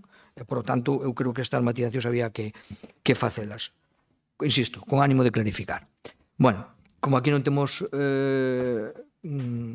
moita discusión en torno ás votacións que están aclaradas xa por parte de todos os grupos, pasamos a votar. A de engádega, sí. Vale, pois primeira emenda de engádega, non? Venga, a favor, non? Aceptamos, non? Vale. Abstención o PSOE. E agora a moción, non? A favor? Vale. Queda aprobada.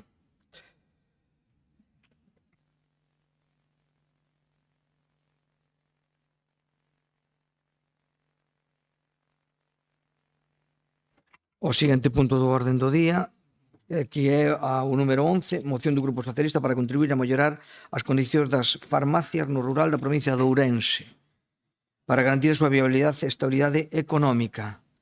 Neste caso ten a palabra Rosendo Fernández. Perdón,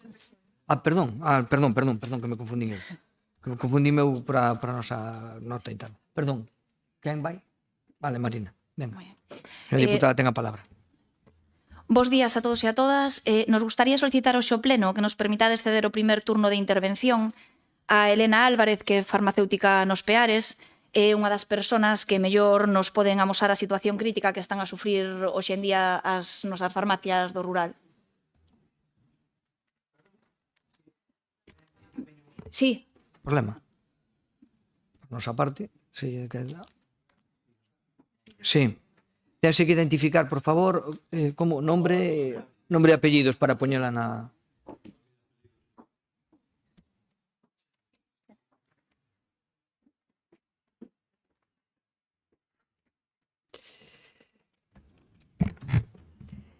Hola, buenos días. Sí. Yo compré Bo día, ten a palabra agora, vale? Está identificada? Identifíquese, Soy por favor. Elena Álvarez Cerdeiriña, Elena Álvarez Cerdeiriña. la farmacéutica del pueblo dos Peares. Muy bien. Yo compré la farmacia dos Peares en mayo del 2022, suministrando a la residencia de discapacitados que Aspanas tienen a Peroxa. Y a los 6 meses de comprar la farmacia, rescindieron el contrato con el centro de discapacitados con la farmacia de forma unilateral y sin ninguna justificación. Nunca se han reunido conmigo para ver cómo querían el servicio y en la actualidad pues está consumiendo en una farmacia de la provincia de Lugo, no en el área sanitaria porque cambió su registro de actividad. Oficialmente figura como centro exclusivo de fisioterapia cuando es un centro sociosanitario con el conocimiento del Concello, da Peroxa y del Inspector de Sanidad de Ourense, con lo cual está cometiendo un fraude de ley. Y además ya es una anomalía que en el Concello da Peroxa haya 3 centros asistenciales sociosanitarios más y que ninguno consuma en la farmacia de Os Peares perteneciendo al mismo concello. Con lo cual, la farmacia de Os Peares tiene 59 personas viviendo censadas en la actualidad allí y la farmacia no puede sostenerse. Yo solicité el traslado a La Peroxa, ya que no podía mantenerme con 59 personas, y el alcalde vino a mi farmacia a amenazarme de que iba a hacer todo lo que estuviera en su mano para impedir el traslado, como así fue. Y como se cumplían todos los requisitos, lo único a lo que se pudo agarrar fue a no darle la licencia al local elegido para hacer el proyecto de traslado. Entonces, en unos meses, cuando ya no quede más soporte económico, la farmacia de Peares va a cerrar. Y esa es la situación que se está viviendo allí. Estamos sobreviviendo con 59 personas. Además de que, bueno, el médico unas veces está, otras veces no está, con lo cual la mayor parte de los pacientes que iban a ese médico se han trasladado a otros concellos y ya no compran tampoco en la farmacia de Peares, porque una vez que se trasladan a Luintra, a Peroxa o a Barrela, ya compran en las farmacias que hay en esas poblaciones. Y esta es una más de algunas que hay en Ourense, en la misma tónica. Moi ben, algunha cousa máis? No, Ou damos por nada finalizada a primeira intervención? Sí. Sí. Vale, gracias. Bueno, democracia. Pues muchas gracias, señor presidente. Intentaré ser breve, pero una de las cosas, solamente un inciso, es, como le decía Bernardo, a veces aquí si no hablas mucho parece que no te importa o no te lo has trabajado lo suficiente.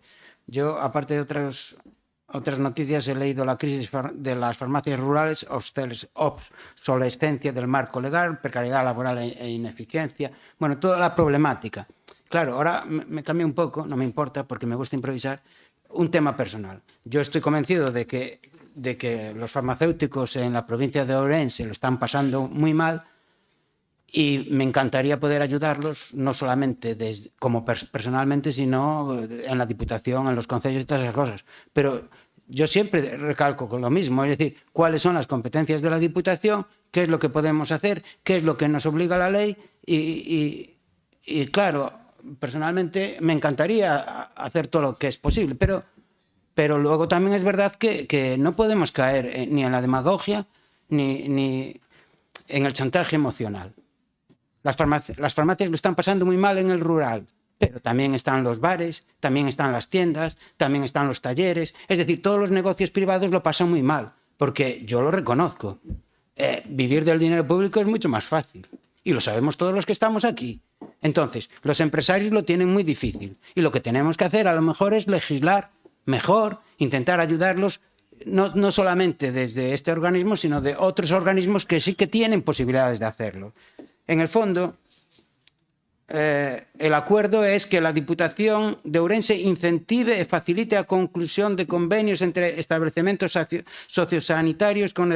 En definitiva, yo que tengo una mente muy escasa, viene a decir que nosotros le digamos al Sergas que compre los medicamentos en las farmacias del rural, ¿no? Es eso más o menos lo que se viene a pedir aquí. Bueno, pues por mí estoy totalmente de acuerdo.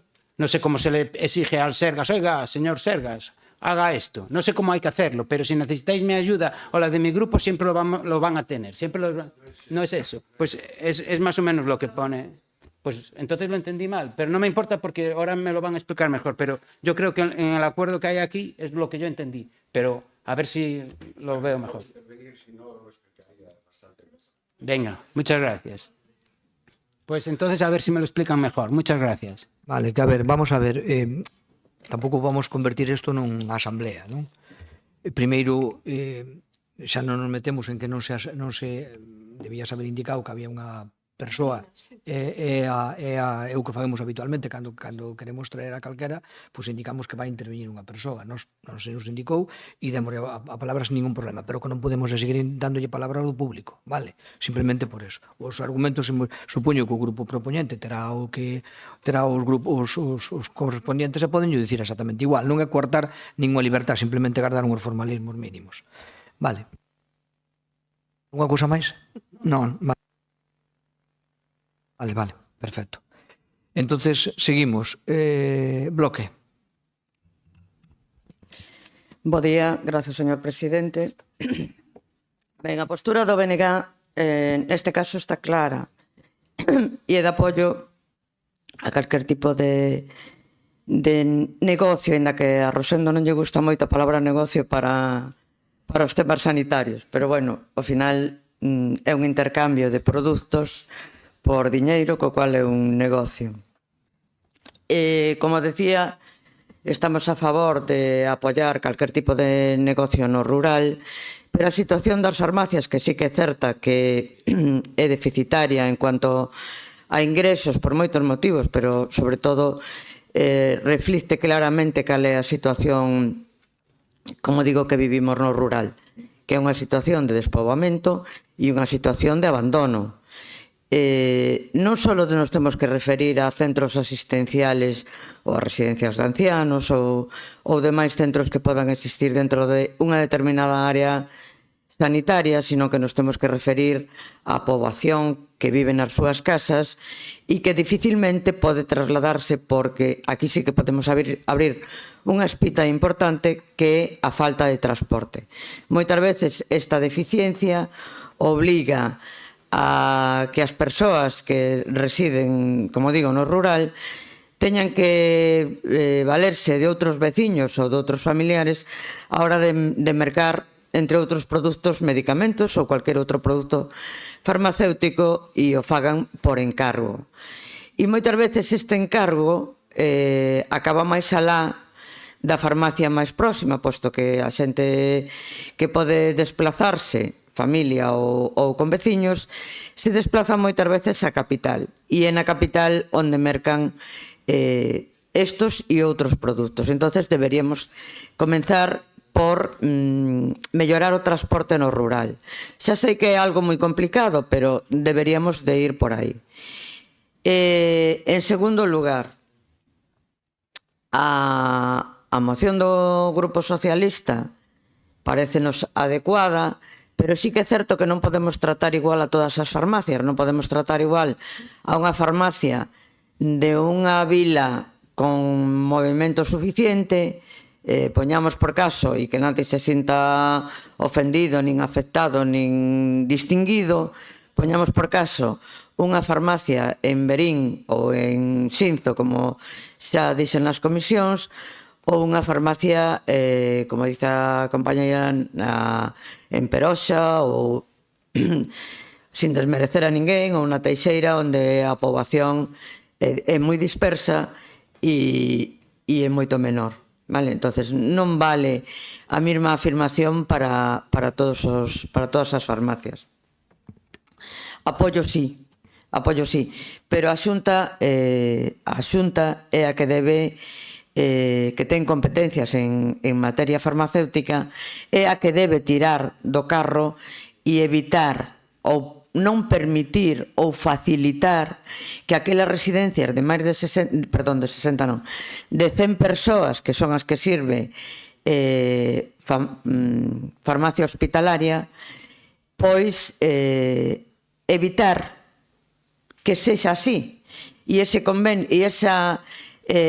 convenio ou non convenio que ten con farmacia hospitalaria, que pase a ser convenio que a farmacia da zona na que está en cuestión.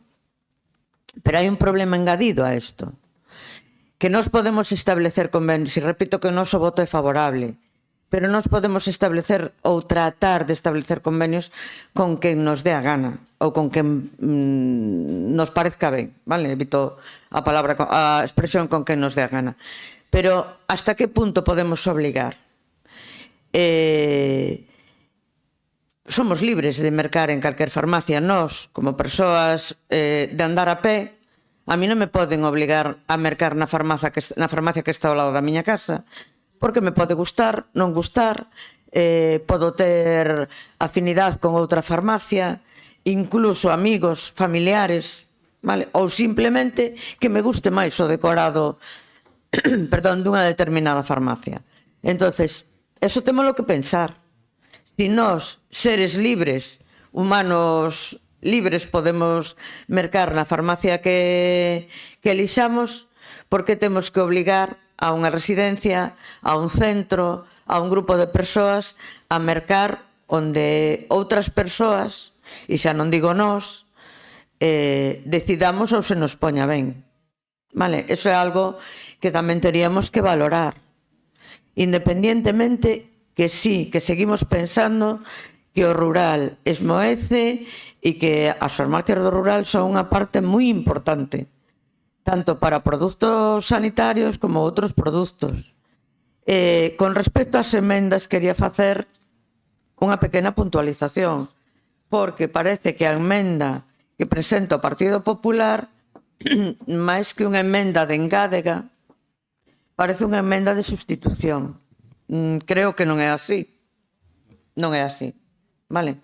Porque realmente a redacción da emenda é moi similar, solo que acota produtos sanitarios e medicamentos, non nomeas para farmacias, vale? Pero, señores do PSOE, creo que as parafarmacias tamén teñen dereito a existir, vale? Entón, creo que deberíamos analizar ben esas dúas cousiñas. Abogamos por a existencia de farmacias, por a protección das farmacias, por a protección de outros negocios, pero tamén por a protección de parafarmacias, independientemente dos produtos que se comercialicen nas farmacias ou uso, vale? Bueno, por ahora nada máis, continuarei na segunda intervención. Moitas grazas. Moitas gracias. Por ahora sí, Rosendo Fernández. Gracias, presidente. Vamos a ver, dúas cuestións breves. Perdón, non sei se, perdón, que habíamos falado, como resultou aludido no noso turno, resultou aludido o compañeiro Manuel, se podemos compartir unha parte do noso tempo para contestar, non? Sí, gracias, presidente. Eu iba a esperar ao final. Eu non quero entrar en ningún tipo de polémica, pero se o Concello da Peroxa cometeu algunha irregularidade en algún tipo de licencia, está a xusticia aí disponible para xulgar o que fixo as cousas mal. Nada máis, moitas gracias. Señor Rosendo.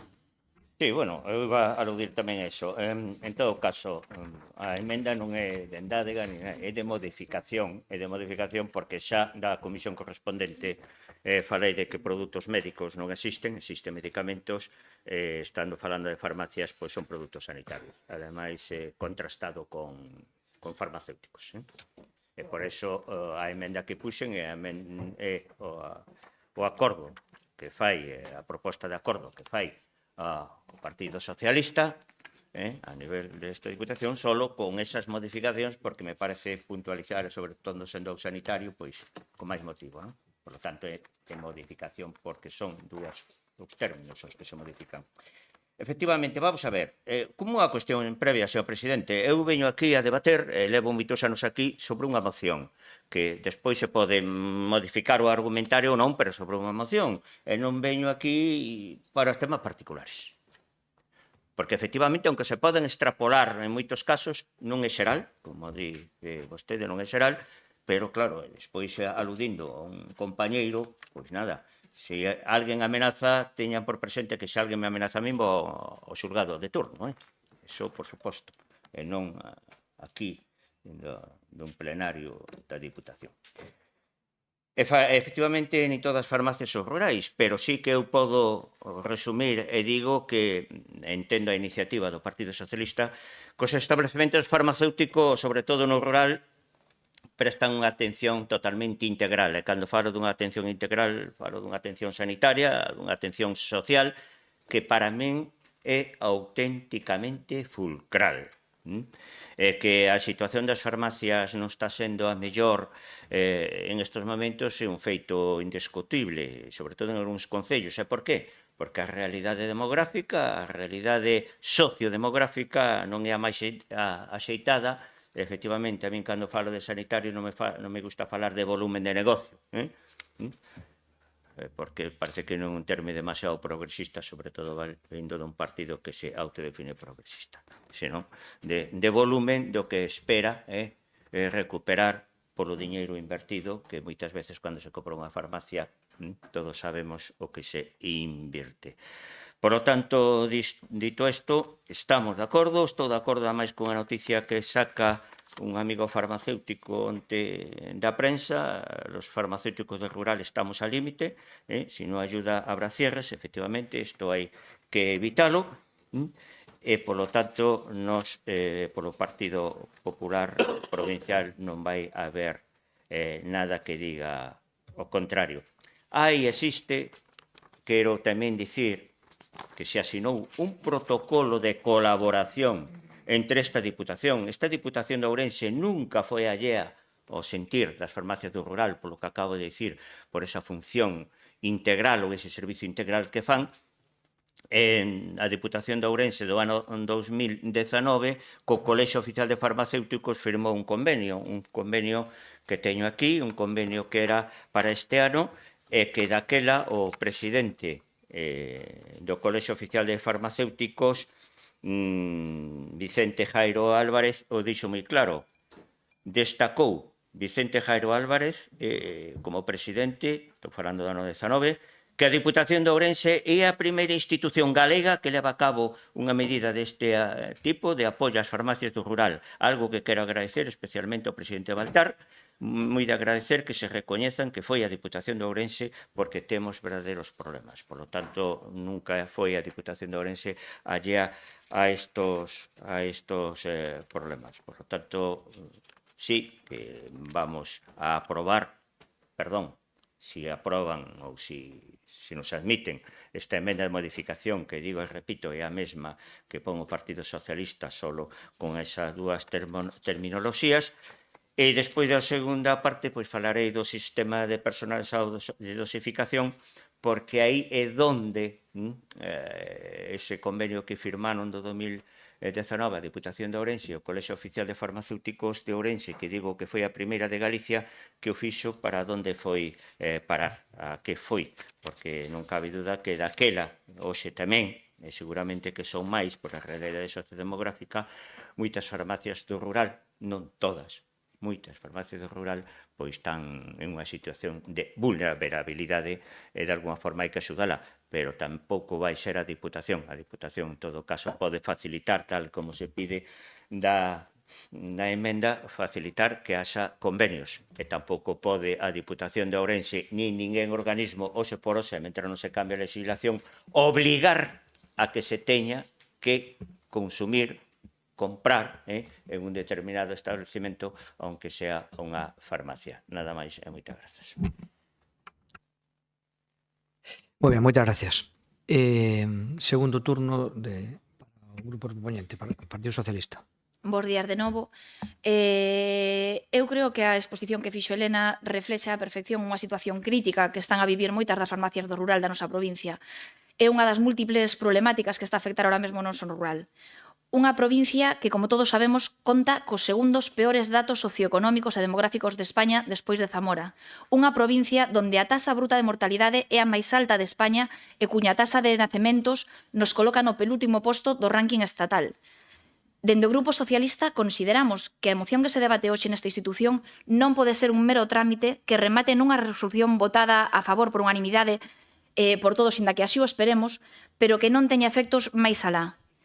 É preciso que a Diputación se implique na defensa desta provincia. Resulta indispensable que todas as administracións públicas se comprometan de xeito definitivo na defensa dos nosos servicios públicos, especialmente nunha provincia como Ourense, onde existe un altísimo índice de espallamento poblacional, ademais do envexecemento que por todos coñecido. Unha farmacia rural, sendo un negocio privado, presta un servicio público indispensable para os nosos veciños e veciñas, sobre todo para os que viven en concellos pequeños. E máis, a propia Lei 3/2019 de Ordenación Farmacéutica de Galicia se denomina atención farmacéutica como un servicio de interese público. Repito, como un servicio de interese público. Non estamos falando dun bar, non estamos falando dun taller mecánico, estamos falando de un servicio de interese público. Pondo como exemplo, xa que decía ahora mesmo dos bares, temos que decir que é certo que cada un é libre de comprar onde queira. A mí non me poden decir tes que ir a esta tenda ou tes que ir a esta farmacia. Pero sí que se lles pode chegar a convenios con entidades, sobre todo con entidades sociales como poden ser as residencias de ancianos, que dependen de inversións públicas, que dependen de subvencións públicas. Podemos ver, facer un estudio de canto diñeiro nos gastamos en residencias concertadas, por exemplo. E se nós esas residencias les estamos aportando diñeiro, esas residencias, sobre todo cando están asentadas nun concello rural, teñen que formar parte da economía dese rural. Por exemplo, xa que decía o dos bares, decimos que vale, que cada un pode ir a comprar onde queira, pero, por exemplo, os bares teñen que comprar nos 3 estancos que están máis cerca do seu propio concello. O sea, é sempre dentro do concello. O sea, se unhas normas valen para uns, o sea, deberían de valer un poquinho para todos, non? Por eso, esta Deputación se debería comprometer de xeito efectivo nesta moción, porque lle debemos a persoas como a Elena, como a Vicente, o farmacéutico do Bolo, co que estuvo en reunida a semana pasada, e que, sendo de Lugo, decide comprar unha farmacia no rural, nun sitio despoboado, disminuindo os seus ingresos e meténdose nun crédito para apostar por darlle un servicio imprescindible aos seus veciños, pero, sobre todo, porque llevemos os nosos cidadáns. Esas persoas que non podrían seguir vivindo no rural, sobre todo os nosos maiores, se non teñen unha farmacia cerca. A situación de moitas farmacias do rural da nosa provincia se encontran en estado crítico. Farmacias como a da Veiga, como a de Vilariño, como a do Larouco, como a do Bolo, por citar algunhas. E non o decimos nós, o está a advertir o propio Colexio Oficial de Farmacéuticos de Ourense, que cataloga a situación de crítica. Por eso nos pareceu imprescindible traer unha iniciativa para que se incentive e facilite a conclusión de convenios, que era, antes querías a aclaración, digo yo, portavoz de Democracia Orensana, o que realmente estamos pedindo, o que traemos é unha iniciativa para que se incentive e se facilite a conclusión de convenios para que os establecementos sociosanitarios ourensáns compren os medicamentos en farmacias do seu propio concello. Vale. Temos constatado casos nos que os establecementos como residencias de anciáns que dependen dos preceptivos acordos con instancias públicas e reciben subvencións públicas realizan as súas compras de medicamentos fora dos concellos onde desenvolven a súa labor e mesmo fora da provincia de Ourense ou a través dos Sergas mediante os centros de saúde ou os hospitais da provincia. Eso pode aforrar uns poucos cartos ás arcas públicas? Sí, pero poucos. E a pregunta é, si ese aforro supón o peche de farmacias do rural por a falta de viabilidade económica, cal sería o custo de perder a capilaridade que nos proporcionan estas farmacias? Segundo a COFO, o 99,9% dos cidadáns desta provincia teñen acceso a unha farmacia preto do lugar onde viven. Perder estas farmacias suporía unha nova discriminación hacia o rural e hacia as persoas que ali vivimos, sobre todo hacia os nosos maiores que dependen delas casi a diario. Polo ben da provincia, precisamos artellar medidas de discriminación positiva que melloren as condicións das farmacias facéndoas viables e estables económicamente. Non nos poden valer parches totalmente insuficientes, como as axudas para as farmacias BEC, esas farmacias que se denominan de viabilidade económica comprometida, que exixen unhos ingresos por debaixo de 200.000 euros anuais sin ter en conta os créditos de adquisición das farmacias, os custos de traballadores contratados ou os de mantenemento. E só proporcionan unha axuda ínfima, ridícula, de 190 euros ao mes que non cubre nin o pago a autónomos. Sigamos o exemplo de diputacións como a de Burgos, que este mesmo ano sacou unha convocatoria de subvencións para farmacias rurais en poboacións de menos de 1.000 habitantes por un importe de 96.000 euros. Repito, por un importe de 96.000 euros ao considerar estas farmacias como un servicio básico de interese público. Vaya rematando. Vale.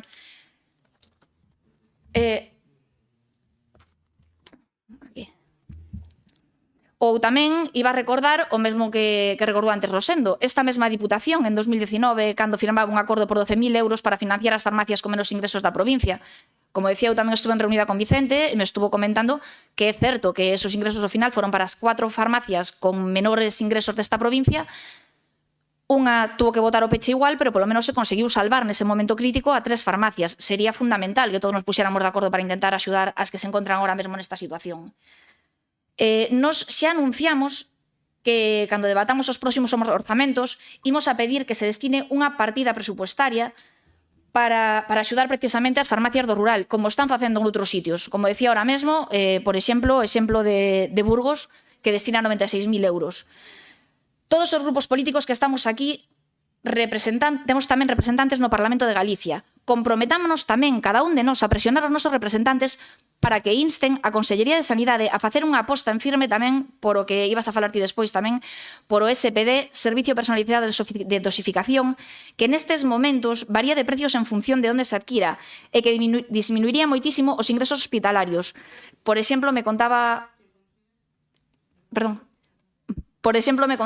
Vicente do Bolo, farmacéutico do Bolo, non? O caso de 3 irmáns que estaban ingresando de forma continua nos hospitales, xente de entre 85 e 90 anos, e que precisamente gracias a este servicio deixaron de ter esos ingresos hospitalarios constantes.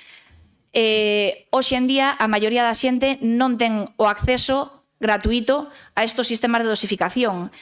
Despois dun ano co programa, só hai 119 personas que o reciban de forma gratuita. Algo non se está facendo ben e non está funcionando ben desde a Xunta de Galicia para que un sistema que é tan necesario Insisto, que pode ter... por favor, que se pasou moito do tempo. Vale. Non, vai remate, pero remate porque pasou moito tempo. Vale, nada, pues non, pois remato por o minuto final. Non?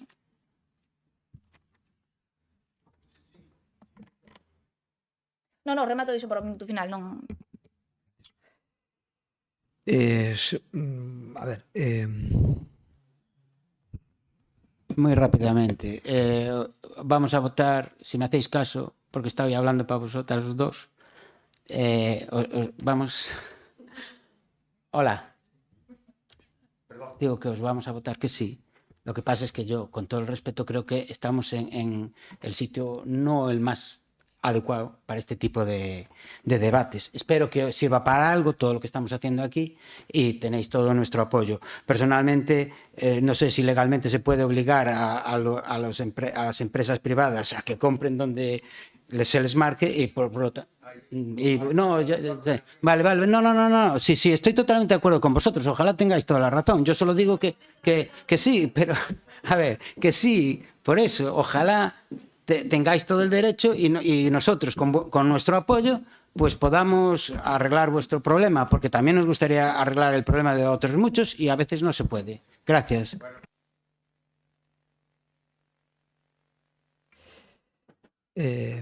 Venga.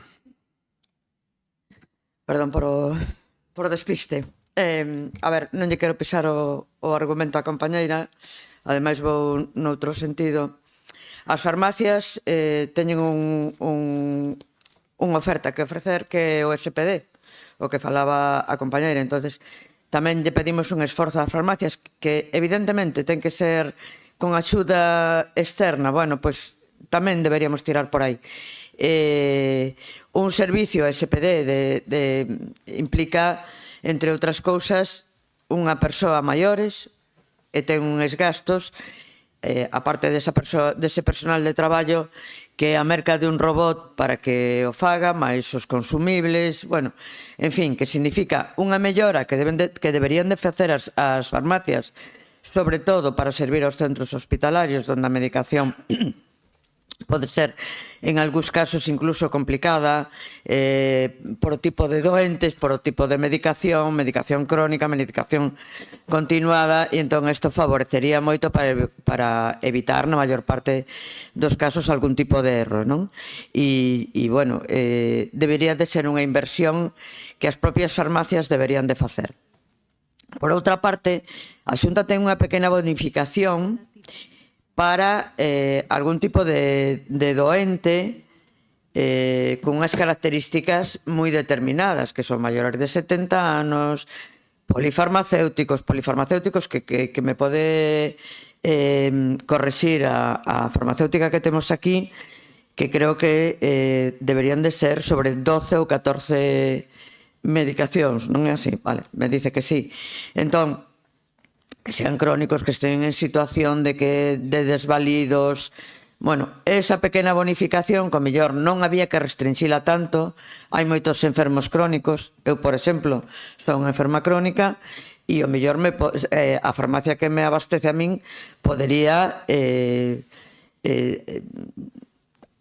optar a esa axuda, pero está demasiado restringida. Entón, o mellor, tamén a propia Xunta, que, repito, ten competencias neste tipo de axudas, podería rebaixar esas restriccións. E, por outro lado, e xa para rematar, eu diría que o Colexio Oficial de Farmacéuticos ten moito que decir neste tema. E podría ser o elemento que arbitrase estos convenios e ao mesmo tempo que fixese seguimento e intervención dos propios convenios. Porque, como dixen antes ao principio, non podemos obligar a ninguén a mercar donde non queira. E as residencias, como decía o compañeiro Rafa, son entes privados. Entonces, o Colegio Oficial de Farmacéuticos podía facer, isto é unha idea que lanzo ao plenario, para a intervención desos convenios. Nada máis e moitas grazas. Moitas gracias. Rosendo. Sí, gracias, presidente. Eu creo que foi moi claro da miña primeira intervención. Os establecementos farmacéuticos, sobre todo os do rural, prestan unha atención integral, social e sanitaria, e dixen auténticamente fulcral. Mas claro, creo que non podía ser así, porque son coñecedor e, ademais, é que é así. Tamén sei, porque falei con farmacéuticos, amigos, que o Servizo Galego de Saúde está traballando cos colexios oficiales de farmacia, de farmacéuticos, dun documento do que se van a establecer zonas farmacéuticos urxentes, e se van a detallar as axudas para garantir a existencia e a viabilidade que consideramos moi necesaria. Digo que habrá de esas farmacias que están en situación de vulnerabilidade. E, polo tanto, hai que falar. Daquel convenio que se fixo en 2019, efectivamente, había 4 farmacias, non vou dicir os nomes das farmacias, unha efectivamente desapareceu, había 2 en ese concello e unha desapareceu, e se lles ingresaron 3.000 euros a cada unha delas porque había un tema que era moi singular, que eran para gastos que as farmacias tiñan que facer e desenvolver para adaptarse ao sistema de verificación de medicamentos, o que se conoce por SEVEN, que é un código europeo, e por el protocolo de colaboración que hubo en aquel momento pola Diputación de Ourense, que foi sensible, e é sensible, e continúa sendo sensible. E máis, é tan sensible a Diputación de Ourense, que aquí teño a diputada de Igualdade ao meu carón, doña Teresa Barce, que a área de igualdade, baixo o lema 8M mes a mes, seleccionou a figura da provincia en unha farmacéutica. Mirad se somos sensibles ou non. Creemos que hai que ser sensibles, pero se xo celebramos, e demos a coñecer públicamente. En este caso foi a farmacéutica da Bola, aunque é natural de Xinzo de Limia, me parece. A señora, por tanto, somos sensibles. Efectivamente, está enterada tamén a portavoz do BNG, porque, efectivamente, todas, e teño que dicir, todas as farmacias de Ourense fixeron o curso de capacitación para facer o SPD, o Sistema Personalizado de Dosificación. Iso non o sabía, moi dixo un farmacéutico. E, polo tanto, eu creo que, basado nese decreto da Xunta, do decreto 87/2022, do 19 de maio, pois se fixo, e outro día salía unha noticia. O sistema SPD personalizado de dosificación é o mellor sistema que temos hoxe de recondicionamento dos medicamentos. E resulta que salía unha noticia que eu tiña para aquí, donde estaban incentivando que se recurrira a esos establecementos, a esa normativa, porque dá seguridade ao paciente. Tiño por aquí, non sei agora donde teño, en todo caso, era a noticia de un periódico. Bueno, por aquí andaba, pero en todo caso, fixo, todos os farmacéuticos, hai que lavar ese traballo e ese esforzo que todos fixeron o curso de capacitación para o SPD do Sistema Personalizado de Dosificación. Por lo tanto, nos vamos a votar, non sei se esa emenda que de modificación, pero é a emenda que presentaba o Partido Socialista a nivel provincial, é que non estamos de acordo que en todo caso hai que axudar porque as farmacias cumplen unha función totalmente integral a nivel sanitario. Nada máis e moitas gracias. Moi ben. Pois rematamos co último turno de intervencións para a propoñente da Marina. Decía Rosendo que todas as farmacias fixeron o curso de capacitación, é certo, pero tamén hai que ter en conta que moitas farmacias solicitaron entrar nestes programas e non llo concederon, entre elas a farmacia do meu concello, por exemplo. A Diputación, a realidade que a vista de toda a problemática que acabamos de amosar, debe actuar para solventar ou canto menos para paliar esta problemática, exixindo á Xunta de Galicia que adopte as medidas necesarias para que residencias geriátricos e centros dependentes públicos ou concertados satisfagan a súa demanda farmacéutica nas farmacias existentes nos concellos do rural. Falábamos na moción anterior da importancia de pornos todos de acordo en temas esenciais, como poden ser estos a hora de reclamar o Estado ou a Xunta.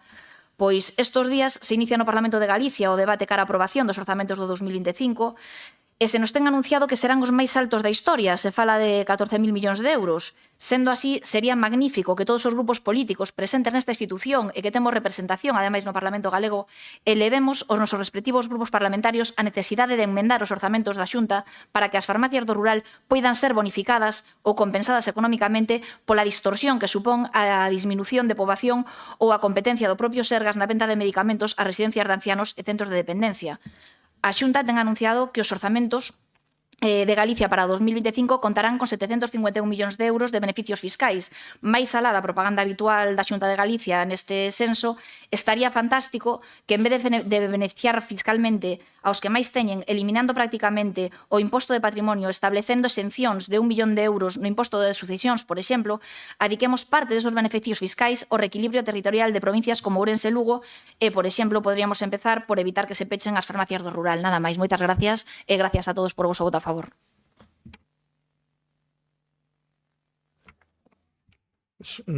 Solamente para finalizar dúas cousas.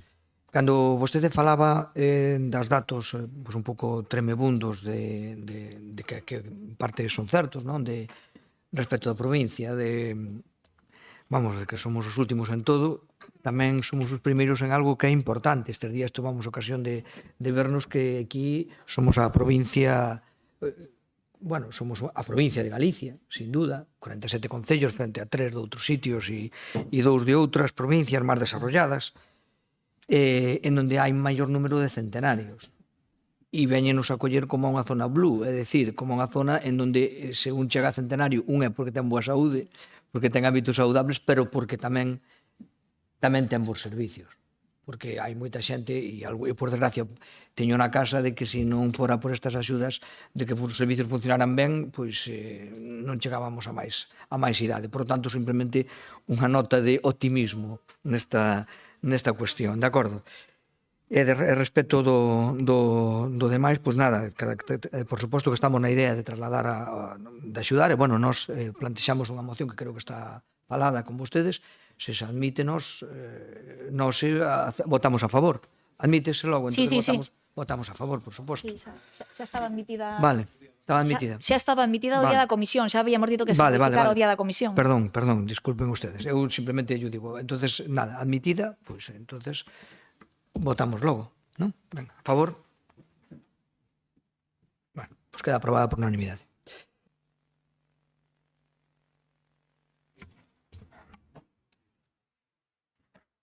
A última moción é a moción do Bloque Nacionalista Galego para do BNG ante o tasazo da Xunta de Galicia, de Galicia, coa subida do canon de Osogama. Gracias, señor presidente. Recoñezo que falar de residuos a estas horas igual xa se fai algo tardío, pero vamos alá. En vez de esperar a aprobación dos orzamentos municipais, cando os concellos deberán elaborar as ordenanzas fiscais de residuos para o vindeiro ano en condicións de seguridade xurídica atópanse coa imposibilidade de establecer un cálculo axeitado ante a inviabilidade material de ter datos cos que facer unha previsión acertada. Polo que urxe nestes intres ten información clara sobre o sustancial incremento do custe que supón a taxa de Galicia. Bueno, é certo que últimamente na unións coa FEGAM máis ou menos estes puntos se foron aclarando máis para unha provincia como a nosa, onde os 74 concellos que haberán en máis de 200.000 habitantes son atendidos por esta propia institución.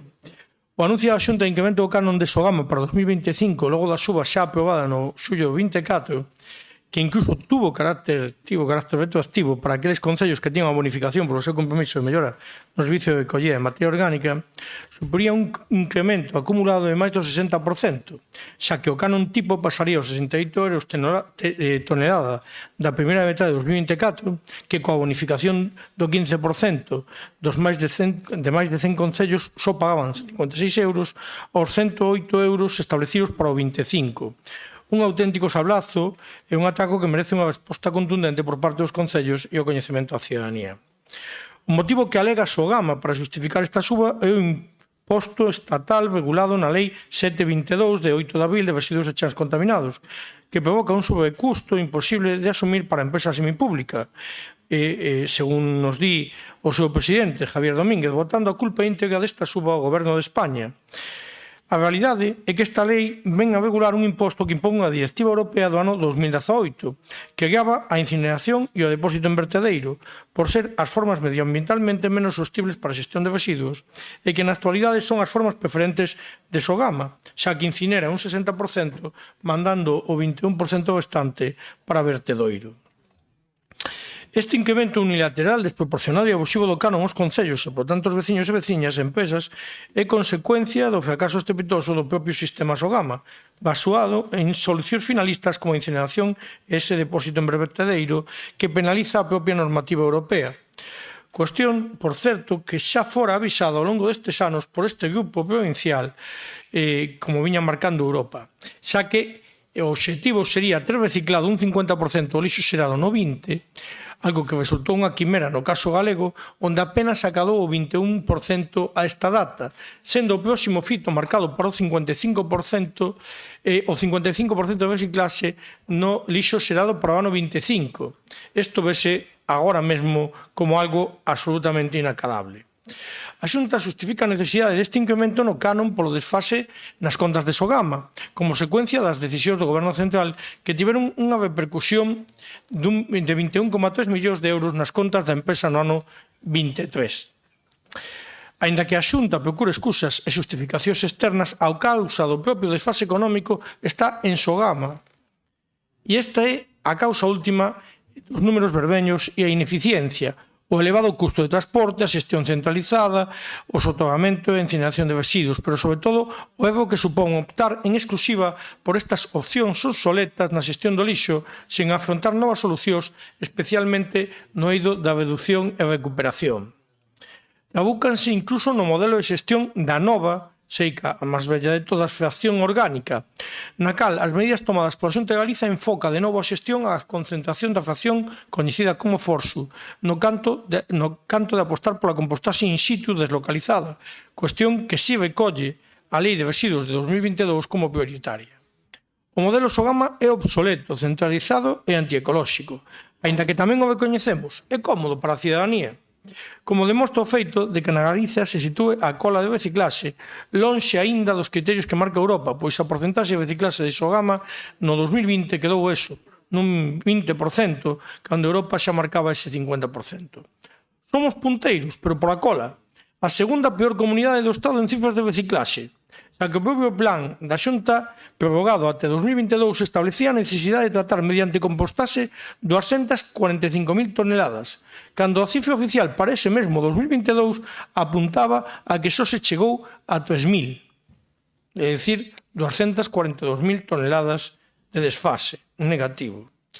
En lugar de abrir un debate sobre a cuestión dos residuos e introducir cambios no sistema de xestión para adaptalo ás exigencias da Directiva Marco Europea de Residuos, a Xunta opta por facerlle pagar aos concellos o fracaso deste sistema centralizado, obsoleto, moi costoso e anticolóxico.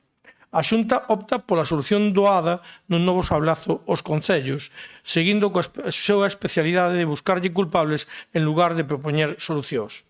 Porén, a pesar dese modelo ineficiente de Sogama, é especialmente lucrativo para o 49% a participación privada desta empresa pública, a de Naturgy, que ve garantida a financiación por parte dun goberno agarimoso na Xunta de Galiza. Hai que decir que, curiosamente, Sogama compralle a Naturgy o gas que precisa para queimar eses residuos que non é capaz de xestionar previamente. O novo tasazo anunciado para 2025, que elevará o canon a 108 euros por tonelada, supón un incremento total de máis do 60%, e non é unha solución. Dificilmente podemos calificalo sequera de mal parche. Condena aos galegos, a través dos seus concellos, a sufrir en non moito tempo un novo castigo en forma de incremento de custes por incumprimento unha vez máis dos obxectivos ambientais que marca Europa. Por iso traemos os seguintes acordos. Solicitar a Xunta de Galiza, en calidade de accionista maioritario de Sogama, que aclare cal é o canon por tonelada de rechazo entregada polos concellos para o ano 25, de tal xeito que estos podan elaborar as ordenanzas fiscais de residuos para o vindeiro ano en condicións de seguridade xurídica, reiterando a necesidade de modular o incremento de dito canon e que se vaya ligando a unha mellora da xestión, conducente á reducción da cantidad de residuos de fracción de rechazo tratados por Sogama e a mellora nas fraccións non recicladas. Recordar que o ano pasado non tuvemos a oportunidade, porque non nos informaron de que iban a subir o canon. Entón, no 24, os concellos nos comimos esa subida de canon, non? Segundo, demantar a Xunta de Galiza que o novo canon se acorde nunha mesa de traballo onde estén representadas a Consellería de Medio Ambiente, a Consellería de Facenda e a FEGAM, co fin de acadar un acordo a medio prazo que permita establecer un marco estable no aspecto económico da xestión de residuos. Así mesmo, esta comisión permitiría acadar acordos entre os responsables da recollida, concellos e os gestores da maior parte dos residuos, Xunta de Galiza e Sogama, sobre as verdadeiras necesidades para o tratamento sustentable dos residuos, evitando gastos superfluos e novos tasazos. Terceiro, instar a Xunta de Galiza e Sogama que en ningún caso a tasa deberá incrementarse nunha cantidade real superior ao 20% do canon por tonelada do ano 23, sempre cando o Concello teña implementado no ano 25 un sistema de recuperación da fracción forsu, materia orgánica, adaptado á realidade do seu territorio, sendo pois válidos para a aplicación das bonificacións correspondentes o sistema de compostaxe individual, compostaxe comunitario ou quinto contedor, sempre que os servicios técnicos da Consellería de Medio Ambiente da Xunta de Galiza que podan verificar o seu bon funcionamento. E isto tamén vai en colación con que no ano 23 solamente os concellos de máis de 2.000 habitantes lle permitían aplicar a bonificación en caso de implantar o quinto contedor, o cual era un absoluto disparate. Cuarto, solicitar a Xunta de Galiza a creación dun fondo específico de axudas á mellora na sustentabilidade da xestión dos residuos en Galiza, chámenlle como queiran. O caso é crear un fondo específico e non metelo todo no batiburrillo do Fondo de Cooperación Local. Este deberá contar para a súa concesión con factores de corrección que favorezan aqueles concellos que presenten datos favorables na reducción de toneladas de residuos procedentes do colector de rechazo e incremento nas toneladas de residuos das distintas fraccións recicladas, vidro, envases, papel cartón, materia orgánica, etc. Nos últimos 10 anos. Así mesmo, deberá ter en conta o factor diferencial de Ourense, entregando os fondos para mellorar a sustentabilidade da xestión dos residuos á Diputación Provincial. No que señor diputado, como sei que é usted unha eminencia no tema, depois que dalle unha segunda parte. Vale. Pero continúa un poquinho, se sabe que non pasa nada. Sí. Vale, pois quédame o punto quinto e o sexto. O Pleno da Diputación Provincial de Ourense exhorta tanto a Xunta de Galiza como o Estado español a posta en marcha dos regulamentos e ordes que permitan facer realidade os obxectivos da Lei 7/2022 de 8 de abril para residuos e chans contaminados para a economía circular, facendo realidade medidas tales como a priorización do pago por retorno de envases, a creación de scraps para residuos como colchóns, móviles, cabichas, así como acadar, neste caso, a Xunta de Galiza, os acordos precisos con eses scraps, se asistentes como Ecoembes e Ecovidro, para mellorar a sustentabilidade dos sistemas actualmente implantados, escoitando as entidades locais de xeito que estes convenios se asusten á realidade no noso país. Así mesmo, a Administración competente en cada caso deberá vixiar que se cumpla a legislación vixente en canto a posta a disposición dos consumidores de produtos a granel nos centros de venda e a reducción real por parte das empresas tanto dos envases superfluos como dos refugallos de alimentación implementación.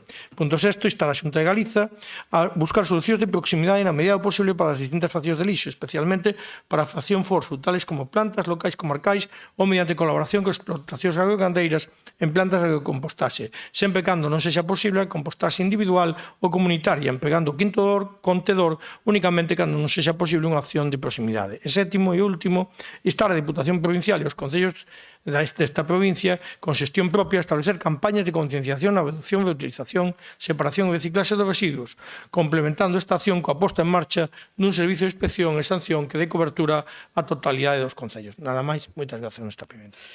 Moitas gracias. Democracia. Muchas gracias. Señor Bernardo, sabe que lo aprecio mucho, pero también sabe usted que tiene mucha más experiencia política que yo, que estas mociones, es la cuarta que voy a defender, por decirlo de una manera. Incluso me he molestado en volverlas a escuchar y me sorprendió lo mal que hablo, porque yo cuando hablo aquí digo yo, ¡uy, qué bueno soy! Pero luego cuando te ves grabado dices tú, pero qué malo soy. Bueno, no pasa nada, tengo tiempo para aprender. Aún me quedan pero muy rápidamente, si hubiera retirado esta moción, hubiera sido mi héroe. Mire, podemos hablar aquí de todo lo que queramos. Pero, como dijo mi amigo Félix Rodríguez de la Fuente, que creo que los conocen todos ustedes porque son mucho mayores que yo, hace 50 años dijo, vivimos en la sociedad de la basura. Pero a mí me gustó más y le digo, luego a cambio, la sociedad de la suciedad. Vivimos en la... Hay una cosa muy simple, cuando se haga y no de los resultados adecuados, yo me voy a callar, que es, tú compras un producto que está envasado y tú pagas por el envase. Eso funciona de maravilla, lo sabemos todos. Tú compras cualquier producto, el envase, te cobran 50 céntimos, 25 céntimos y luego cuando lo devuelvas te dan el dinero, si quieres tú o si no lo recogen otros. Eso es ciencia básica, ¿vale? Es más, otra cosa que a mí me molesta mucho es las colillas de tabaco, que también se podría hacer muy fácil, porque las colillas de tabaco llevan un filtro. Yo nunca he fumado, pero sé cómo son. Entonces, tú devuelves los filtros, que además son súper contaminantes, No sé, os podría dar aquí todos los datos, ya los di en el Concello de Ourense, los miles de millones de colillas que van al mar, al agua, que luego contaminan todo, durante 10 años son contaminantes, porque una cosa es ser sucio y otra es ser contaminante, que aún es peor. Vale, y luego quiero deciros una cosa, si me aplaudís al acabar este turno, no hablo en el siguiente. Así ya tal. Pero claro, aquí nos tenemos que enfrentar al imperio del mal. Y además me gustó, porque he visto varios artículos, algunos muy tal, pero me gustó uno que decía así, la mierda de Sogama hace de oro a Naturgy. Esto hay que dejarlo muy claro, porque hoy por hoy, uno de los grandes negocios en los que a mí me gustaría invertir, esto lo digo en plan irónico porque si no luego en los periódicos me ponen a verde, que a mí si tuviera dinero me gustaría en armas, drogas o en basura, principalmente en basura, que creo que es el negocio del futuro, porque tal y como vamos esto no tiene ya solución. Pero, ¿quién se encarga? Es que el otro día... Bueno, me centro. ¿Quién se encarga de recoger los envases? Pues muy fácil, Ecoembes. ¿Y qué es Ecoembes? Una investigación internacional señala a Ecoembes como el lobo con piel de cordero del reciclaje en España. Una investigación realizada por organizaciones de más de 15 países muestran las prácticas de lobby y greenwashing de las grandes empresas contaminantes y señala a España y a Ecoembes para presionar y anular y retrasar la legislación medioambiental de reciclaje y recuperación de envases. Porque hemos puesto al lobo a cuidar a las gallinas. Pero ¿quién está dentro de Ecoembes? Pues muy fácil. Coca-Cola, Colgate, Palmolive, Danone, Mars Incorporation, Mondelez Internacional, Nestlé, PepsiCo, Perfetti Van Melle, Protector, Gambler... Esto es un cachondeo. Perdonad que hable así, que sé que no os gusta porque sois personas muy serias y yo parezco que no lo soy, pero esto es un cachondeo. Entonces, cuando se legisle bien, cuando se obligue a las multinacionales a cumplir unas leyes que nos permitan ser menos cerdos y nosotros nos eduquemos en esa dirección, porque es muy fácil decir, bueno, vamos a educar, no. Hasta que no empecemos a darles el dinero por recoger ellos mismos los envases, entre ellos yo, no va a servir de nada. Muchas gracias. Moitas gracias. Partido Socialista. Ben, ahora xa podo dicir boa tarde, antes dixen bo día. Pero, bueno, nada, en todo caso, dicir que, dende logo, nós hai unha cosa que temos clara, esta é unha moción na que estamos en gran parte, pois, de acordo. O Partido Socialista en numerosos concellos no Parlamento tamén presentou moción neste sentido, e, dende logo, nós temos moi claro o que queremos. O que queremos é cambiar o modelo Sogama non funciona.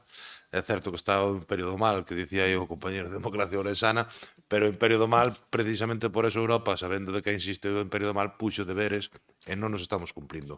Eu penso que non se debería estar en contra da maioría dos puntos, non se pode estar en contra. Eu penso que é cumplir gran parte co sentido común, pero tamén ca norma e con Europa. E nós creemos, dende logo, pois que hai que comezar a facer un cambio drástico pois no que é a xestión. Temos que apostar por subir, sabemos que non é doado, pero ir subindo con paso firme na reciclaxe, e, dende logo, pois tamén fai falta que a FEGAN, que é quen ten que liderar isto, pois tamén se atope en frente a un goberno receptivo para mudar este modelo, polo cal estamos fora de xogo.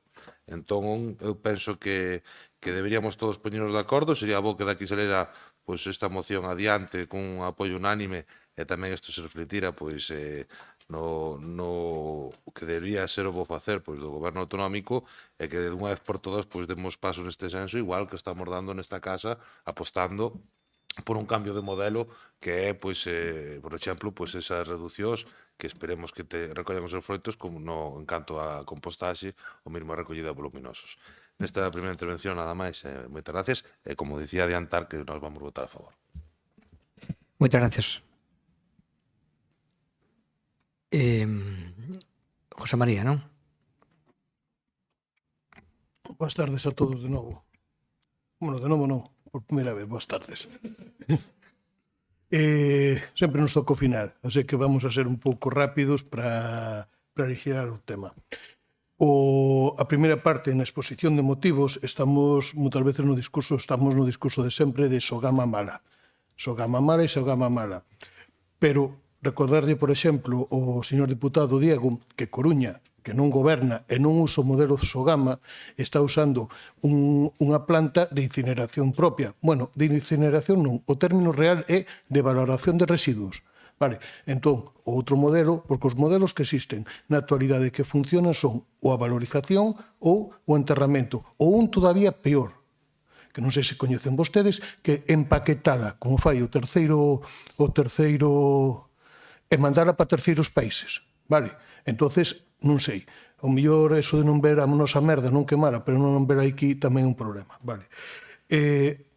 Gostaríame saber, Bernardo, algún día que dese idealizado o 60%, que ojalá cheguemos a poder reciclar, que estamos de acordo e tal, esa fracción que non se pode reciclar, que facemos con ela? Que facemos con ela? Vale. Que o que acabo de decir. Decir que o canon de Sogama solo sube por o imposto do IRIDES, un imposto que se aplica nunha transposición dunha normativa europea na que somos máis papistas co Papa, porque hai mutas. Vas a decirme que outros países non aplican porque reciclan máis, pero os mesmos países que reciclan máis e que non aplican que a mesma legislación e a mesma lei declararon a energía nuclear energía rosa, ou están metendo plantas térmicas, como é o caso da Alemania. Entonces, decir que non aplican porque tal, pero como teñen falta de electricidade están queimando carbón, aumentando as emisións de CO2, cando neste caso é unha cousa insignificante, porque temos que ter en conta que a potencia que ten instalada Sogama é de 50 megavatios. 50 megavatios é moi pequena. Vale. A eliminación tamén da retribución que recibía a planta segundo o Real Decreto 413/2014 do 6 de junio por el que se regula a actividade de produción de energética eléctrica a partir das fontes de energías renovables, cogeneración e residuos, e a orden 353 do 2024, onde están os valores de retribución, tamén afecta. E tamén afecta o imposto ás empresas energéticas. O imposto ás empresas energéticas, a produción de energía que se aplicou o ano pasado con unha suba importante, que hoxe, estes días, querían volver a facelo permanente, e hoxe acaba de salir, fai media hora, a ministra de Facenda dicindo que van a retirar. Por qué? Porque todos os socios do goberno en Madrid dixeronlle que non o iban a levar adiante. Co cual, non poderá ser adiante e suporemos que o ano que ven haberá unha baixada porque ese imposto que se lle aplicaba deixarase aplicarse. Bueno, isto é como cando se lle retirou as subvencións por este mesmo decreto no 2015 o imposto as subvencións ás plantas solares, aquelas que poñan pola noite con generadores para funcionar e tal, se retirou, pero se decía dende a oposición que era el impuesto al sol, vale? Isto é o mesmo, é un imposto a maiores. Con respecto aos puntos da moción, algún deles está moi ben. Teño que reconocer, Bernardo, que cando as mocións as fas tú e non chas dan a ler, son están ben feitas e moi ben argumentadas. Ya sabes por o que cho digo. Vale. Por iso, en moitos deles estamos de acordo. Vale. Por iso pedireche a votación por puntos da moción. Dentro dos cuales, no primeiro punto, que o canon é igual para todos, pero conocer os datos reais para poder ter unha gestión aceptada, unha gestión e pasar os datos a tasa para poder facer as ordenanzas do ano seguinte en tempo e forma é moi importante. Pasounos a todos este ano, co cual nós ese punto estaremos de acordo en apoialo. No segundo, esa mesa de traballo que tú pides, o que tal é o Consello de Administración de Sogama, onde xa están representandos a Consellería de Facenda, a Consellería de Medio Ambiente e a FEGAM, onde se sabe e onde se negocia. Podes decir que non teñen voto nin teñen voto, pero xa están ali representadas e a negociación xa se fan ali. Ese non poderíamos aceptalo. No terceiro, que a suba do 20% se topa unha suba máxima do 20% e se temos unha suba extraordinaria e o coste vai ao 60%. Que facemos? Asumímolo nós? Que non asume? Nese non podemos estar de acordo. A cuarta parte, ese fondo solicitado, ese fondo xa foi solicitado. Este grupo de goberno tuvo unha reunión ca Consellería de Facenda onde se lle plantexou precisamente eso e o que nos trasladou a Consellería de Facenda é que ese fondo vai a repercutir non no fondo de cooperación local, senón nun fondo específico para ou un mecanismo específico para que o prestador dos servicios, non só a Diputación de Ourense, senón o Concello de Ourense ou as mancomunidades, que nesta provincia hai 3 ou 4 mancomunidades que prestan o servicio, sean os receptores reais dese fondo de cooperación. Ese fondo de cooperación que non vaya a ser que se lle dé aos concellos e despois teñamos que reclamar, porque o directo é para o prestador do servicio. Eso foi unha labor que xa fixo este grupo de goberno, que xa tuvo varias reunións e que dixéronos que iba a facerse. Pedir que se cumpla no punto quinto os obxectivos da Lei 7 do 2022 e que se escoita as partes os que xa se poderían conquirir máximos, estamos de acordo con accións que se están levando e nós temos moitas ideas ou iniciativas que se levarán a cabo nos próximos tempos para poder aceptar estos scraps e poder aumentar o reciclaxe, campañas de sensibilización, recollidas, etc. A sexta, buscar solucións de proximidade, reducir o custe de transporte e a huella de CO2, estamos de acordo. A dificultade venden das medidas. Algúnas como unha planta comarcal da quinta fracción que xa se puxo en Berín, por exemplo, e que creou rechazo, outras que son as de locais, que tamén sería unha boa idea, as plantas locais están surxindo moitos enfrentamentos, están surxindo rechazo, como poden ser nos concellos de San Cibrao ou no Pereiro de Aguiar, que os grandes composteiros están tendo moita contestación social. Hai unha frase inglesa que é NIMBY, que é non in my back, ya, no, en mi patio trasero. Todo o mundo quere retratar, pero quere o lonxe. É igual co contenedor. Todo o mundo quere ter un contenedor cerca da casa, pero non quere ter diante da casa. En este caso igual, todo o mundo quere unha planta de compostaxe, unha planta de tratamento cercana, pero que este non na miña, no do lado. Excepto, levaránse a cabo as campañas de concienciación e, como xa sabes, vostede dotaránse dos presupostos do ano que ven, xa hai varias plazas de vixiancia medioambiental.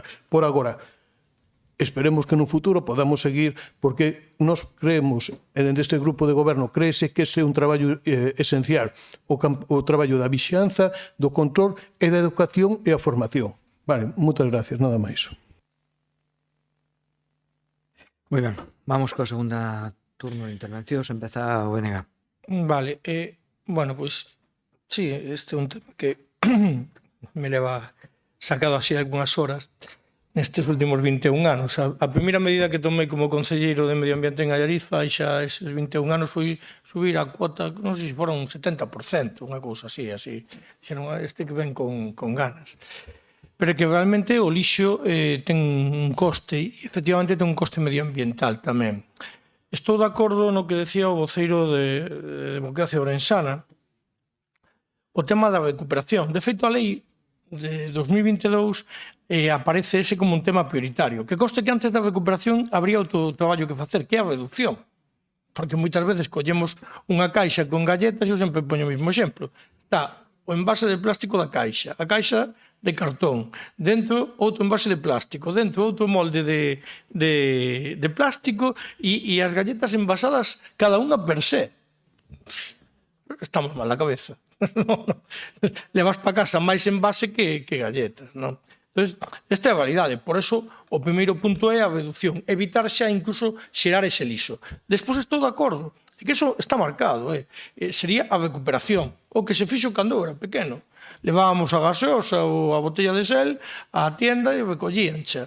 Aí é unha imposición das grandes corporacións, evidentemente, que se evitan todo esa logística que lles faría, xa non é os costes económicos, é a propia logística en sí que lles obrigaría a facer esa recuperación e entón é lles máis sinxelo pagar algo a través dos scraps.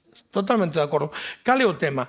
Que a lei 2022 xa o trae, en outros países europeos estáse facendo, pero aquí supoño que precisamente porque gobernanos un pouquiño o Estado, pero gobernanos moito esas grandes corporacións, o que se fixo foi dar unha patada para diante e dicir, a ver se nos 2030 recuperamos tanto. Todos sabemos que non se vai recuperar. Entón aí, teóricamente, sí que entrará en funcionamento o sistema de recuperación.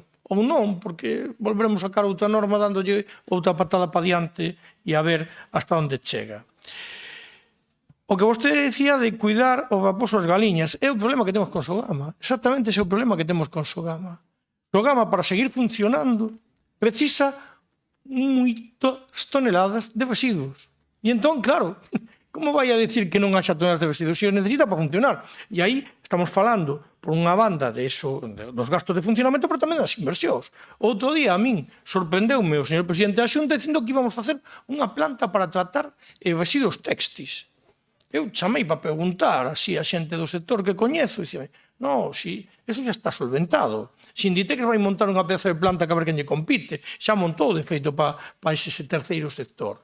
Que necesidade de gastar 16 millóns de euros que despois vamos a ter que acabar pagando. Bueno, pois é para alimentar outros intereses empresariais, vamos a chamar así, por ser suaves, non? E por suposto, o Sogama vai ter que existir. Chamémoslle Sogama como vostedes queiran, porque vai haber un 20% dos residuos que donde máis avanzados están no tema de xestión de residuos é ese 20% que non dan xestionado que acaba indo a incineración ou soterramento. Pero o 20%, non o 80%. Claro, é que a diferencia está aí. Que estamos facendo mal no 80%. Os que van máis avanzados están facendo mal, entre comillas, no 20%, non? O problema de Sogama non é un tema eléctrico. E que os 98, este ano vamos pagar, en principio, se cumplimos todos os parámetros, 92,5.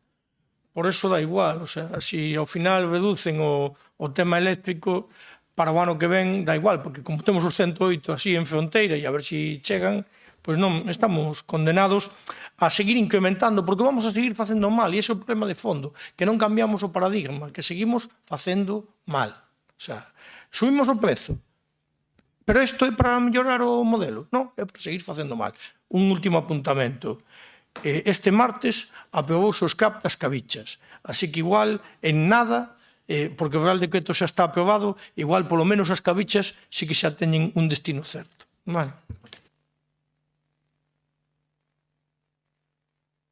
Moitas gracias, Diego. Sí, nada, eu para rematar rapidamente, simplemente por unha alusión, nada, eu que dicía era que temos que dar pasos, desde logo que a resignación e aplaudindo o actual modelo non podemos seguir, non xa polo componente medioambiental, que para min é prioritario, non, pero desde logo sí que para o componente económico, moitos concellos agora con este novo tasazo van ter un problema porque tamén hai concellos que manteñen bonificacións e reduccións, como ten esta casa, pero que tamén se van ver incrementadas porque vai querer proteger pois, os seus usuarios, sobre todo pois, onde hai zonas a mellor pois, poboación que teñen pois, máis vulnerable, etc. Obviamente os usuarios van ter un maior coste, obviamente vamos a ser menos competitivos tamén económicamente por ter un maior coste, e obviamente isto non é sostible e Europa nos di que temos que cambiálo. Por eso eu digo que temos que cambiar o modelo de forma radical.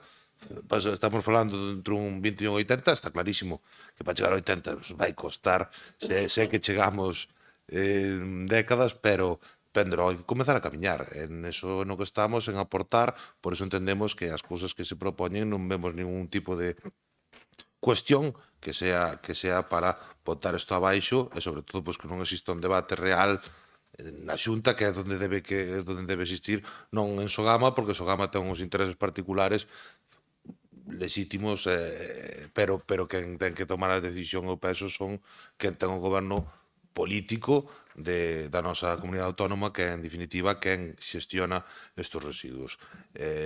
Nada máis, moitas gracias. Moitas gracias.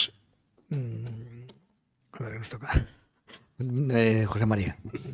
Solo dúas cousas. Primeiro, unha cousa que me apuntaba o composteiro quere non no enxe, senón na casa do que che cae mal. A ver se yo podes pôr na casa do que che cae mal, vale. As ideas de devolver os cascos, aquelas máquinas que había antiguamente, o que levaba, o acórdome de ir a devolver as caixas cas botellas cando éramos pequenos, se pode lograr é unha gran idea. Hai que presionar, incluso máquinas como pode haber noutros países onde tú devolves, ou a xente, por exemplo, fai uns anos estuvera en Finlandia e a xente con poucos recursos dedicábase a recoller os cascos que había pola calle para despois recollelo, non é unha má solución. Diego, hai que intentar levar a ese 20% solo que quere Bernardo. É moi complicado, é moi complicado, pero bueno, hai que ir dando pasos, que iso intentamos entre todo. O dos residuos textiles, Bernardo, hai que ter unha cousa moi en conta.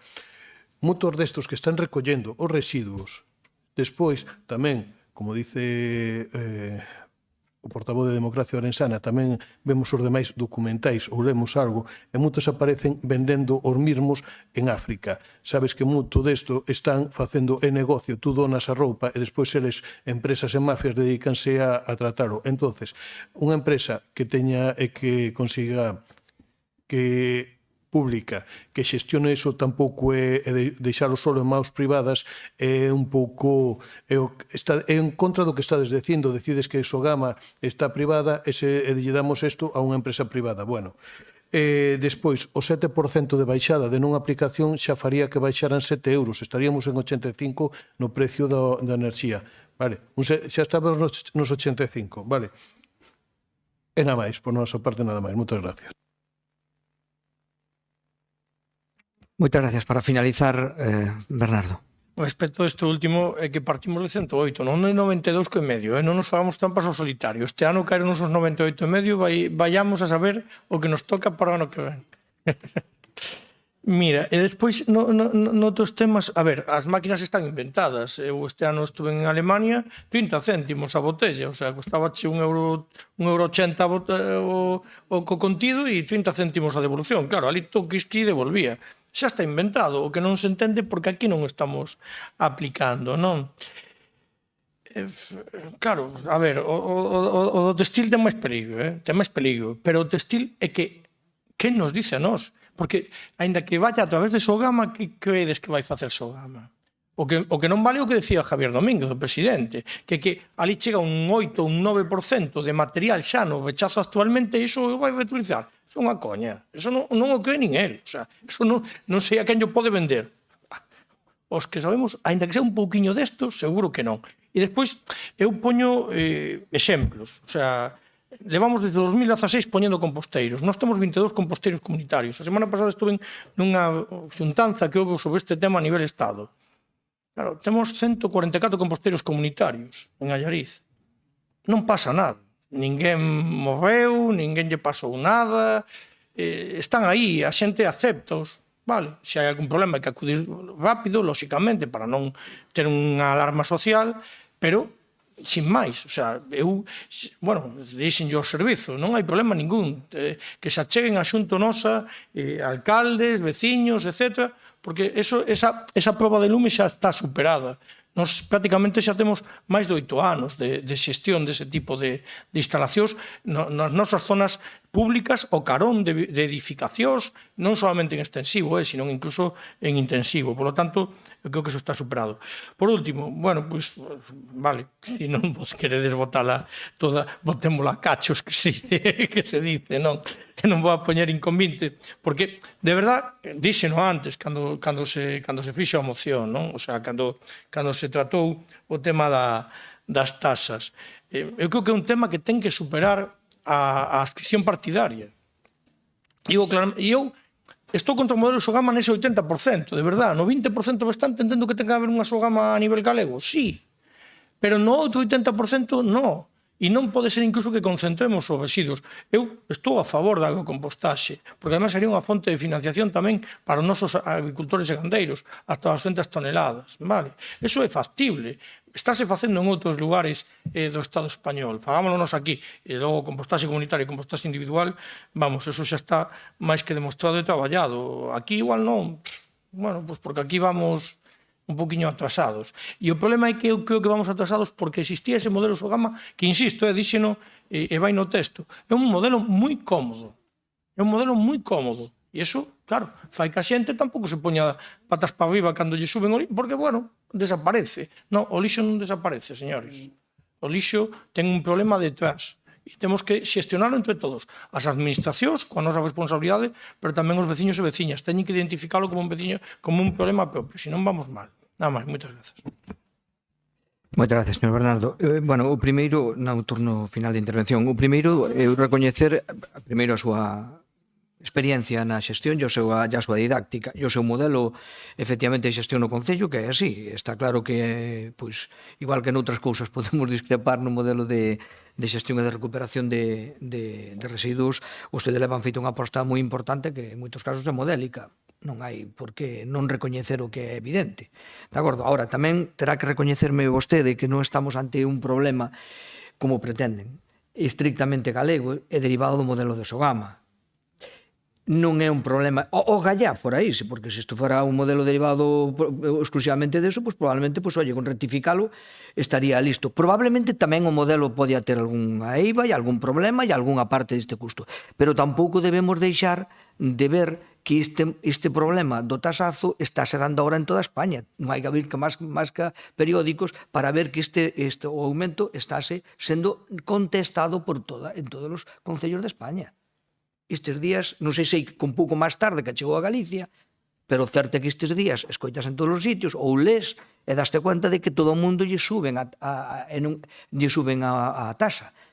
Por lo tanto, é que é un problema nacional. E entonces probablemente engarce, non digo que teña a súa causa, a totalidade da súa causa da subida, non digo que a teña neso, pero en certo modo tamén seguramente o que alegamos ahora de que o modelo de Sogama, caseivas que teña, non é o único causante da subida. Non é o único causante. Entre outras cousas, porque en Galicia os outros modelos que se ensayaron non son mellores.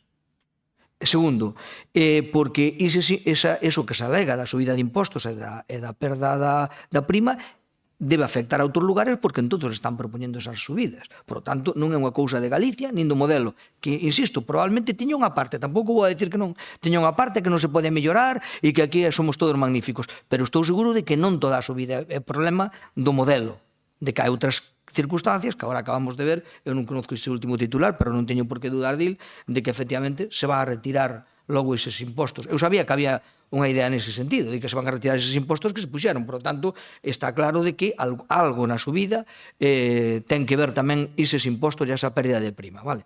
Dito isto, agradecer tamén o que nos deixen votar por puntos, porque hai moitas cousas, efectivamente, que nos estamos para asumir, porque en traballar porque por a recuperación e en traballar por a mellora do modelo, pois quen di que non. Nós, desde logo, decimos que sí tamén. E, por lo tanto, nesa votación por puntos que nos permite, nos vamos a votar por varios puntos a favor, lóxicamente, porque estamos de acordo.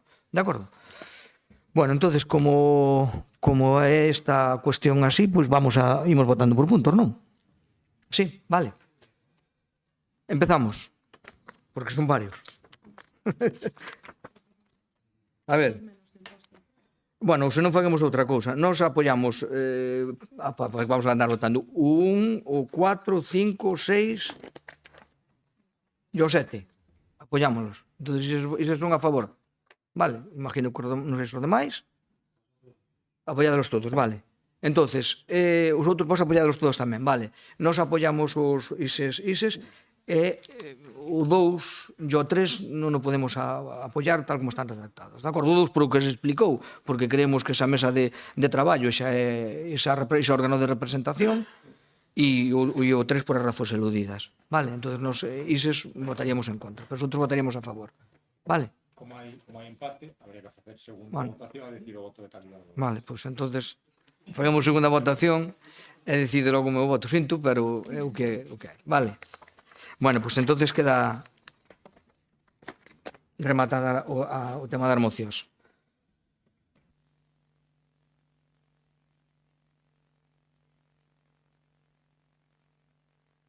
Do aspecto propositivo, quedannos unhas preguntas que teño aquí, se teño alguma cousa máis.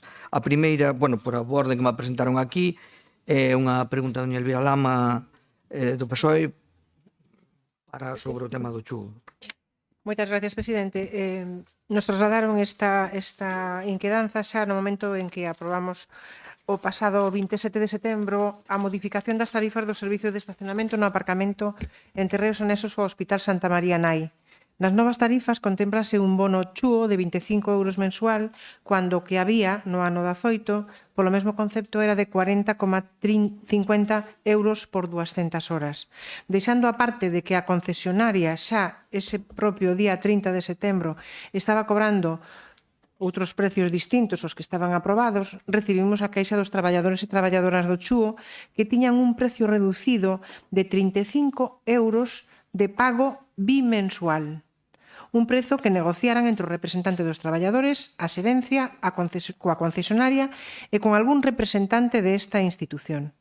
Coas novas tarifas en vigor, os traballadores e traballadoras van a soportar unha suba mensual de 7,5 euros, xa que pasan de 17,5, é dicir, a metade dos 35 euros, a 25 euros mensuais coas novas tarifas aprobadas.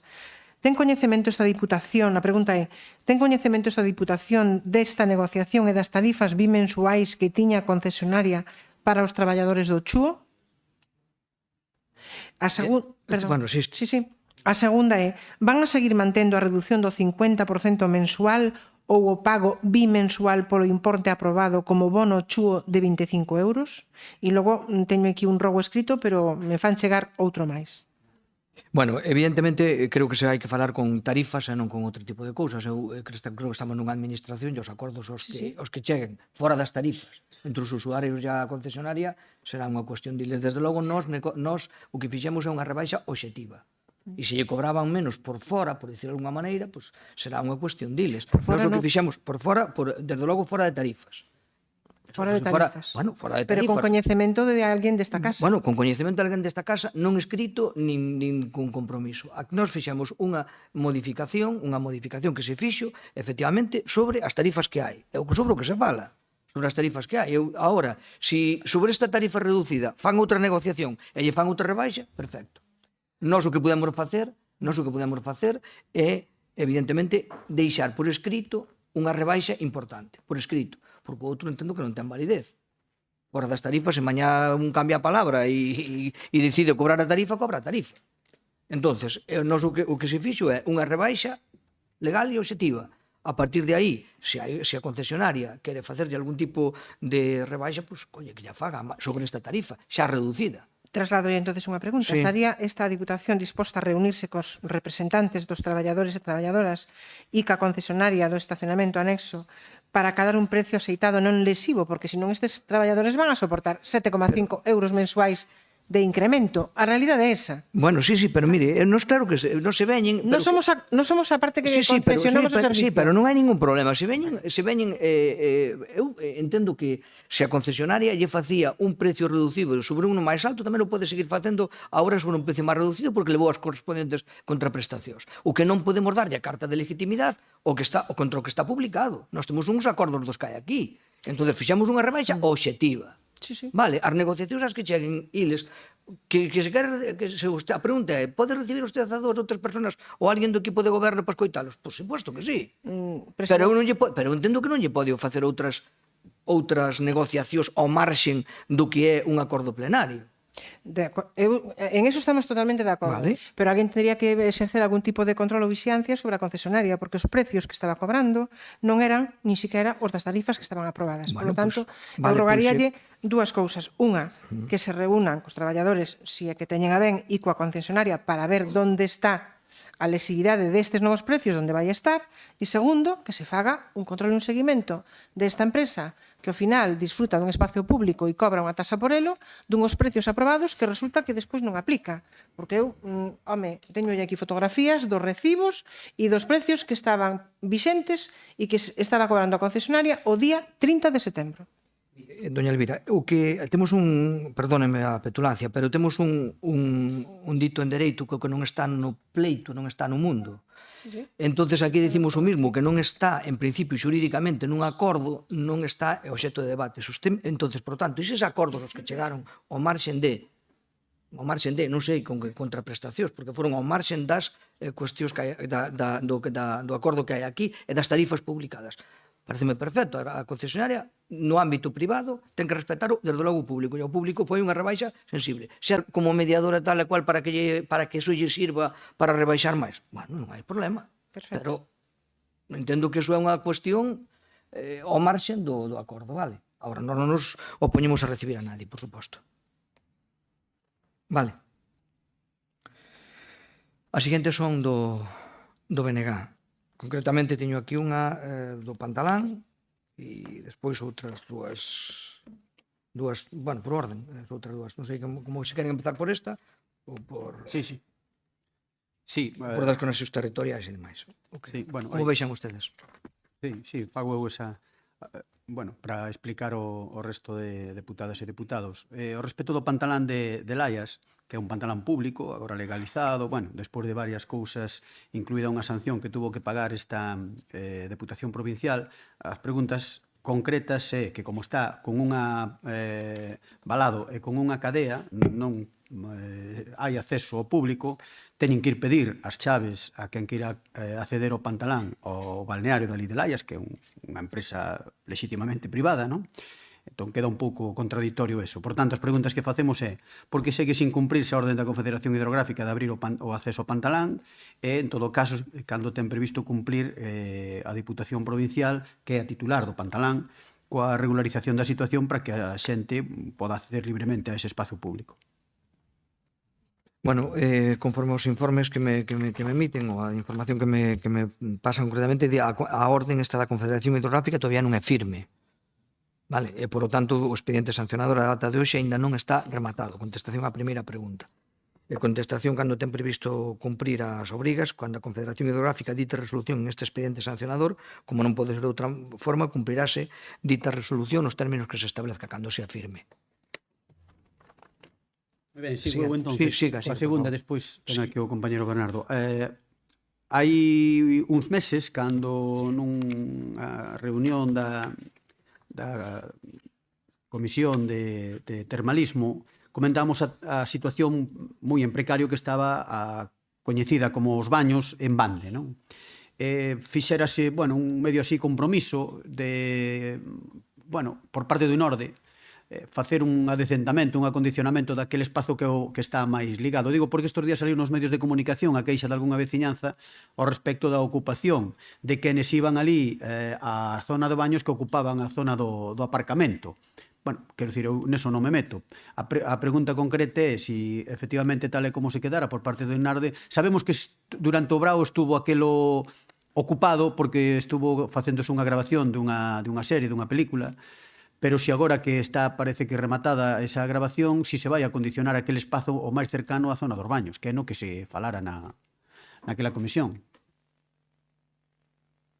Vamos a ver, con respecto a, por suposto, a Diputación trasladoulle ao Concello, aquí hai unha cuestión, todavía esas augas non están declaradas, non teña condición de, se a zona de baño non ten esa condición, bueno, legalizadas para entendernos, e, por lo tanto, unha vez está traballando por parte do Concello na súa legalización, e por parte da Diputación, a través do INORDE, neste caso, do Plan de Sustentabilidade Turística e Termal, recolle actuacións no entorno dos baños, na adecuación, proxecto de execución de aparcamento pensión os baños, de titularidade pública, caldeira do hotel e pantalón móvil pendiente da autorización da Confederación Hidrográfica do Miño-Sil.